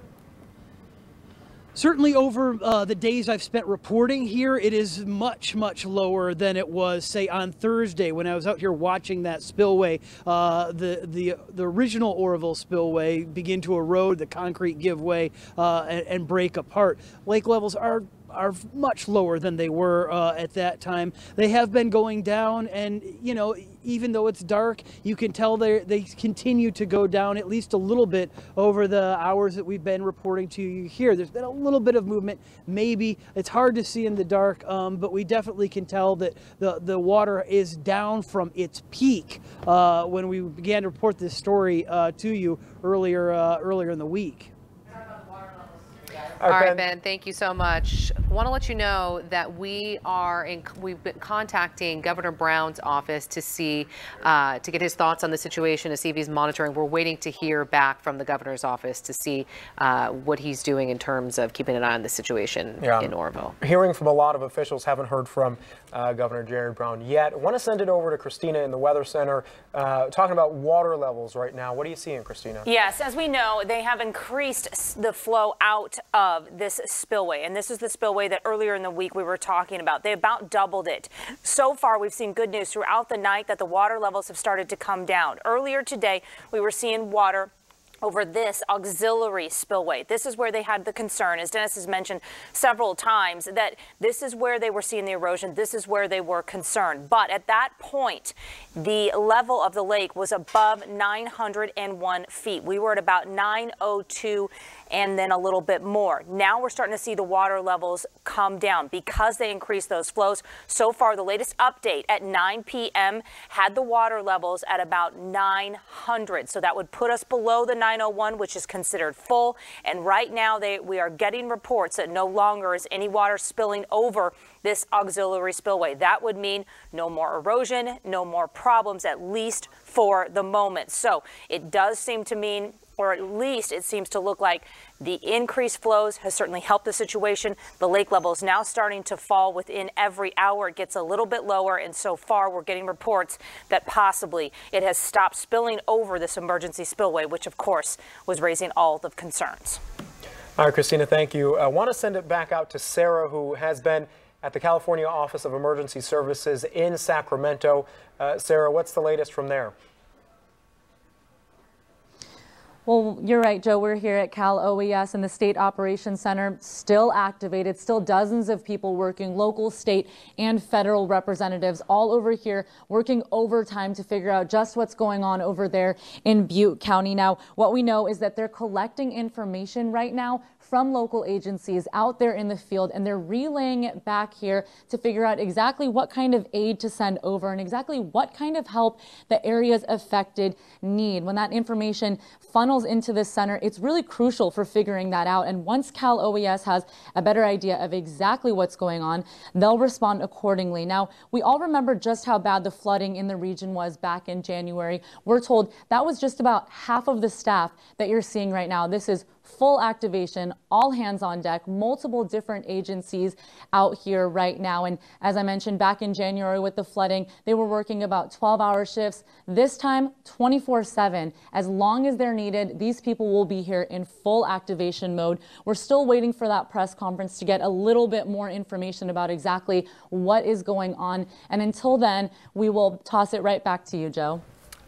All right, Sarah, thank you very much for that update. All right, we have an update from Mark Dembski, who's in the newsroom with the latest on the traffic situation. Mark. Yeah, this information coming to us right from Caltrans, so let's get right to it. We'll put it up on the screen for you.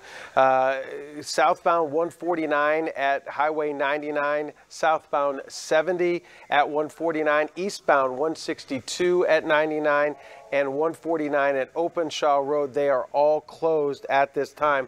There again is that information again. Southbound 149 at 99, southbound 70 at 149, eastbound 162 at 99, and again 149 at Openshaw Road are all closed. That according to the latest information we have from Caltrans. And as you have mentioned, we've shown you all evening long, a lot of folks trying to get out of town, get out of the area. And we also found out that all hotels and motels in both Grass Valley and Nevada City are reported full at this time. That goes with earlier information. If folks were headed to the Chico area, we listed 9 hotels that were all full at this point. And I know Ben Deasy had been talking about the helicopters dropping the rocks on the spillway. We just got word from Sac Metro Fire tonight that they have deployed their helicopter to assist in that situation. Again, picking up large rocks, boulders, dumping them onto the spillway to help the water flow, help slow down the water flow anyway. That's the latest from the newsroom. Mark Dembski, we'll send it back to you. All right, Mark, thank you. Just got another update from Marysville Police. Again, we've been monitoring the traffic as evacuees are trying to leave that area. What we're hearing now is that if anyone's unable to leave the area, can't make it out, you can make your way to Habitat for Humanity. It's on 202 D Street. Police are setting up a staging area there. So again, if you can't make it out of the area, Habitat for Humanity at 202 D Street. You can be there. They're going to be providing buses out of the city for a number of people if you can't get out on your own. And we're really talking about an all hands on deck situation. We just found out that CHP Truckee is en route to assist with evacuations in the Oroville area. So Truckee joining several agencies, not only in Northern California, but around the state. We're seeing Long Beach. We're seeing crews from the LA area that are going to come up here and that are going to help, especially with the evacuations. Yeah. And we're talking about dozens and dozens from Sac County as well. So a big effort there from everybody. We're going to take a quick break and we're going to continue our coverage on this situation right after. At Fox 40, we care about our neighbors, all 3.7 million of you. That's why we're in your neighborhood, highlighting what's important and positive in your community. What I will do is... We've been from Tahoe to Tracy, Fairfield, Stockton, and we're just getting started. It really does. It really does. Amazing. We may be in your neighborhood soon. I was put to work a little bit here this morning. Because you're more than just our viewers. You're our neighbors. Fox 40 News in your neighborhood.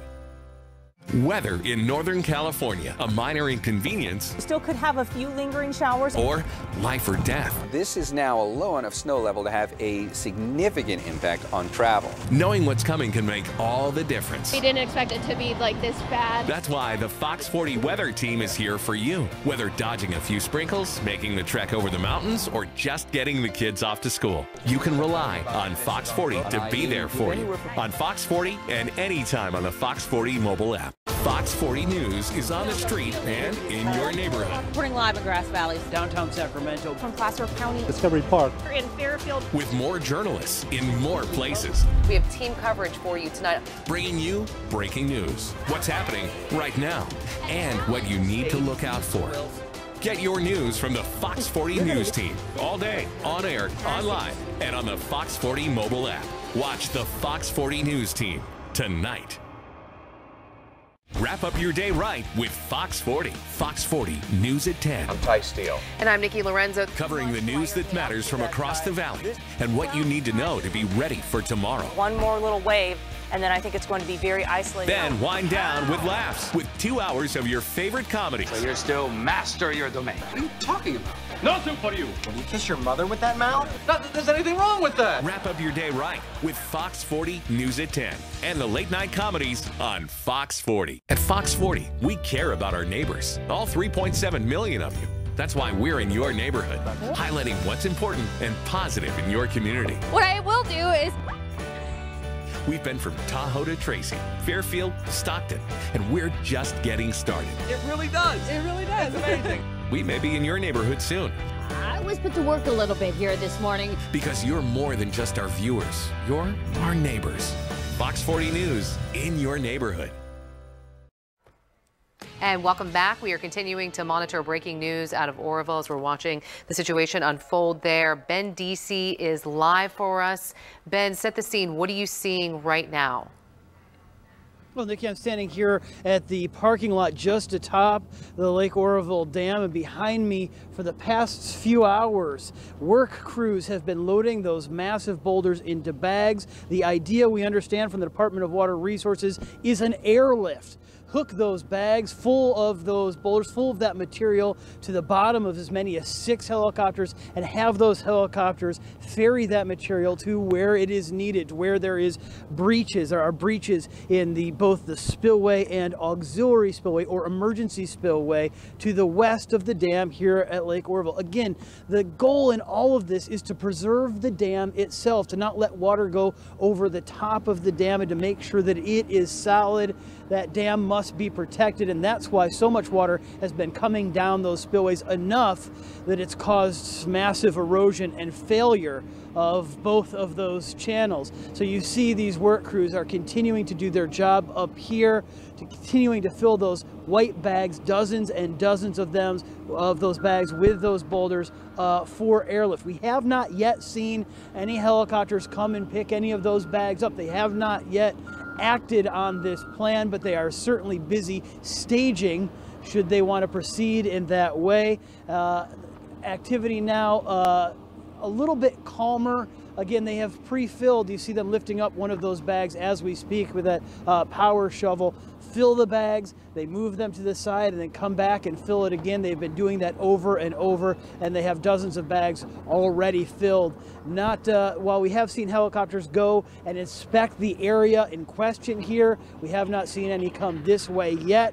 We don't know when or if they will put this airlift plan into place, but they are certainly busy here in the parking lot above the dam, staging for that airlift should they choose to use that tactic. All right, Ben, thank you very much. Just want to get a quick update for you. We mentioned earlier today that city officials in Sacramento, they'd been monitoring what was going on. Not an immediate threat to Sacramento at all in the county, and city officials say, in fact, that remains the case, so that as that water's coming in, they don't believe that there's any immediate threat to this area, no impact. Some of that water we could end up seeing in the Sacramento River, but again, well equipped to handle whatever runoff we might get as an effect of what was happening earlier with the Oroville Dam. And speaking of the water levels, Dennis, I know you've been keeping a close eye on those updates. Yeah, definitely. And we do have some good news there as far as the lake level of Lake Oroville and where it stands in relation to the auxiliary spillway. So I want to take you to this graphic that kind of explains some of what we're doing. This is on the weather computer. Damaged spillway, that is still in use, and that is taking a lot of the pressure off of the auxiliary spillway, which has been compromised because of the water that's been just blasted over it for the first time ever in its use. So the lake level is now below 901 feet. That is a key benchmark. Above 901 feet, that is where the water does spill over that auxiliary spillway. It is dropping at a rate of 4 inches per hour. Slowly, but that is good. Still, the flash flood warning is in effect. The area that you see in red on this map, and that is in effect until 4 o'clock Monday. Of course, they will update this as conditions change, as they get a handle on this, hopefully. But the good news, the biggest update that we have right here from the Weather Center is that that massive amount of water spilling over that damaged auxiliary spillway is now receding. All right, Dennis, thanks so much. I want to take you live right now to an evacuation center. This is in Chico. I believe we do have some live pictures. There they are right now as people are making their way, just one of many places that are opening, taking people in as they try to get to safety. A lot of cars there you can see. I mean, we heard, again, all the traffic that was heading toward these evacuation centers on a number of the different highways. We heard Highway 70, 99, 20, out of the Yuba City area. A lot of people going into those evacuation centers, and as we're seeing right there, certainly one of the busier spots, I'd imagine. Yeah, and we did get an update not too long ago about some of the hotels in the area that were closed. I can run through those real quick, and then we can tell you about the areas that you can go. America's Best, Courtyard Marriott, Haven Inn, Heritage Inn, Motel 6, the Ramada, Oxford Suites, Quality Inn, Regency Inn. Those areas, those hotels are all full right now. We do know that Rolling Hills Casino RV Park was a place that was accepting evacuees as well as animals. There have been questions for people that, you know, we have small animals, large animals. That is an area that you can go to. That is the Rolling Hills Casino RV Park, and as of less than an hour ago, they still had availability in terms of taking large animals. Also, Silver Dollar Fair, that was another place that was full. Okay, and just again, if you are in one of these areas for evacuation information, if you need it, Butte County residents, you can dial 211 in emergency cases from a landline or from a cell phone. Yuba and Sutter residents can call 1-866-916-3566. Those are the numbers. You see them right there on your screen that we have for you there. Also, we mentioned earlier that there was at the Habitat for Humanity in Marysville a staging area where you could go if, in fact, you couldn't get out of the city of Marysville. You could go there. We have Eric Rucker, who was in Marysville. He's heading that way now, so whenever he gets there and can provide us with an update, we will take him. But again, if you're not able to get out of Marysville because all of that traffic was very heavy, quite a bit of delays there, you can head to the Habitat for Humanity. It was on D Street in Marysville. They have buses. They're going to start loading up and collectively taking a number of people out of that area. And of course, the one we have on your screen right now, this is the Glenn County Fairgrounds Evacuation Center. Folks can head to 211 East Yolo Street. That is the information right there. They've been open for about 2 hours now. So an evacuation center there at the Glenn County Fairgrounds. Okay. So again, a lot of this fluid. We're still getting more information about which places are providing evacuation centers, which places are full. All of that is on our website at fox40.com. If you need to go there, again, I know this is a lot of information because we have a lot of areas in a number of different counties that we're seeing evacuations there. So. Right, yeah, this is Nevada County Fairgrounds. Were you just talking about that on McCourtney Road? Grass Valley, yeah. Access via Gate 4. And that's another question we're getting. People that have animals, pets, animals are welcome there. So if you're bringing a lot of stuff with you, I know as people were leaving, sometimes trailers coming with them as well. You see there at the one listed on your screen, animals welcome. We have a number of evacuation centers where we had trailers also that were able to be accommodated for. So if you're just joining us, I want to recap what we're seeing right now, what the main issue was. Yesterday, for the first time ever, the emergency spillway at the Oroville Dam was used to release water. That was around 8 a.m. Now, as of about noon, later on into the afternoon today, everything, what we heard from the Department of Water Resources was going smoothly. And then later on early this evening, we got alerts from the Department of Water Resources that they were concerned about potential flooding, potential big flows of water, of floodwaters into the area as a result of erosion that could have happened at the emergency spillway. So we're going to send it right over there to Ben Deasy, who's live for us now at the dam. Ben, I know we've been checking in with you, but what's the latest from there? Well, Joe, the latest, and I don't know the significance of it, but there's definitely been a change here at the dam itself in the staging area. Take a look behind me. Crews had been furiously loading those massive boulders you see into bags. The plan there being to have as many as 6 helicopters airlift those bags of material into the breach, as it were, to the places where the spillway, the auxiliary or emergency spillway, had begun to lose their structural integrity. That work has definitely slowed down now. There appears to be a briefing. All of those work crews are gathered over by the mobile unit that has served as a headquarters for this activity. Right now the work is stopped. They have loaded dozens and dozens of those bags and prepared them for that activity should it take place. It hasn't yet, and right now those operations have ceased. I want to show you one other fairly interesting thing as we pan the camera over this way. You can see the lights of the bridge have now come back on. Those lights went out, say an hour or so ago, maybe a little less. It was in darkness for that time period, although there were still cars and emergency trucks crossing the bridge, and we still see that activity now. Those lights now back on. You can get a better idea of the curve of this dam as it holds in Lake Oroville. It is on the far side that the spillway and the emergency spillway are. It is that side where the attention is focused as the structural integrity of those two spillways has begun to give way. Don't know if that is good news or what that signifies, but there definitely have been some changes here in the last couple of minutes. Okay, Ben, have you still seen some of the helicopters going around? There is still a spotter plane way up high overhead, and I know, Joe, you are familiar with emergency activities, wildfires and such here in the state of California. We've covered them a number of times. In almost every circumstance, when they employ helicopters to do heavy lifting, whether it be water or whether in this case it be stone, there's almost always a spotter plane overhead watching for other air traffic, watching for other dangers, and just keeping an eye on those operations. That spotter plane still circling. I see it up in the air. I have not seen, however, any of the helicopters that we saw earlier inspecting the area, the problem area, with some pretty heavy-duty spotlights, searchlights, looking at the structural damage. Those helicopters haven't been in the area for a number of minutes now.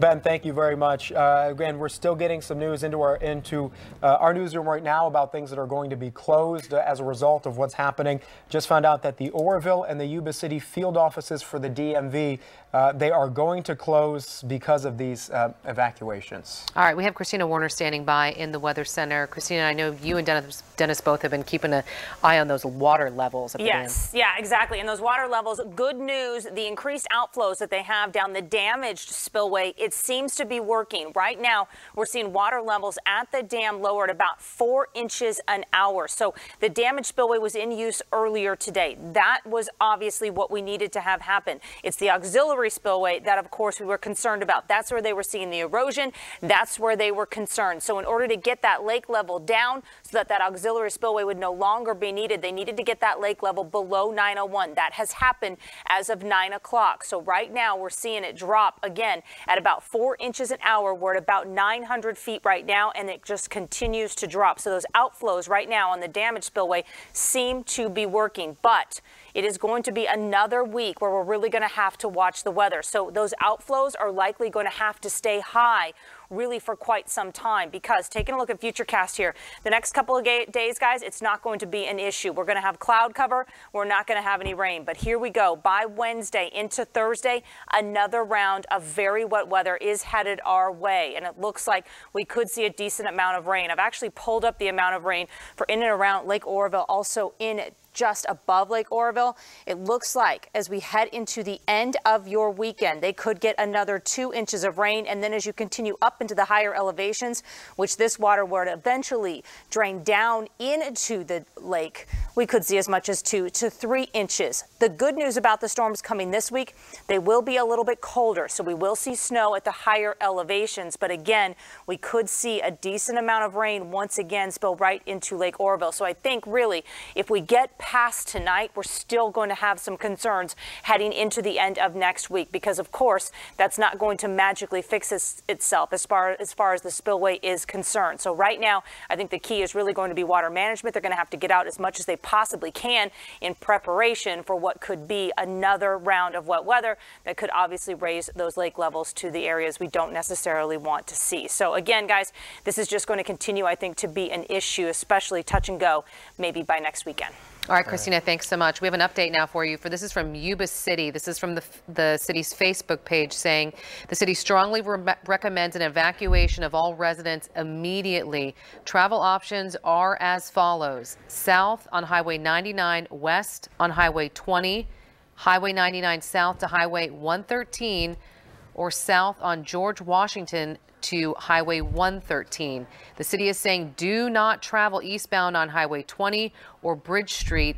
Those bridges are closed, and they're also saying not to travel north. So once again, Yuba City strongly recommending an evacuation of all people living there, all residents, immediately.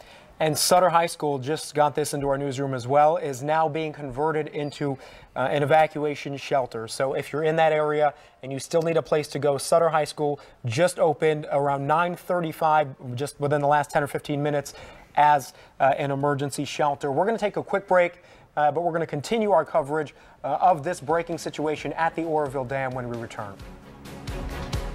At Fox 40, we care about our neighbors, all 3.7 million of you. That's why we're in your neighborhood, highlighting what's important and positive in your community. What I will do is... We've been from Tahoe to Tracy, Fairfield, Stockton, and we're just getting started. It really does. It really does. It's amazing. We may be in your neighborhood soon.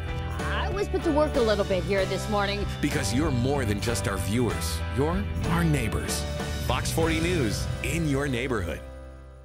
Weather in Northern California, a minor inconvenience. Still could have a few lingering showers. Or life or death. This is now a low enough snow level to have a significant impact on travel. Knowing what's coming can make all the difference. We didn't expect it to be like this bad. That's why the Fox 40 weather team is here for you. Whether dodging a few sprinkles, making the trek over the mountains, or just getting the kids off to school, you can rely on Fox 40 to be there for you. On Fox 40 and anytime on the Fox 40 mobile app. Fox 40 News is on the street and in your neighborhood. Reporting live in Grass Valley, downtown Sacramento, from Placer County, Discovery Park, in Fairfield, with more journalists in more places. We have team coverage for you tonight, bringing you breaking news, what's happening right now, and what you need to look out for.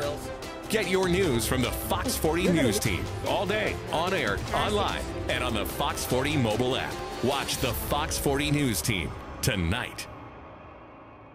Wrap up your day right with Fox 40. Fox 40 News at 10. I'm Ty Steele. And I'm Nikki Lorenzo. Covering the news that matters from across the valley and what you need to know to be ready for tomorrow. One more little wave, and then I think it's going to be very isolated. Then wind down with laughs with 2 hours of your favorite comedies. So you're still master of your domain. What are you talking about? Nothing for you. Did you kiss your mother with that mouth? Not that there's anything wrong with that. Wrap up your day right with Fox 40 News at 10 and the late night comedies on Fox 40. At Fox 40, we care about our neighbors, all 3.7 million of you. That's why we're in your neighborhood, highlighting what's important and positive in your community. What I will do is... We've been from Tahoe to Tracy, Fairfield, Stockton, and we're just getting started. It really does. It really does. It's amazing. We may be in your neighborhood soon. I was put to work a little bit here this morning. Because you're more than just our viewers. You're our neighbors. Fox 40 News in your neighborhood. Breaking news out of Oroville continues right now. We have Mark Dembski standing by in the newsroom right now. And Mark, you're taking a look at the impact that this issue in Oroville is having here in Sacramento. Yeah, that is correct, Nikki. Good evening to you. The information coming to us from the city of Sacramento. I believe we have a full-screen graphic to show you our points. At this hour, according to the city of Sacramento, as well as the Department of Water Resources, that spillway, the emergency spillway that has caused so much problems, that appears to be intact. In fact, as we've mentioned already, Christina and Dennis have touched on that as well, that the Department of Water Resources has confirmed that the water has stopped flowing over the emergency spillway at this time. But some of that impact now, as the lake levels continue to lower at this time, and Christina mentioned this, obviously that is good news, but the State Department of Water Resources says that at this point there appears to be no immediate threat to the Sacramento area. Also, the state is anticipating that the lake levels will be below the emergency spillway. It already is there. They were anticipating it was going to be there before midnight, but again, that information that we have, it is already below and has stopped spilling onto the emergency spillway at this time. If there were to be a compromise, however, it would not significantly impact Sacramento, as the Sacramento River Channel has sufficient capacity to accommodate the increased flow. So that is the information that we got coming to us from the city of Sacramento. And one other piece of information I want to pass along at this hour right now. We just got this from the Department of Motor Vehicles. The Oroville and Yuba City field offices will be closed tomorrow as well due to the ordered evacuation. So again, a lot of closures, a lot of schools, a lot of city offices. But right now, the latest we have, the Department of Motor Vehicles, the DMV in Oroville and Yuba City will be closed as well. Joe, Nikki, we'll send it back to you. All right. Yeah, Mark, thank you. I know it's certainly, we're hearing that from a number of different places. A lot of impact here in a number of different counties, you know, starting with Oroville and then going into, you know, Butte and the areas around there. We're hearing about school closures. Mark just mentioned the DMV. So a lot of things that we're going to have to keep our eye on. We're going to send it over to Sarah, who's at the California Emergency Office of Emergency Services, rather, here in Sacramento. Sarah, what's the latest on what you're hearing from there? Well, Joe, here at Cal OES, the State Operations Center, multiple different agencies are working to get information from out in the field in the affected areas back here so they can figure out what kind of aid to send over. Now, this center is kind of the nerve center, the hub of communication is what it's called. Each person here, each agency represented has kind of a specialty, an area of responsibility, and they coordinate with their agencies out in the field. Now, this center takes care of all emergencies, including earthquakes, droughts, and wildfires. And now this situation we're dealing with the Oroville Dam. Now, I want to go through the kind of levels of response they have here when they activate the center. Level 1, it's just a couple of people here just monitoring low-risk situations. And then there's level 2, which is more of a skeleton crew, a couple more people here. Right now, we're at level 3, the highest level. That means everyone is brought in. That means full activation. That means all hands on deck. Now, the people that you're looking at right here are mostly state agencies. There are some local and federal, and also some non-governmental agencies as well, like Red Cross. Anything you can really think of that has to do with an emergency, there's a representative for that here. And they say that this is kind of the best way to do it because everybody is here. They're having face-to-face communication, and all the different agencies actually input the information they're getting from out in the field into one common computer program. So everyone has consistent information. Everybody really is on the same page here. Now, as we talked about a little bit earlier, we were waiting for a press conference that was supposed to happen at 9 o'clock. But obviously with this developing situation, as more information comes in, that means more briefings need to happen. That means more agencies need to get that information until they can share it with us. And until then, we're just standing by for that information. So stick with us.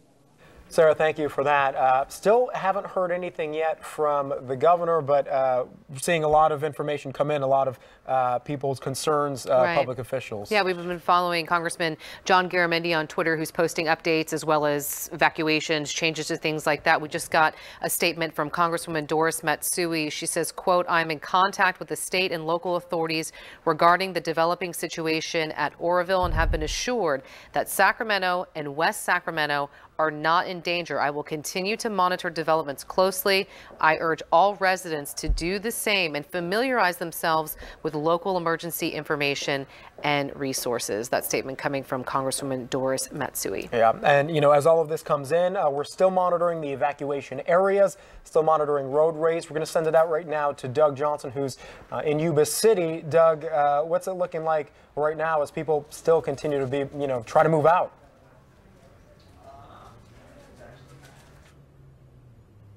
Joe, we're here on Highway 99, and you can see southbound is moving a little bit quicker than 20 west. Every now and then the light will go green, and you get as many cars as possible. CHP is letting out. But you can see the northbound lanes here on 99 here at Highway 20 in Yuba City still closed. We're paying attention to exactly who's going around this police roadblock. Of course, a lot of police officers, a lot of ambulances we've seen go by through here. And just recently, we saw a swiftwater rescue team go by carrying about 5 or 6 Zodiac rafts heading up towards this area. So again, they're getting these assets in place just in case they need to use them, in case they need to get anybody out of the river. But a lot of people here coming down from Live Oak, coming down from Gridley, coming down from Oroville here on Highway 99, had a long trip here. And of course, as soon as they get to Yuba City, there are nothing but traffic lights going southbound here, which on a normal day wouldn't be a problem. But of course, with this many people trying to leave all at once,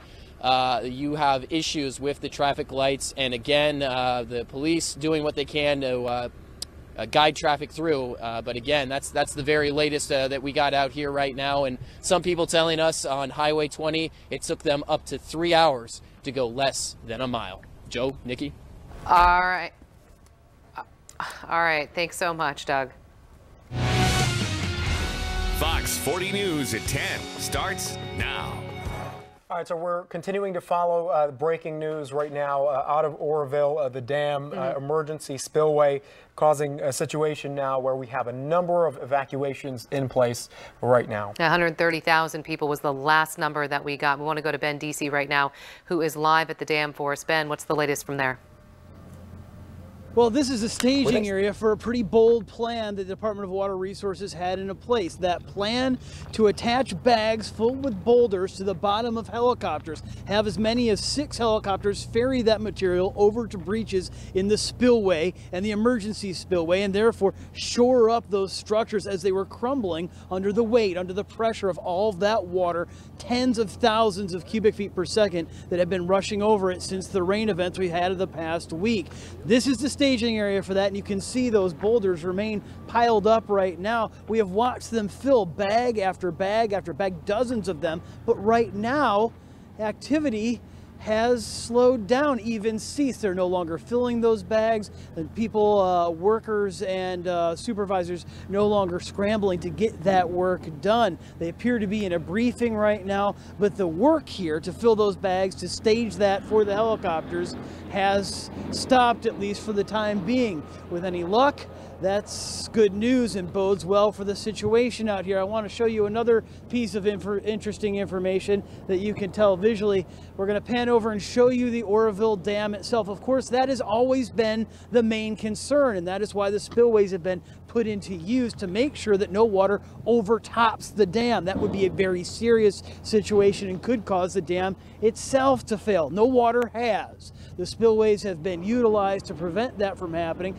First, the spillway that had the structural damage, and then the auxiliary spillway, or the emergency spillway, both being used to keep the lake levels down, and that's worked. We've seen the lake levels go down over the week and even over the past couple of hours that we've been here. Lights on the dam at one point were turned off. Those are back on, and you can see, in fact, there is traffic moving across the dam as we speak. Again, we don't know what the situation is with that erosion that caused them to put this evacuation, widespread evacuation order in place. But we do know that work here has slowed down, and there are some signs of normalcy returning.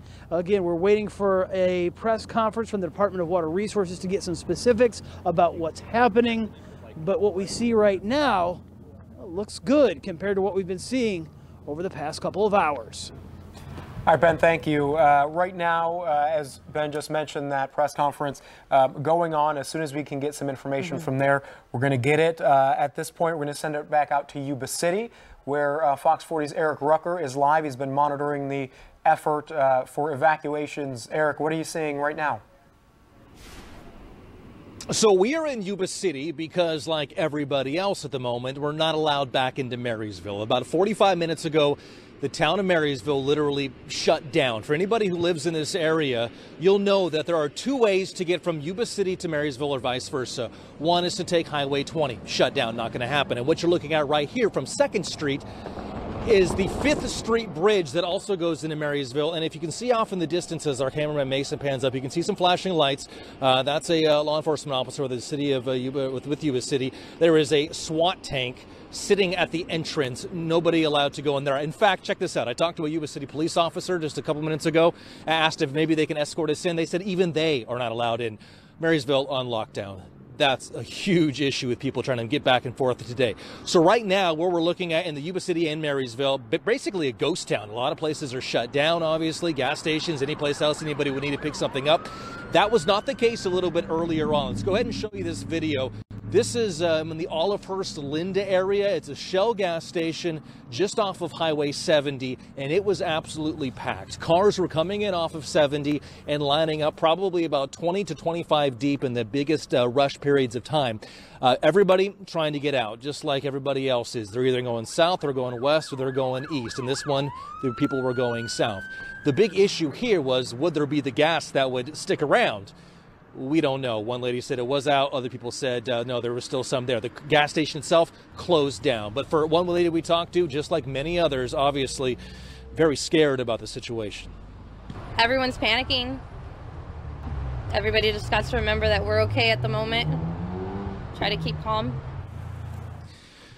So this is a lady who has a couple of kids with her. They didn't seem fazed by this, but she says back in 1997, when this area had obviously some major issues, that she was only 6 years old, and she kept reminding her kids about what happened then, and said that we'll be able to get through this. So one more time, as I let you go for at least the moment, Yuba City trying to get into Marysville is impossible. 20 is shut down. The 5th Street Bridge also shut down, and you're going to see roadblocks everywhere. And anywhere there's non-emergency vehicles, it's more or less a ghost town out here. We'll check back in just a little bit. In the meantime, we're live in Yuba City. I'm Eric Rucker, Fox 40 News. All right, Eric, I know you've been out there basically, throughout this process. Wondering, have you been talking to people throughout the day? Has their demeanor sort of changed? I know that woman that we just heard the soundbite from, a little bit concerned, but has that changed at all over time as people are starting to get used to the situation? Well, it's funny, everybody else doing the same thing that we're doing, following the information coming out of the DWR and everything that's happening in Oroville. And I think as it tends to get a little bit later in the evening, there are many people who said, you know what, nothing's really happened yet. I know the evacuations are underway. And for those people, like the woman that you heard a little bit earlier, she has her 2 kids. She's in her car. She's trying to get gas so she can get someplace. Otherwise, she's stranded. Those people are obviously very stressed out, and there are many of them, over 100,000, as you've been saying. But the other people, especially those who were here 20 years ago, who said they have gone through this, they will believe, they said, as soon as they hear word that there is a major failure at the Oroville Dam. In the meantime, they said they're just going to hang out here. We have a couple people who have been taking pictures of the Feather River just off to the left of us right now. So it depends on who you ask, but I think everybody extremely frustrated. The hardest part about all this was waiting in traffic. We were in downtown Marysville for a good 45 minutes, probably moved about 30 feet or so. Then they shut down Marysville, and obviously it's wide open right now. You're just not allowed to go there, guys. All right. Wow, Eric, thank you so much. Long night, long. Thank you, Sheriff. Good evening, folks. Kevin Lawson, I'm the Incident Commander for CAL FIRE Incident Management Team 3. Just a quick operational update on the current situation that we're facing with the dam.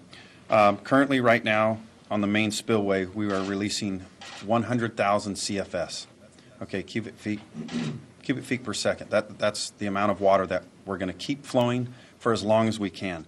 The ultimate goal, we're working very closely with DWR. Those are the subject matter experts for us. We're working very closely with them. We're going to continue to maintain that goal until we can get the lake. What the goal is to get it to drop approximately 50 feet. That's 50 feet. If we can continue to do that, that's great. That brings a little bit of calm to what we're trying to accomplish here. Again, we are dealing with Mother Nature and a very dynamic situation that is ongoing and moving. So we're dealing with some soil erosion that is taking place on the emergency spillway. That is why we have upped we've increased the release of water over the main spillway to 100,000 CFS, so we didn't have any more water coming over the top of the emergency spillway. That is the goal. Because when we had water coming over the top of the emergency spillway, it was beginning to erode the ground, right? And when you start to erode the ground and the dirt and everything else starts to roll off the hill, it starts to undermine itself. Well, when it's doing that, it starts working its way back towards the emergency spillway. That portion of it has nothing to do with the dam itself, large portion. But if that is not addressed and we don't take care of that and mitigate it properly, essentially what we're looking at is approximately a 30-foot wall of water that would be coming out of the lake. Not the lake draining, but a 30-foot wall of water. That is why we took the appropriate measures that we did, and the sheriff did, and implemented the evacuation process that we had going. So a couple of quick things that I would also share with you. Currently, right now, these are some numbers that I can share with all of you, is in Butte County, what we're looking at is approximately 35,000 residents under an evacuation order. Yuba County, we're looking at 65,000 underneath an evacuation order. Yuba City, 76,000 under evacuation warning. Marysville City is 12,000. Okay? Thank you, Sheriff. Thank you, Chief. In a moment, I'll bring up Director Bill Croyle from the Department of Water Resources to make a comment, but I do want to say this. We have been getting questions from various media sources asking whether or not there has been looting or shots fired in any of the cities that we've evacuated. I can tell you that I've spoken to Chief Bill Lagrone from the Oroville Police Department, and he assures me that there is no looting going on in the city of Oroville. We think that the rumor about that probably stems from the fact that near the beginning of this incident, when we began to talk about evacuations, an individual broke into a business. That is, there's no indication that that criminal act was motivated by anything related to this particular incident. I've also spoke to the chief, Chief Mike O'Brien of the Chico Police Department. He assures me that there is no rioting or looting or anything of that nature going on in Chico. He has plenty of law enforcement officers in the city of Chico to ensure that peace is being kept. I think that anytime you take on a situation like this where you seek to evacuate thousands of people on very short notice, it can be a chaotic situation, and we understand that. But based on the reports that I've been receiving to this point, things have been going fairly well, taking into account how chaotic and difficult this situation is to begin with. I think I'll take an opportunity to invite Chief O'Brien up to tell you about what's going on in Chico in terms of the evacuation centers. We have a number of them open, but at this point our evacuations are continuing, and we're moving into a situation where we have law enforcement resources patrolling the various areas that have been evacuated to ensure that the community is safe and that those places are secure. Chief? Thank you, Sheriff. As was mentioned, my name is Mike O'Brien. I'm the Chief of Police in the City of Chico, and I do want to provide an update on the shelter situation, not only in Chico but elsewhere in Butte County. So right now we have shelters open in the following locations: at Camelot in Paradise, 1985 Clark Road. The Silver Dollar Fairgrounds in Chico is at capacity, so we're not taking any more evacuees there. The CMA Paradise Alliance Church is open, and that's on Clark Road, 6491 Clark Road in Paradise. The Elks Lodge in Paradise is also open. That's 1100 Elk Lane. That's off of Clark Road. The Neighborhood Church in Chico, 2801 Notre Dame Boulevard, is also open for evacuees. The Glenn County Fairgrounds in Glenn County is also open. The St. John's Church in Chico, 2341 Floral Avenue, also open, as well as the VFW in Paradise, open for evacuees as well. This is a fluid situation, obviously, and if we need to open up additional shelters, that will occur. That's being evaluated, and I will provide that, or we will provide that information as it becomes available or necessary. Most of the hotels in Chico are full, not all. So if there's anyone that wants to try to get into a hotel, I would suggest making a phone call, but most of the major hotels right now in Chico are full. Thank you, Chief. We're also aware of the fact that anytime you try to evacuate a large number of people in a short period of time, that can cause problems with the roadways, traffic issues. So I have Lieutenant Mark Stokes, commander of the Oroville area office of the CHP, to come up and give us some information about that. Thank you. Yeah, I'm Mark Stokes with the California Highway Patrol. I'm the commander of the Oroville CHP area. And to give you a quick report on the conditions as far as the roadways and the closures that we currently have, as we have a number of them. I'll just start at the top. We have a closure at State Route 99 at 149, preventing traffic from coming south.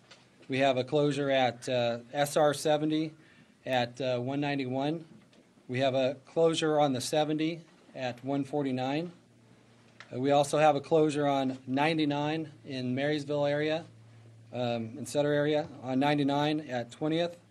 And again, on the south end, we also have another closure at the 70 and 18th Street, and another one on 70 and Woodruff,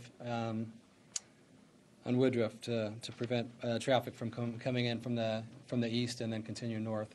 As far as our exit routes, we're still encouraging traffic and people that are leaving the area to continue up either north on 99 or on the 70 to escape the area. Thank you. So, some developments have occurred since we last talked at 9 o'clock. You may have gotten this information, but and I think this was covered by Chief Lawson. But one of the significant things that has happened, and I'm thankful for, is that the efforts by DWR to lower the lake level by utilizing the spillway to reduce the water has been effective. And now there is no more water going over the emergency spillway. That is a very positive thing at this point. But as you also heard, although it brings some stability to the situation, there are still a lot of unknowns. We need to continue to lower the lake level, and we need to give the Department of Water Resources time to thoroughly evaluate the situation so that we can make some decisions as to whether or not it is safe to repopulate areas. I can tell you that we have staff looking at the various areas that evacuations have been ordered in and making a determination based on better analysis as to what areas are clearly in danger and what areas may be less vulnerable. But that analysis still needs to be done. And so we're going to continue in our current status until we have some better information about whether or not it is safe to bring people back in. With that, I'd like to invite Director Bill Crowell up from the Department of Water Resources to give us he's a subject matter expert in this, and I think he can give us a better idea of what the current status is with regard to the dam and the spillway. Yeah, thank you, Sheriff. Again, my name is Bill Croyle, Acting Director at the California Department of Water Resources. So tonight, to confirm, the adjustments to the flood control structure increase in the flow from 55,000 acre-feet per second up to 100,000 acre-feet allowed the department to withdraw more water faster so we could take the head off the top of the emergency spillway. The idea behind that strategy was to reduce the erosion and stop the erosion, and then now the site is starting to de-water and drain out. With the resources of Butte County Sheriff, we've been able to go out, put our geotechs and engineers in the air, and visually inspect that area in detail tonight. So we have some things we want to make sure that we get back in the morning and address those more, specifically on the ground, again, with our resources. We have developed our contingency plans, and we will refine those as soon as we can get out with first light and look at our strategy. So resources are being brought into the area to address this concern.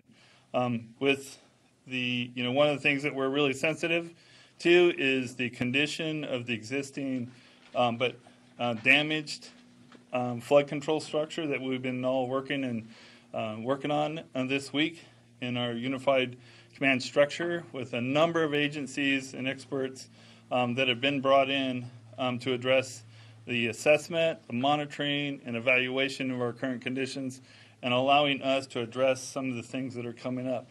One of the key things for us is we need to evacuate some of the water that's behind that reservoir so we can get ready for the incoming storms.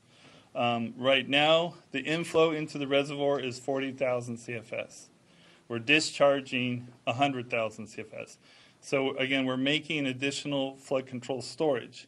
We need to do that for a length of time so we can make room for the anticipated storm here later this week.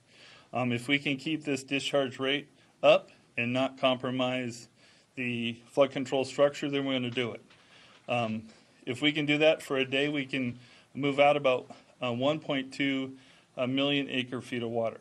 So we need to get down, as indicated earlier, almost 50 feet to get at a level that we would normally operate this reservoir to at giving this kind of a year with the snowpack and our current inflow conditions. One thing I might mention, this is a very wet year. We're very aware of our snowpack and our hydrologic conditions. We want to make sure that we're looking at everything, whether it's hydrologic or weather forecasts and our condition of our infrastructure, to make sure we're doing everything we can to make sure that that operates and protects the public. I think with our multi-agency approach that we've taken here, we're doing that. I think today was an example. It was a tough call to make. It was the right call to make to protect the public. Okay. Thank you. As I told you earlier, we have had the commitment of substantial resources from both state and local partners. I've had the opportunity to converse with the Governor's Office of Emergency Services this evening. They've committed their resources. And we have Chief Segura from OES. And Chief, I'd invite you up if you'd like to provide some information as to what resources we have coming. Okay, good evening. Kim Segura, State Fire and Rescue Chief for the Governor's Office of Emergency Services. I think the Sheriff has very eloquently identified that we've all been working very closely together, both at the local, state, federal, and including tribal agencies that are involved. Currently, as an example, the law enforcement community here in the county and the surrounding counties have better part of 250 law enforcement officers from different parts of the state, either on scene or currently en route to assist with their efforts for security and keeping things safe for us, as well as the people who have evacuated. We're also working very closely with the fire agencies in the area. An example is Butte County has requested the use of 13 Type 1 swift water teams that are currently en route here to assist if necessary. There's additional engine strike teams that have been requested that will assist as well. I think besides the CAL FIRE incident management team that is here directly assisting DWR with this incident, there's another incident management team that's also going to be deploying to Butte County to assist them, and we will continue to evaluate the situation not only in Butte County but the surrounding counties. On top of everything else, there are other places in the state that are dealing with other water as well as snow issues, and the entire resources at the local, state, and federal level are all working very closely together to make things as safe and as secure as possible. And we'd also like to thank the Red Cross for their assistance as well. With that, I'll turn it back to the Sheriff and go from there. Thank you, Chief. I appreciate that. So, folks, as you can tell, we're still quite early on into this situation. There's still a lot of information yet to be gathered, analysis to be conducted. We are certainly doing our best to get that information gathered, analyzed, and then disseminated in a timely fashion.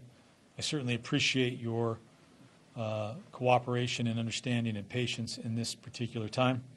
I'm very thankful to have the support of a lot of agencies and community members in this really difficult time. I recognize how tough this situation is on people. I recognize that we've had to displace a lot of people, But as you've heard tonight, we needed to do that to ensure the public safety. And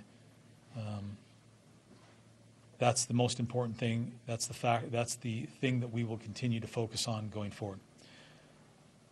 I guess at this point we'll take some questions if necessary. Sure. Can you give us an update on the erosion of the emergency spillway and the repairs to it? Well, I think I would probably better defer that to Mr. Croyle. Mr. Croyle? Yeah, because that is his wheelhouse. And Thank you, Sheriff. Again, now that we've been able to stop the water flowing over the emergency spillway, that stops the erosion. So again, we're in the process of doing that detailed analysis. It's going to take us a little while to get that done. We need to have some first light, evaluate the information we have. We have a number of different agencies, the regulatory side, as well as some of our technical experts and some of our consultants that we've brought in to address as these little things come up here since this the hole in the spillway showed up this last Tuesday. So it's going to take us a little time to process that. There's different strategies that we're looking at, but to get those detailed strategies and put them down in the implementation plan, we are bringing resources in as we speak to make sure we have those assets on site to be able to implement those strategies as soon as we can fine-tune those, agreeing what those are, and then implement them. Hey, Bill, how confident are you that you're going to be able to pull, what do you say, 1.2 million acre feet out in a day? I mean, you must be doing a ton of damage to that main spillway. Feasible? Well, it's a dynamic situation. That also depends on the inflow to the river. If it stays nice and dry, we can keep the flow rates up. We kind of have a bigger delta, or we can remove more water from the reservoir. If we get some wet weather that flows into the reservoir, that means we're not going to be able to move as much out.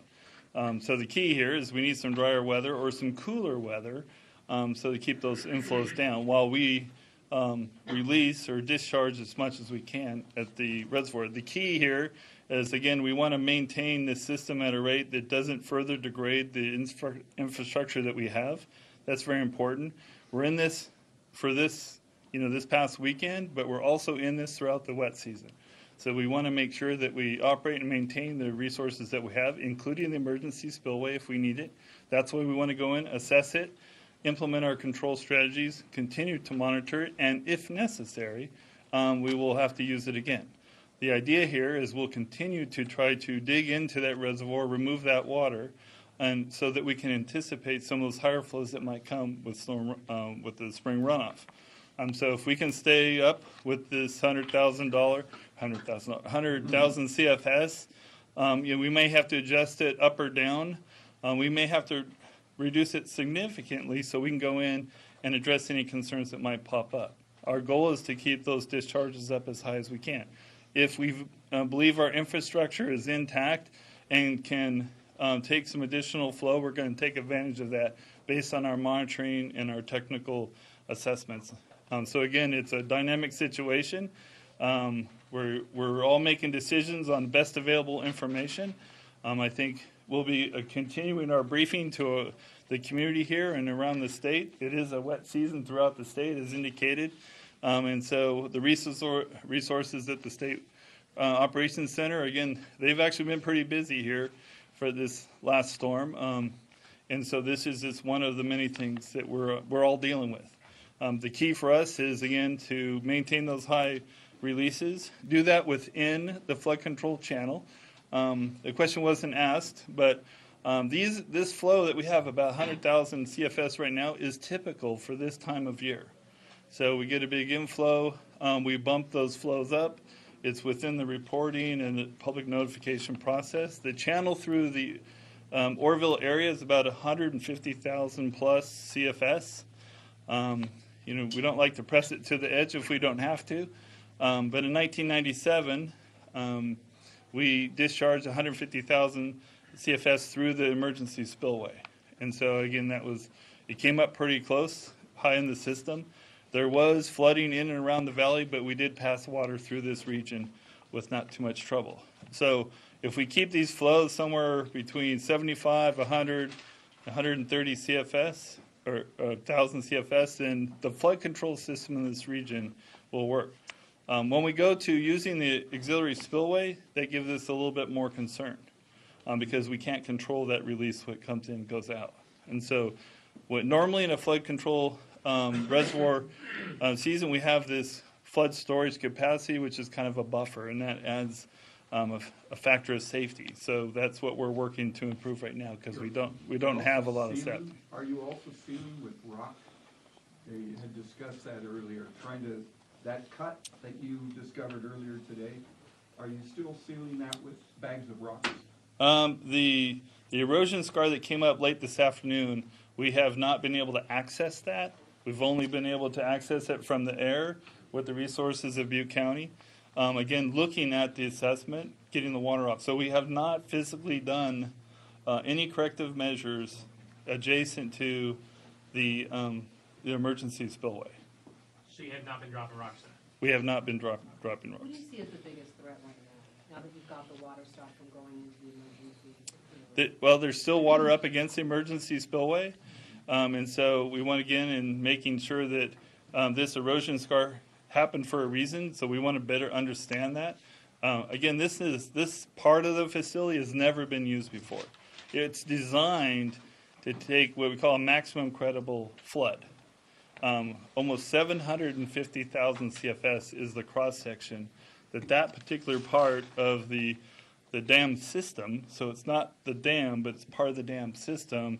So the idea behind that really being able to take a huge amount of water is that kind of mega flood, but it preserves, it's designed to take a lot of water down through the system. Obviously with those flow rates, you're going to destroy much of the Central Valley. But the dam itself will still remain intact, right? And so the integrity of the dam is not impacted by the damage to the spillway itself or, the use, or in this case, this erosion that's occurred on the emergency spillway, right? And so the dam is solid. The control structure has been damaged. We're working to assess that, and we're already working on the redesign and recovery of that system before next year. But right now, we have had some wet weather. We're going to have some more wet weather, and the idea is to manage our resources, our physical resources, and managing those flood flows here for the next couple of months. We want to go back in, complete our assessments, do those corrective measures on that emergency spillway, and get it ready for the potential for a future use here in the coming weeks or months. Is reducing the lake level by 50 feet, as I believe the incident commander said, is that 1.2 million acre feet? No, it's about a little over 500,000 acre feet of water. Had flows, been cranked up to 100,000 CFS earlier this week, would we be in this situation now? Or could you predicted this scenario? The event starting last Tuesday has thrown a lot of curves at, again, the group, the various agencies that are working on this. And so again, once you have a damage to a structure like that, it's catastrophic. And so part of that is what can we do in a very short period of time. We determined that we could not fix the hole. It was 250 feet long, 170 feet wide, and almost 40 to 50 feet deep. You don't just throw a little bit of rock in it, and then with a few hours later want to throw 50, 60, 100,000 cubic feet per second.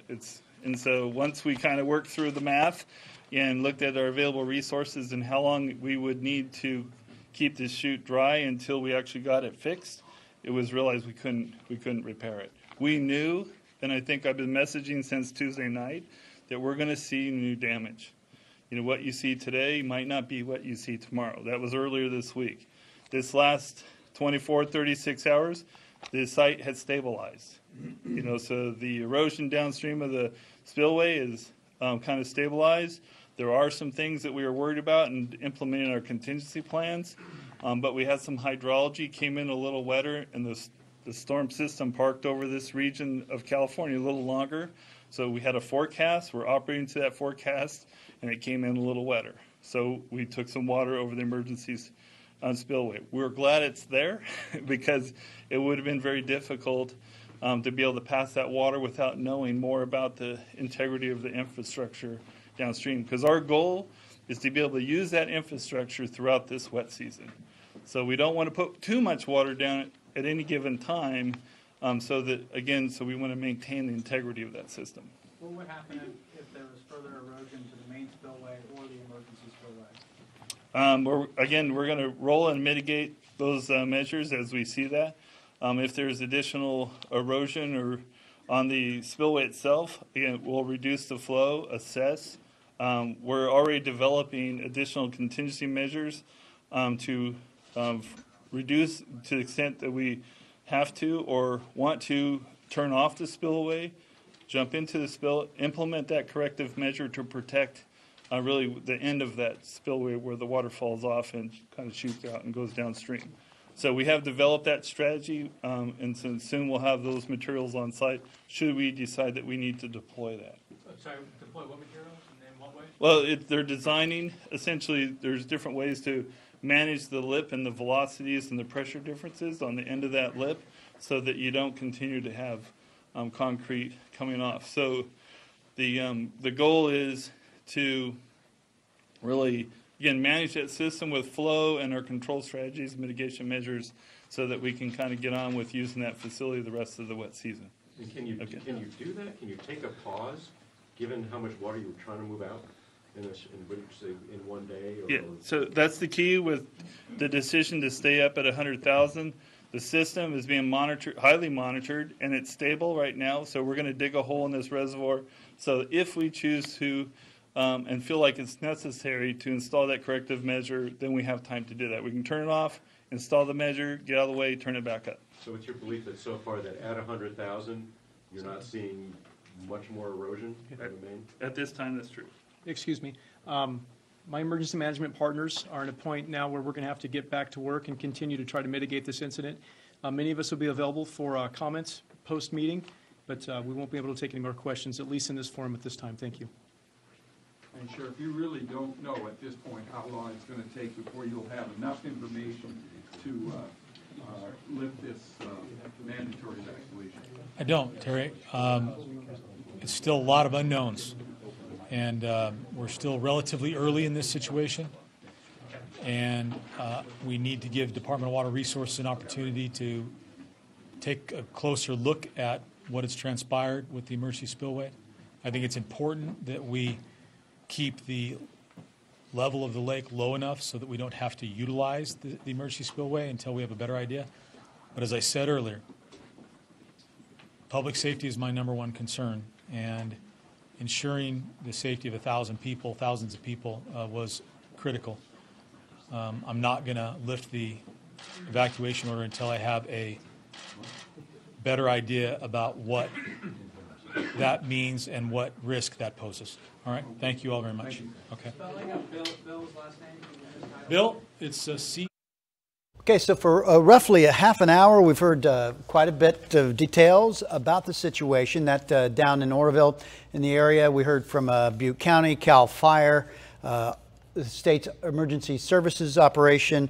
We heard from the Chico Police, and of course also DWR. Quite a bit of detailed information there at the end. You just heard the last moment there, Sheriff Honey pointing out that they will not lift the evacuation order. Numbers from Kevin Lawson of CAL FIRE estimated now 188,000 people, if my math is correct, have been ordered to evacuate or are in the process of being evacuated from Oroville and the low levels of Oroville, and those cities down river into the lower areas have all been evacuated, and that certainly has affected quite a few folks going all the way down into Yuba. And in just a few moments, we're going to hear from John Garamendi. A lot of his district is being faced with the folks heading down that way, but also many of his people are involved in these evacuations. Just joining us now, if you're just joining us now, shortly after 4 o'clock this afternoon, that's Sunday afternoon, which is 30-something hours after the emergency spillway overflowed out at Lake Oroville, they made the decision to go for an emergency evacuation order that was for all people who lived in the low levels of Oroville and areas downstream. It was the Butte County Sheriff, Corey Honey, who made the decision. He felt, as you just may have heard him say, that public safety was his #1 concern. We do not have reports of injuries at this point in time. We have seen a lot of traffic. We've seen some traffic jams and fender benders. But for the most part, as has been said by the sheriff, we have not had any major incidents. Also, in addressing something that had been making the Twitter sphere, but we did not mention on the broadcast because we couldn't confirm it, and we're glad it was at least covered, that the Chico police, as well as, I believe it was Sheriff Honey, made it very clear that any reports of looting in Oroville, in Chico, are not true. They have not heard gunshots, that those were simply rumors that had been passed, but they did address those.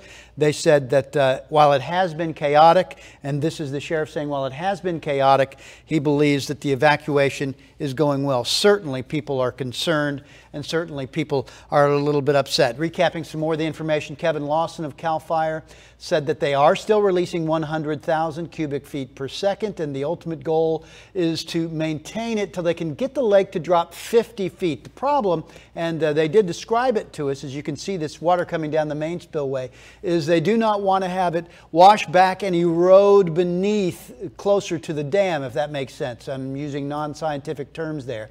But that's why they increased the water over the spillway. They cannot control the emergency spillway. This, we were reminded several times, has nothing to do with the dam itself. They have no reason to believe the dam itself is in any danger. But if they cannot mitigate the flow and where it goes coming over the spillway and the emergency spillway, they could see water back up and essentially, as was described to us by Kevin Lawson, a 30-foot wall of water is what folks may see. He ran through the numbers, so we're ready to go to Congressman Garamendi. Well, we're getting ready to tune him in, so I'll continue with a recap. I added up 188,000 feet, people rather, have been evacuated or are being evacuated. 35,000 from Butte, 65,000 from Yuba, 76,000 from Yuba City, and 12,000 more from other cities. Marysville City was the other city mentioned. Oroville Police, we mentioned, they have assured us that there may have been a business broken into early on, and perhaps that sparked some rumors that there was looting going on. But they shot any of that information down. They said there's no evidence of anything like that going on. Law enforcement patrolling areas that were evacuated to keep an eye on the downtown areas, to keep an eye on streets, so that they can be certain that there is, safety while folks have left their neighborhood. So we have Congressman Garamendi, I believe. I'm not sure, Congressman, if you can hear me. We're putting you on a bit of a speakerphone here. John Garamendi, yes, I Democrat can hear you. 3rd Congressional District of California. And obviously, Congressman, this is something that is affecting, well, all of your people almost. Not all of them, but the Yolo County, Glenn County, and many others. So what do you need them to know right now? Well, it is an incredible situation. We have about 160,000 of my constituents in Yuba and Sutter County that have been, or that are being evacuated. It's an incredible stress on them, and they're wondering, why is this happening? And the reason is their safety. Their safety is potentially jeopardized. I think all of us are aware of the risk that has occurred as a result of the emergency spillway eroding. So it's best to be on the safe side. Hopefully by tomorrow in the afternoon, we'll have much better information and maybe a stable situation. But right now, in the middle of the night, it's best to be out of town should something disastrous happen. Very difficult, obviously very difficult for everybody involved, the operators of the dam, the state officials, but much, much more so for those people that are on the road that are trying to find shelter somewhere. And they're rightly very, very concerned about what the future holds for them. At the moment, we don't know, but we do know that everybody is working as hard as they possibly can to sort it all out, to reduce the risk or to eliminate it, and get ready for the next storm, which is just 4 days away. John Garamendi is on the phone with us now. And of course, Yuba County evacuated, as you mentioned, along the river. Glenn County has accepted many evacuees, and much, you mentioned Sutter County as well. Now, you were involved with the U.S. Secretary of the Interior for many years. You know very well how quickly and how just intelligent these people are in understanding the works of this thing. But even they know this is historic. This is something that in 48 years they've never had to deal with. And how does the state respond? How can the state respond to help? Well, the first thing is public safety, and that is the evacuations. The managers of the dam are doing the best they can. You're quite correct. Nobody expected that the spillway would give way, and then the resulting events that are cascading upon the operators of the dam. Hindsight is going to be very, very valuable here. We know that California has in the past and will in the future be faced with very severe weather patterns. Flooding is not unknown. I was remembering back to the '97 flood, and that same reservoir came very, very close to being out of control. And fortunately, the rain stopped and the rivers fell, and they were able to hold on. But we've had serious flooding historically in Yuba City, Marysville, along the Feather River.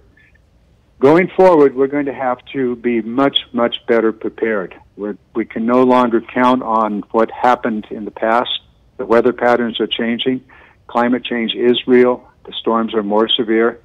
And we're going to have a better policy and practice as we manage our reservoirs. We're also going to have to make sure the reservoirs are safe. Is it possible that there was evidence that this spillway would fail? Don't know. But we're going to have to watch much more closely at all of our reservoirs. They are old, and concrete does crack. And if you're sending 100,000 cubic feet of water down a concrete slide, it will find the weak spot, and that water will then work at that weak spot until you have the kind of collapse that occurred on the spillway. With regard to the emergency spillway, here's probably a pretty good example of, well, it's an emergency, we're never going to have to use it. Well, we are using it, and it turns out that it doesn't work very well.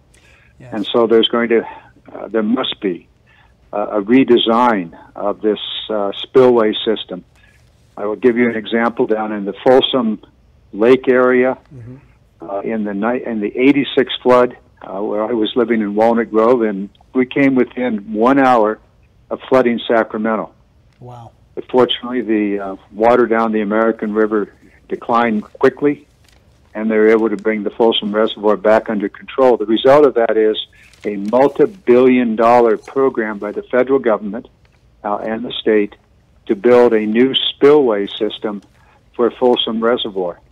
I suspect that we're going to see a new spillway system on the Oroville Reservoir to anticipate this kind of heavy rain and the resultant pressure on the system, on the dam. So it's going to get expensive. This is the infrastructure spending that we have to build, have to make. Right. I'd sure like to grab that $30 billion that Trump wants to use for his wall and spend it on a few spillways in California. Well, Representative Garamendi, we appreciate your time, your input. I know you're concerned most with your constituents, and we appreciate you taking the time out to talk to us so very much tonight. Thank you. He mentioned 1997, and that was something that Bill Croyle of DWR said. Jeremy Linder, he said that was when 150,000 cubic feet per second went across this spillway, which I was unaware of that. So, you know, where we are now is in the weatherman's hands. Not really, but that's our next concern. Will they be able to get into this and do any analysis before it starts raining again?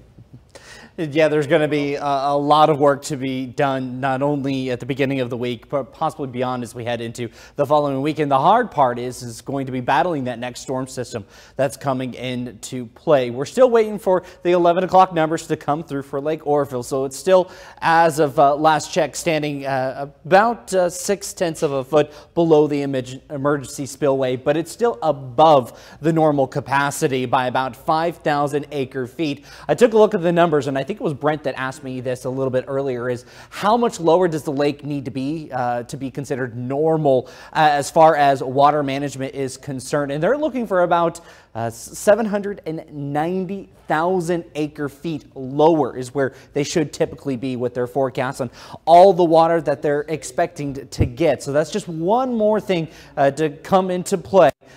As we see this situation play out, we still have that flash flood warning still in effect across portions of Butte County for Oroville, Palermo, and Gridley. That's still all the way through 4:15 tomorrow afternoon because of the outflows being as high. Now, we're not seeing any major flooding concerns along the Feather River, but we'll continue to monitor that. You can see at the Feather River at Gridley, this is coming in from the California Nevada River Forecast Center, and it's right now estimating right there at the monitor stage, just under 95 feet by 96 feet.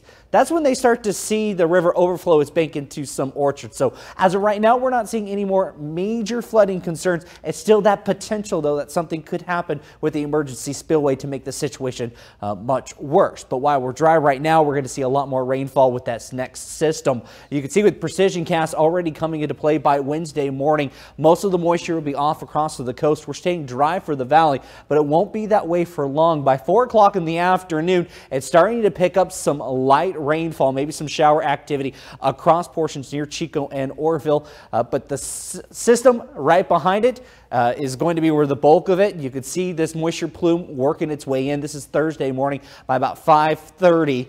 We are estimating snow levels, though, to be fairly high to start off. It won't be until Thursday night that we see that colder air come into play and help drop those levels, so additional runoff will definitely be possible as the system first comes through. And it's unsettled.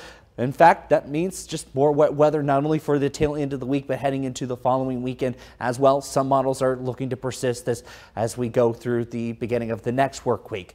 In fact, I mentioned the California Nevada River Forecast Center. This is their 6-day rain estimates, and you can see right there around the Oroville Basin, over 3 inches for some areas. Across the northern edge of the valley, about 1 to 2 inches. So still a lot of rainfall potentially making its way in. We're going to continue to keep an eye on that. So flooding will be at the top priority of what we're expecting. In fact, our threat tracker stays in the moderate category for tomorrow because of the high river levels. It starts to drop off Tuesday going into Wednesday, but like I mentioned, with that next storm system, we'll just go right back to keeping an eye on the river levels. It's not just the Feather River. We're also seeing some pretty high water levels along the Sac with releases from Shasta and Keswick as well. Brighton?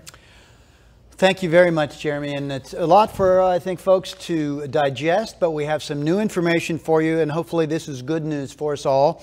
Governor Jerry Brown has issued an emergency order tonight to bolster response to the situation at Lake Oroville and the Oroville Dam and the dam spillway, and to hopefully help with evacuations that we've been talking quite a bit about this evening. And there is a quote from Governor Brown. We did tell you earlier that he had been in contact with officials, but he said, "I've been in close contact with emergency personnel managing the situation in Oroville throughout the weekend. It's clear circumstances are complex and rapidly changing." So the governor goes on to say that the state is directing all necessary personnel and resources to deal with this very situation. So they have activated the State Operations Center in Mather, and they are actually broadcasting live from their command post there. We're keeping an eye on that because they may have we'll have press conference perhaps coming up a little bit later. And if that happens while we're on the air, we'll bring you any more information on that. But be aware that this affects folks on the highways, it affects folks in schools, and certainly moving forward, we can recognize that when there is a break in flow, that this water continues to get below the emergency spillway as it is at this hour, as we have been told. That we did hear from DFW, we did hear from Bill Croyle that as soon as they can get their eyes on it, and this, by the way, is the Governor's Office of Emergency Services State Operations Center. And they have been active. You can see, too bad they don't have a picture of me up there in the top corner, but you can see they're monitoring television stations. That's probably Sacramento.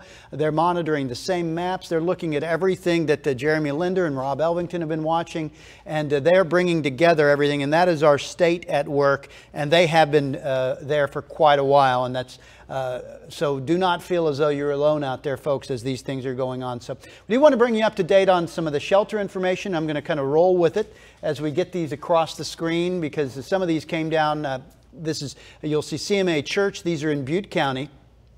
That's on Clark Road in Paradise. St. Nicholas Church, Oliver Road in Paradise. Silver Dollar Fairgrounds, they're bringing in cots. They want to make room for as many people as they can.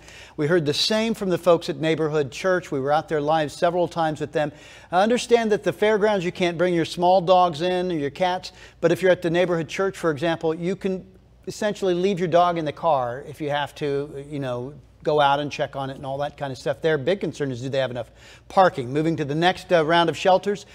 Also in Butte County, Run to Win Arena in Kirkwood. That's in Chico. Bangor Hall and Park on Orobanger Road. De Sable Guild on Skyway Road. And Camelot Equestrian Park making available for larger animals.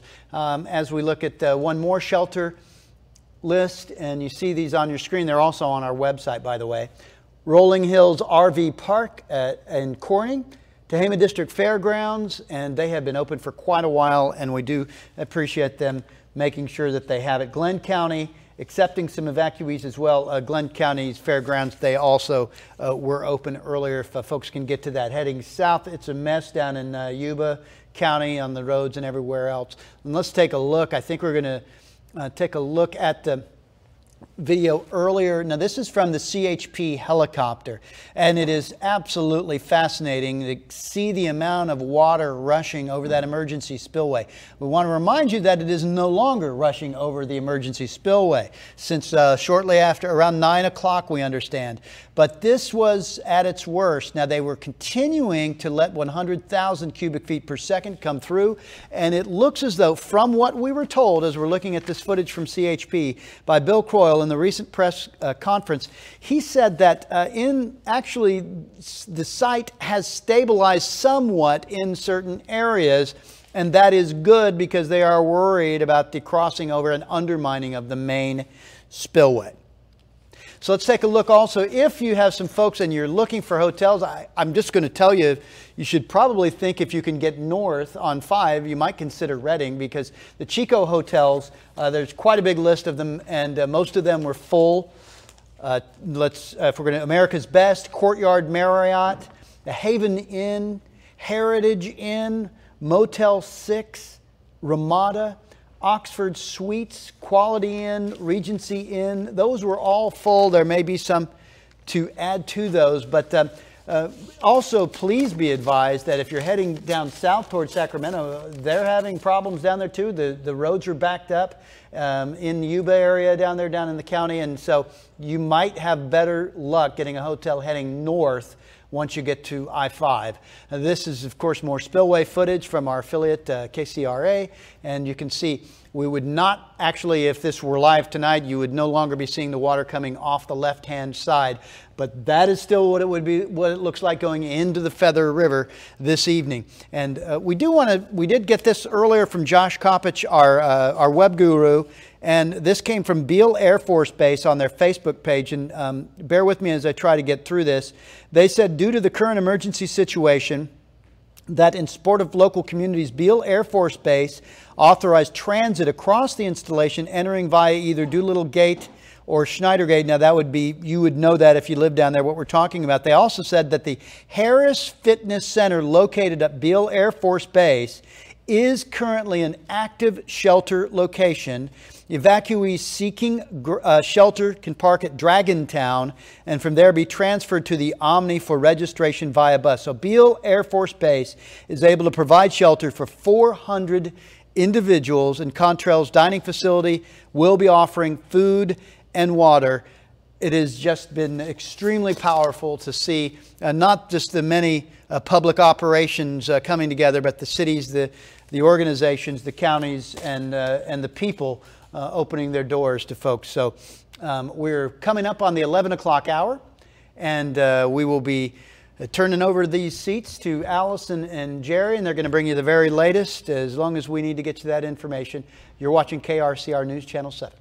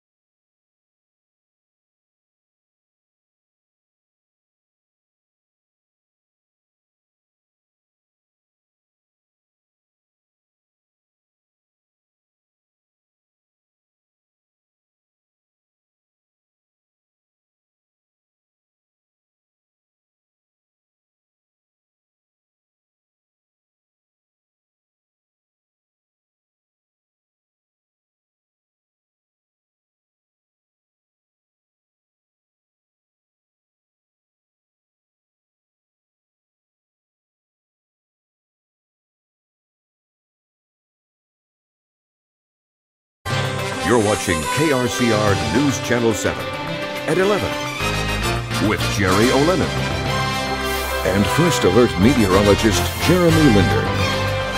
Severe weather first. Good evening. Thanks for joining us tonight on KRCR News Channel 7 and Fox 20. I'm Jerry O'Lennon.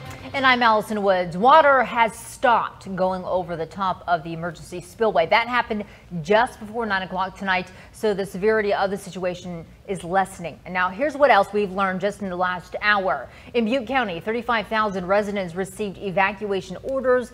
In Yuba County, 65,000. 76,000 were given evacuation warnings in Yuba City and 12,000 in Marysville. Chico Police Chief Michael O'Brien assures that there is no rioting or looting going on in Chico. Law enforcement officials are patrolling evacuations and evacuate locations for safety. And Governor Jerry Brown issued an emergency order and has activated the State Operations Center to the highest level. The Governor's Office of Emergency Services coordinating with local, state, and federal emergency personnel in Oroville. Now, in his statement, the governor says it's clear the circumstances are complex and rapidly changing. The state is directing all necessary personnel and resources to deal with this very serious situation. Now we've got team coverage all night tonight out in the field with evacuees and with officials getting the latest to keep you and your family safe. That's right. And KRCR News Channel 7's Christina Davies is at the neighborhood church in Chico right now, one of the evacuation sites with an evacuee right now. Christina. Stop.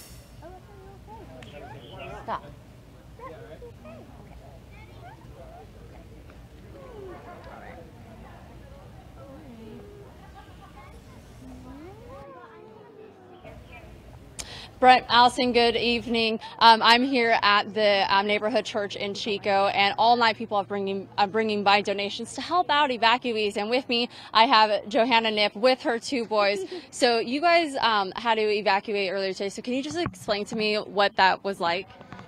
Just a little scary. I mean, everybody else was staying, but we had one cop knock on our door and advise us to leave. So we packed up and left.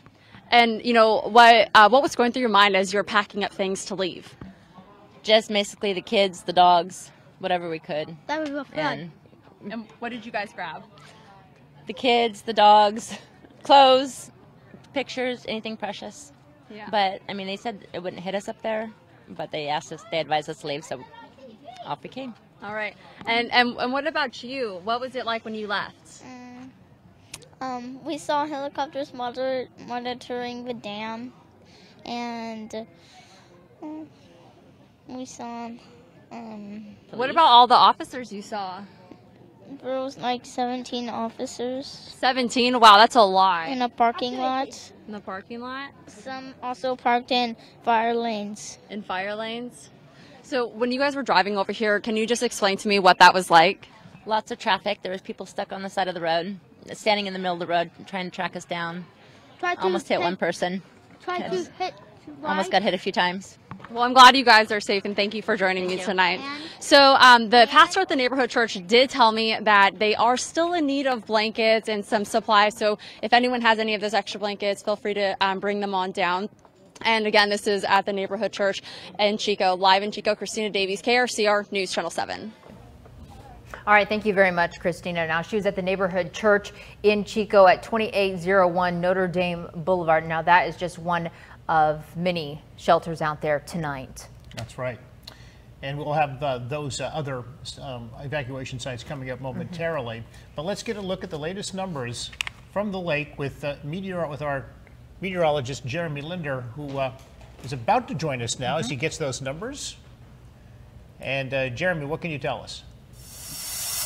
Yeah, Jerry, Allison, we're just waiting for those latest numbers to come down from the California Data Exchange Center. Should be in the next couple of minutes or so, but we already are seeing those lake levels drop below the emergency spillway about a foot almost. But there's still quite a bit of ways to go, and a lot of water is still working its way in throughout the dam. Outflows at 100,000 CFS, and that's not too big of an issue considering we're dry right now, but we are tracking a whole nother system working its way in by the tail end of the week, heading in through the weekend. Here's that flash flood warning. We've been talking about it all day. It's still in effect all the way through 4:15 tomorrow afternoon. It could be expired early, it could be extended, so we'll keep you up to date of any changes as we go throughout the night and into tomorrow. There's Oroville, and our main concern is going to be right along the Feather River. That's where all the water is going to be flowing. And as of right now, estimates are not showing to be a major flood issue, but it's only the potential that if we did happen to see a failure at the emergency spillway, that would allow levels to quickly increase, and that's where the bigger issue could have come into play. It's not isolated to just Butte County, though. We're having a flood warning throughout the North State all the way through 9:15 tomorrow night. That's because a lot of the rivers we're seeing some runoff today with the warmer temperatures. That's going to continue to be into play. You can see just how much snowpack is in the mountains. These are just a few of the sites that are near the Oroville Basin. You can see Bucks Lake has about 37 inches of water equivalent stuck in the snowpack right now. Pilot's Peak, 48 inches. So if this were to melt completely, that's how much water would be working its way downstream. The good news is we typically see that at a much slower pace, though, as we go in throughout the spring. But I mentioned the next wave. There's a lot more moisture potentially headed our way. Here's Wednesday morning. Precision cast still showing it right on our doorstep, mostly throughout the coast. We'll see that continue to push through by Wednesday afternoon into the evening. That's where the light showers start to pick up for Chico and Oroville. The main cold front still across the Pacific, and that's what will finally passes in very early Thursday morning. Snow level starting off fairly high, so we could see some runoff to begin, but once that colder air comes into play, that will increase those levels and help to keep most of that moisture in the form of snowpack, and then hopefully it won't melt until spring when it's definitely more needed in the long range water sense.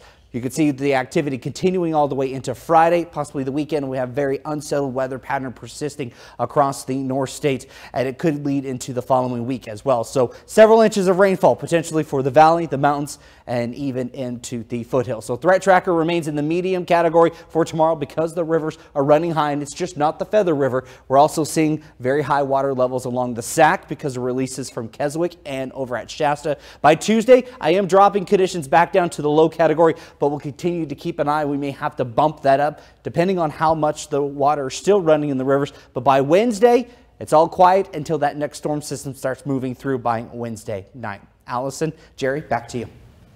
All right, thank you so much. We are standing by, too, because the California Office of Emergency Services is going to have a news conference shortly, and we will be sure to give you the latest on that when it comes in. But we've been working hard for hours to keep you updated on the situation at Lake Oroville. Team coverage across the North State. KRCR News Channel 7's Taylor Torregano is at the Lake Oroville Visitor Center tonight, and she joins us live. Taylor.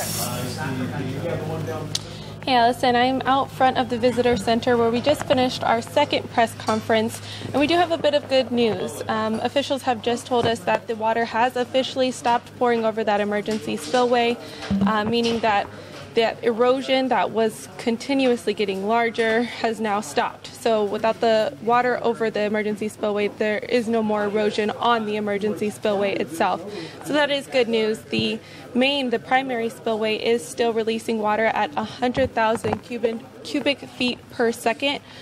They are hoping to keep that at 100,000 cubic feet per second or even increase it if possible, because at this point they are hoping to release 50 feet of water from Lake Oroville before the next big storms coming in, and that's forecasted to be on Thursday. So right now officials are really hoping to get those lake levels down as quickly as possible before this next storm, but evacuations are still in order, just an abundance of caution.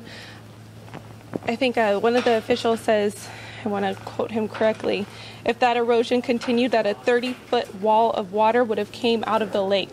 So that's why this situation was very imminent, and that is why Sheriff Honey made that decision to make the executive order to evacuate all of the cities in Oroville and lower. So that is what we have. That's the latest information. There isn't any more press conferences as far as tonight, but we will have more updated information to you as it comes in. I'm live in Oroville. Taylor Torregano, KRCR News, Channel 7. Very good job. Thank you so much, Taylor. Bill Croyle with the Department of Water Resources does say, and I think it's worth repeating, that the dam is, quote, solid, and there's nothing to worry about at this point with the dam, you know, with going to be taken care of. So it seems to be solid in his words. So that's good. The problems at the Lake Oroville this week began when a gaping hole opened in the main spillway on Wednesday. It grew over the next few days as they tried to avoid having to use that emergency spillway, which has now been not needed. But around 4 o'clock today, officials released emergency evacuation orders for Lower Oroville. That order came from Butte County Sheriff Corey Honey. They said operation of the emergency spillway led to severe erosion that could lead to a failure of the structure and an uncontrolled release of floodwaters from Lake Oroville. The DWR is increasing water releases. It's now at 100,000 cubic feet per second down the primary constructed spillway. Thus far, people in the lower levels of Oroville and areas downstream are being urged to evacuate. In fact, those are mandatory evacuations. There are some suggested advisory evacuations in Marysville and in Yuba City. Now, the Butte County Superintendent of Schools has canceled schools for tomorrow, and that includes the Bangor Union Elementary School District, Biggs Unified School District, Durham Unified School District, Feather Falls Union Elementary School District, Golden Feather Union, Gridley Unified School District, Manzanita Elementary School District, Oroville Elementary, Oroville Union High School, Palermo Union Elementary, Pioneer Union Elementary, Thermalito Union Elementary School District, in Butte County. All the Butte County Office of Education's offices will also be closed, and all of Butte County offices in Oroville will be closed as well. Now, all Butte College facilities will be closed tomorrow per Denise Adams, the Dean of Instruction. Now we are going to a press conference of the Office of Emergency Services. Let's go ahead and take that live right now. Director of the Governor's Office of Emergency Services for Governor Brown. Okay, so first of all, thanks for your patience, and obviously, I want to, acknowledge that the situation has been stressful. It's complex and rapidly changing, and so we are doing everything we can in the effort to support Butte County and the local authorities to be able to address mostly the displaced folks that have been forced to evacuate as a result of the potential conditions in the emergency spillway. The governor has been closely following all of this and has been in contact with the officials that are managing the incident throughout the weekend, and again has had conversations with us here tonight. Within the last hour, he has issued an emergency proclamation for the situation. The proclamation will give us the ability to take all actions necessary to protect public health and to help the local officials in their effort in doing the same. We also activated the State Operations Center, which you see behind me this afternoon, when the Department of Water Resources realized the problem was developing at the auxiliary spillway. Our 24-hour California Warning Center has also been sending notifications to counties downstream that could be affected by any potential rising water and or evacuations. Our law enforcement branch has also deployed a number of mutual aid law enforcement assets to assist Butte County Sheriff and others with the evacuations of individuals. And our fire and rescue branch has deployed a number of swiftwater rescue teams from throughout the Northern California area to assist with any evacuations that are necessary or any high water type of situations. We've been also working very closely with our partner agencies and state government. All state agencies that have a role have been activated and are here at the State Operations Center. This is a combined effort in support of Butte County and surrounding counties. The Red Cross has also been engaged to support with shelters and displaced residents. Part of that has been the folks you see behind me. I'm going to let each one of them talk. California Highway Patrol has been very much engaged with traffic management and support of local authority. The California Department of Forestry and Fire Protection, CAL FIRE, has been very engaged with their incident management teams, and the California National Guard has been engaged with deploying resources at the ready, both air assets and ground forces as necessary to support the situation. So with that, I'm going to turn it quickly over to each one of the leads from the various agencies. First, I'm going to turn it over to Chief Ken Pemlott, the Director of the California Department of Forestry and Fire Protection, CAL FIRE. Good evening. As Director Gellargiucci mentioned, CAL FIRE deployed an incident management team to work directly with the Department of Water Resources as early as Thursday evening. We've had an incident management team jointly co-located, engaged, embedded with the Water Resources, engaging in all the operations, working towards mitigating the incident.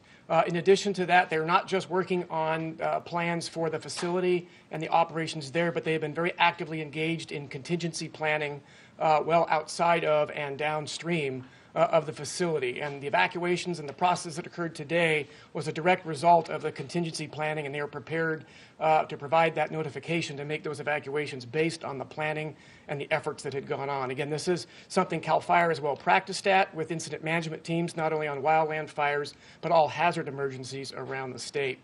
So in addition to the management team, CAL FIRE, as part of the mutual aid system, also has numerous fire engines, hand crews, and helicopters deployed and available to respond should they be needed. With that, I will turn it over to General Baldwin with the National Guard. Thank you, Chief Pemlott. California National Guard has all of our resources standing by and available for the call to assist civil authorities both in the impacted area in helping the displaced people, as well as helping DWR focus on helping to shore up the spillway. We've deployed aviation assets. We have military police that are going to be deploying to Yuba County. We've also have high water truck transportation available, and we're prepared to assist with mass care and shelter of displaced people. Again, all of our resources are available. We have over 1,200 people on duty in Northern California that are ready to go at a moment's notice, and we can bring in additional resources as necessary.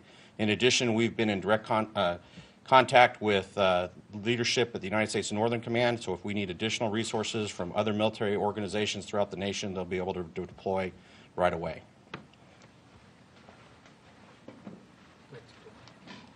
Good evening. I'm Deputy Commissioner Warren Stanley from the California Highway Patrol. And as far as our deployment of personnel, we brought in an additional 100 personnel. We brought in 50 from what we call Northern Division, and they are assisting up in Oroville. They're assisting patrolling the city of Oroville, and they're also helping out the evacuation center. We brought in another 50 personnel, 50 officers from here in the Sacramento Valley, and they are assisting with patrolling in Yuba City, Marysville, Wheatland, Gridley, and Live Oak. They're also helping with evacuation, general law enforcement type services, and any other services that may be needed. Additionally to the personnel, we brought in some other assets. We brought in 3 helicopters that can assist with search and rescue, and also 2 airplanes that can also assist with search and rescue, and also provide us information on traffic control with some of the cameras that they have. And we'll be evaluating overnight, depending on what happens, what our deployment will be for tomorrow morning. Okay, so you can see that really the full power of the state of California has been made available in support of Butte County and the surrounding counties during this situation. Again, the Butte County Sheriff has, and the local authorities have done a great job in being able to manage the situation. These are always complex situations, and all the resources you see behind me have been made available as necessary. So with that, I'd be happy to answer any questions. When was the last time that the National Guard was mobilized? We actually mobilize the National Guard all the time for a lot of different reasons. It's just the levels of deployment, you know, particularly during fire season. The National Guard is tremendously a major partner with CAL FIRE and OES in being able to provide aviation assets, all ground firefighters, et cetera. We use them on a number of different kinds of occasions. So really, we mobilize them pretty regularly. Yeah, so I would just add that, you know, we do missions across the state almost on a daily basis.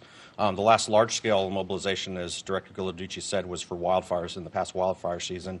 We also mobilized almost 2,000 people to support the Super Bowl. The last time, though, we did an alert for the entire California National Guard, as we did today, was the 1992 riots. So we did, in fact, put out a notification not to report in, but to be ready to go if needed, to all 23,000 soldiers and airmen that are part of the California National Guard. And so the type of duties you'll be doing again for this incident? So we have a broad ranges of capability that we make available.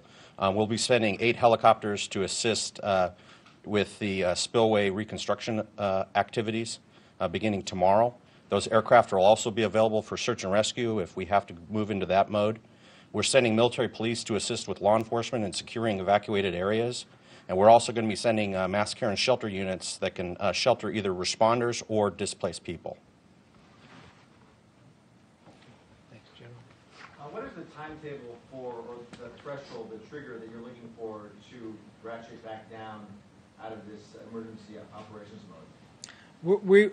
So the question had to do with our time frames of starting to ratchet down after the next few hours or few days. Really, that's going to be dependent upon the needs of local government. Our role in this particular case is in support of the local authorities and the evacuations that have taken place, and also to support Department of Water Resources as they begin their process of doing whatever reconstruction or mitigation is necessary to make the situation safe and secure, so there's no longer a public safety threat.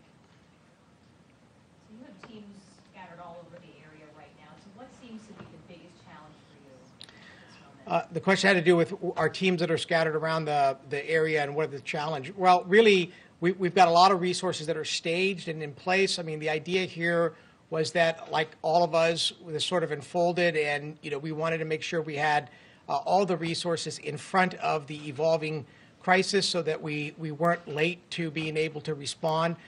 Right now, those resources are going to be supported logistically, kept at the ready. The biggest challenge is really making sure that we continue to stay out in front with situational awareness to make sure that we have the right resource at the right time made available both to the county and to DWR. Throughout the last couple of days, there's been this confidence that there wouldn't be any threat to the public, no flooding, anything like that, and all of a sudden that changed. Can you talk about that a little bit? I'm going to turn it over to the Department of Water Resources Rep. Gary Bardini. Gary? Gary Bardini, Department of Water Resources Deputy Director. When you come into an emergency event like the one we just have here, where essentially you have facilities that are compromised, it takes a bit of time to go through the assessment of it and bring them online. As we work through the issues, there are sometimes where there's circumstances, so we're right now working through those. And while I have you up there, we have a reporter out at the dam, and he's telling us that everything is completely dark there. The lights have been shut off. Can you respond to that and maybe why that would be? I don't have where lights are off. Last question. We've had some viewers who sent in photos of prior years where there were damage to the spillway. Can you address those concerns? Were there testing, any, I guess, improvements made at that time to maybe prevent a situation like this from happening? Well, we have constant ongoing maintenance and inspection activities in the department and by FERC, so I'm just not sure what the circumstances were of the past. Gary, obviously we have an immediate situation that needs to be handled, but we have 5 days of dry weather and then 8 days where precipitation is forecast. Yes. What kind of long-term plans do we have in terms of making sure that we're not all back here in 10 days? Yeah. So through this Flood Operations Center, we coordinate with reservoir managers and local maintaining agencies. As a general practice, we essentially use the reservoirs to meter water out and let the uncontrolled flows go through. That'll be the kind of current practice, and we'd see that practice in the future. Obviously, bringing the reservoir down is a real critical factor right now, so we can basically continue this normal operations of the system. All right, that'll be the last question. We can follow up with any particular facts or details as these guys need to get back to work with what's going on right now.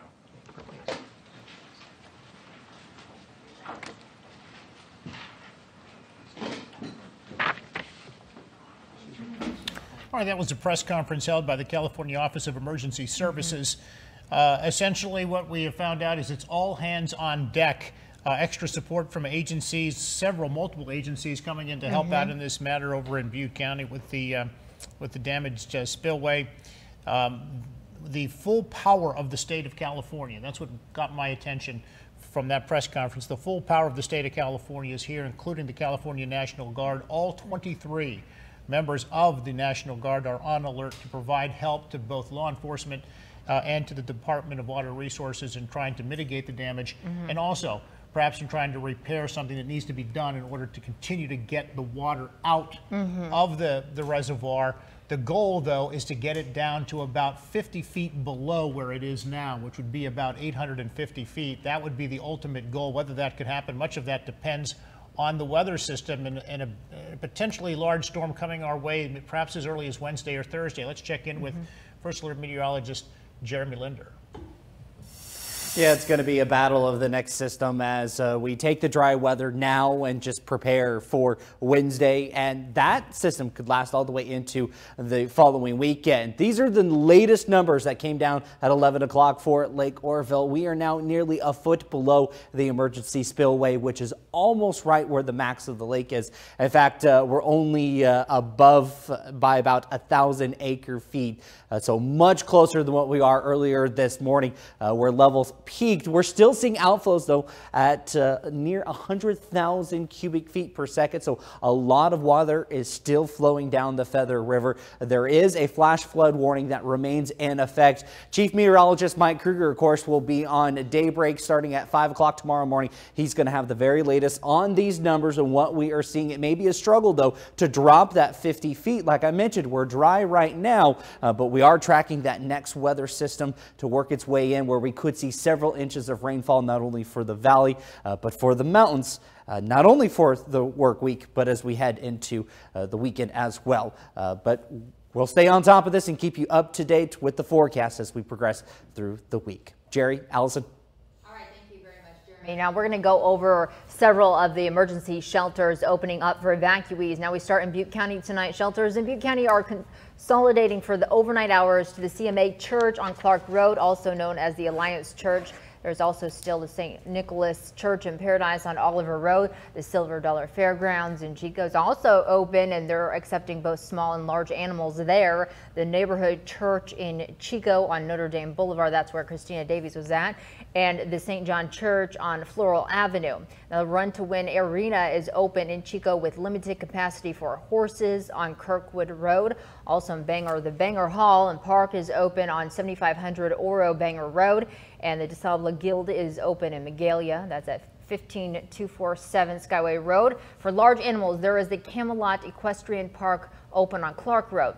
And over to Glenn County, there's the Rolling Hills RV Park with some 20 spots available, but that may have changed, to be honest with you. That was earlier today. In Tehama County, the Tehama District Fairgrounds on Antelope Boulevard also has a place for somebody to head to. Butte County has phone lines open to help people get information about the services available. They said they're ready to assist with providing official public information regarding the evacuation. Butte County residents can call 211 from a landline or cell phone or 872-5951. Yuba and Sutter residents can call the back line, which is 1-866-916-3566. Now, if you need more information about the evacuations, we've got a news section on our mobile app. You don't have it already, search for KRCR in your phone's app store, and we have everything listed on there. Evacuation sites, school closures, everything.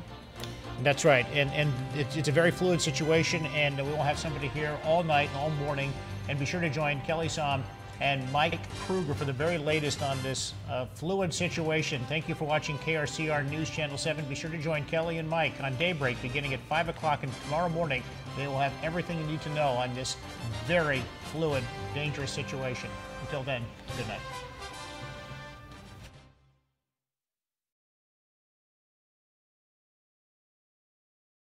Water was released from the emergency spillway at the Oroville Dam. We were announced just this afternoon that there was a potential threat that water could spill over, rushing floodwaters into the Oroville area and beyond. That's why we have these evacuations now in multiple counties. So that's where we are now. We still have people who were evacuating just, within the last hour. We've been live on the scene, a number of different highways, Highway 20, Highway 70, 99, as people were still making their ways to those evacuation area sites. Yeah, we talked about, in terms of resources all across the state, there are agencies that are ready to go. There are agencies that are deploying. We just heard it in that press conference, the National Guard, 1,200 people locally, 23,000 people from across the state ready to go at a moment's notice, all hands on deck. They're really just wanting to be over prepared in this type of situation. These numbers are really staggering, and actually we've been on the air since 5, but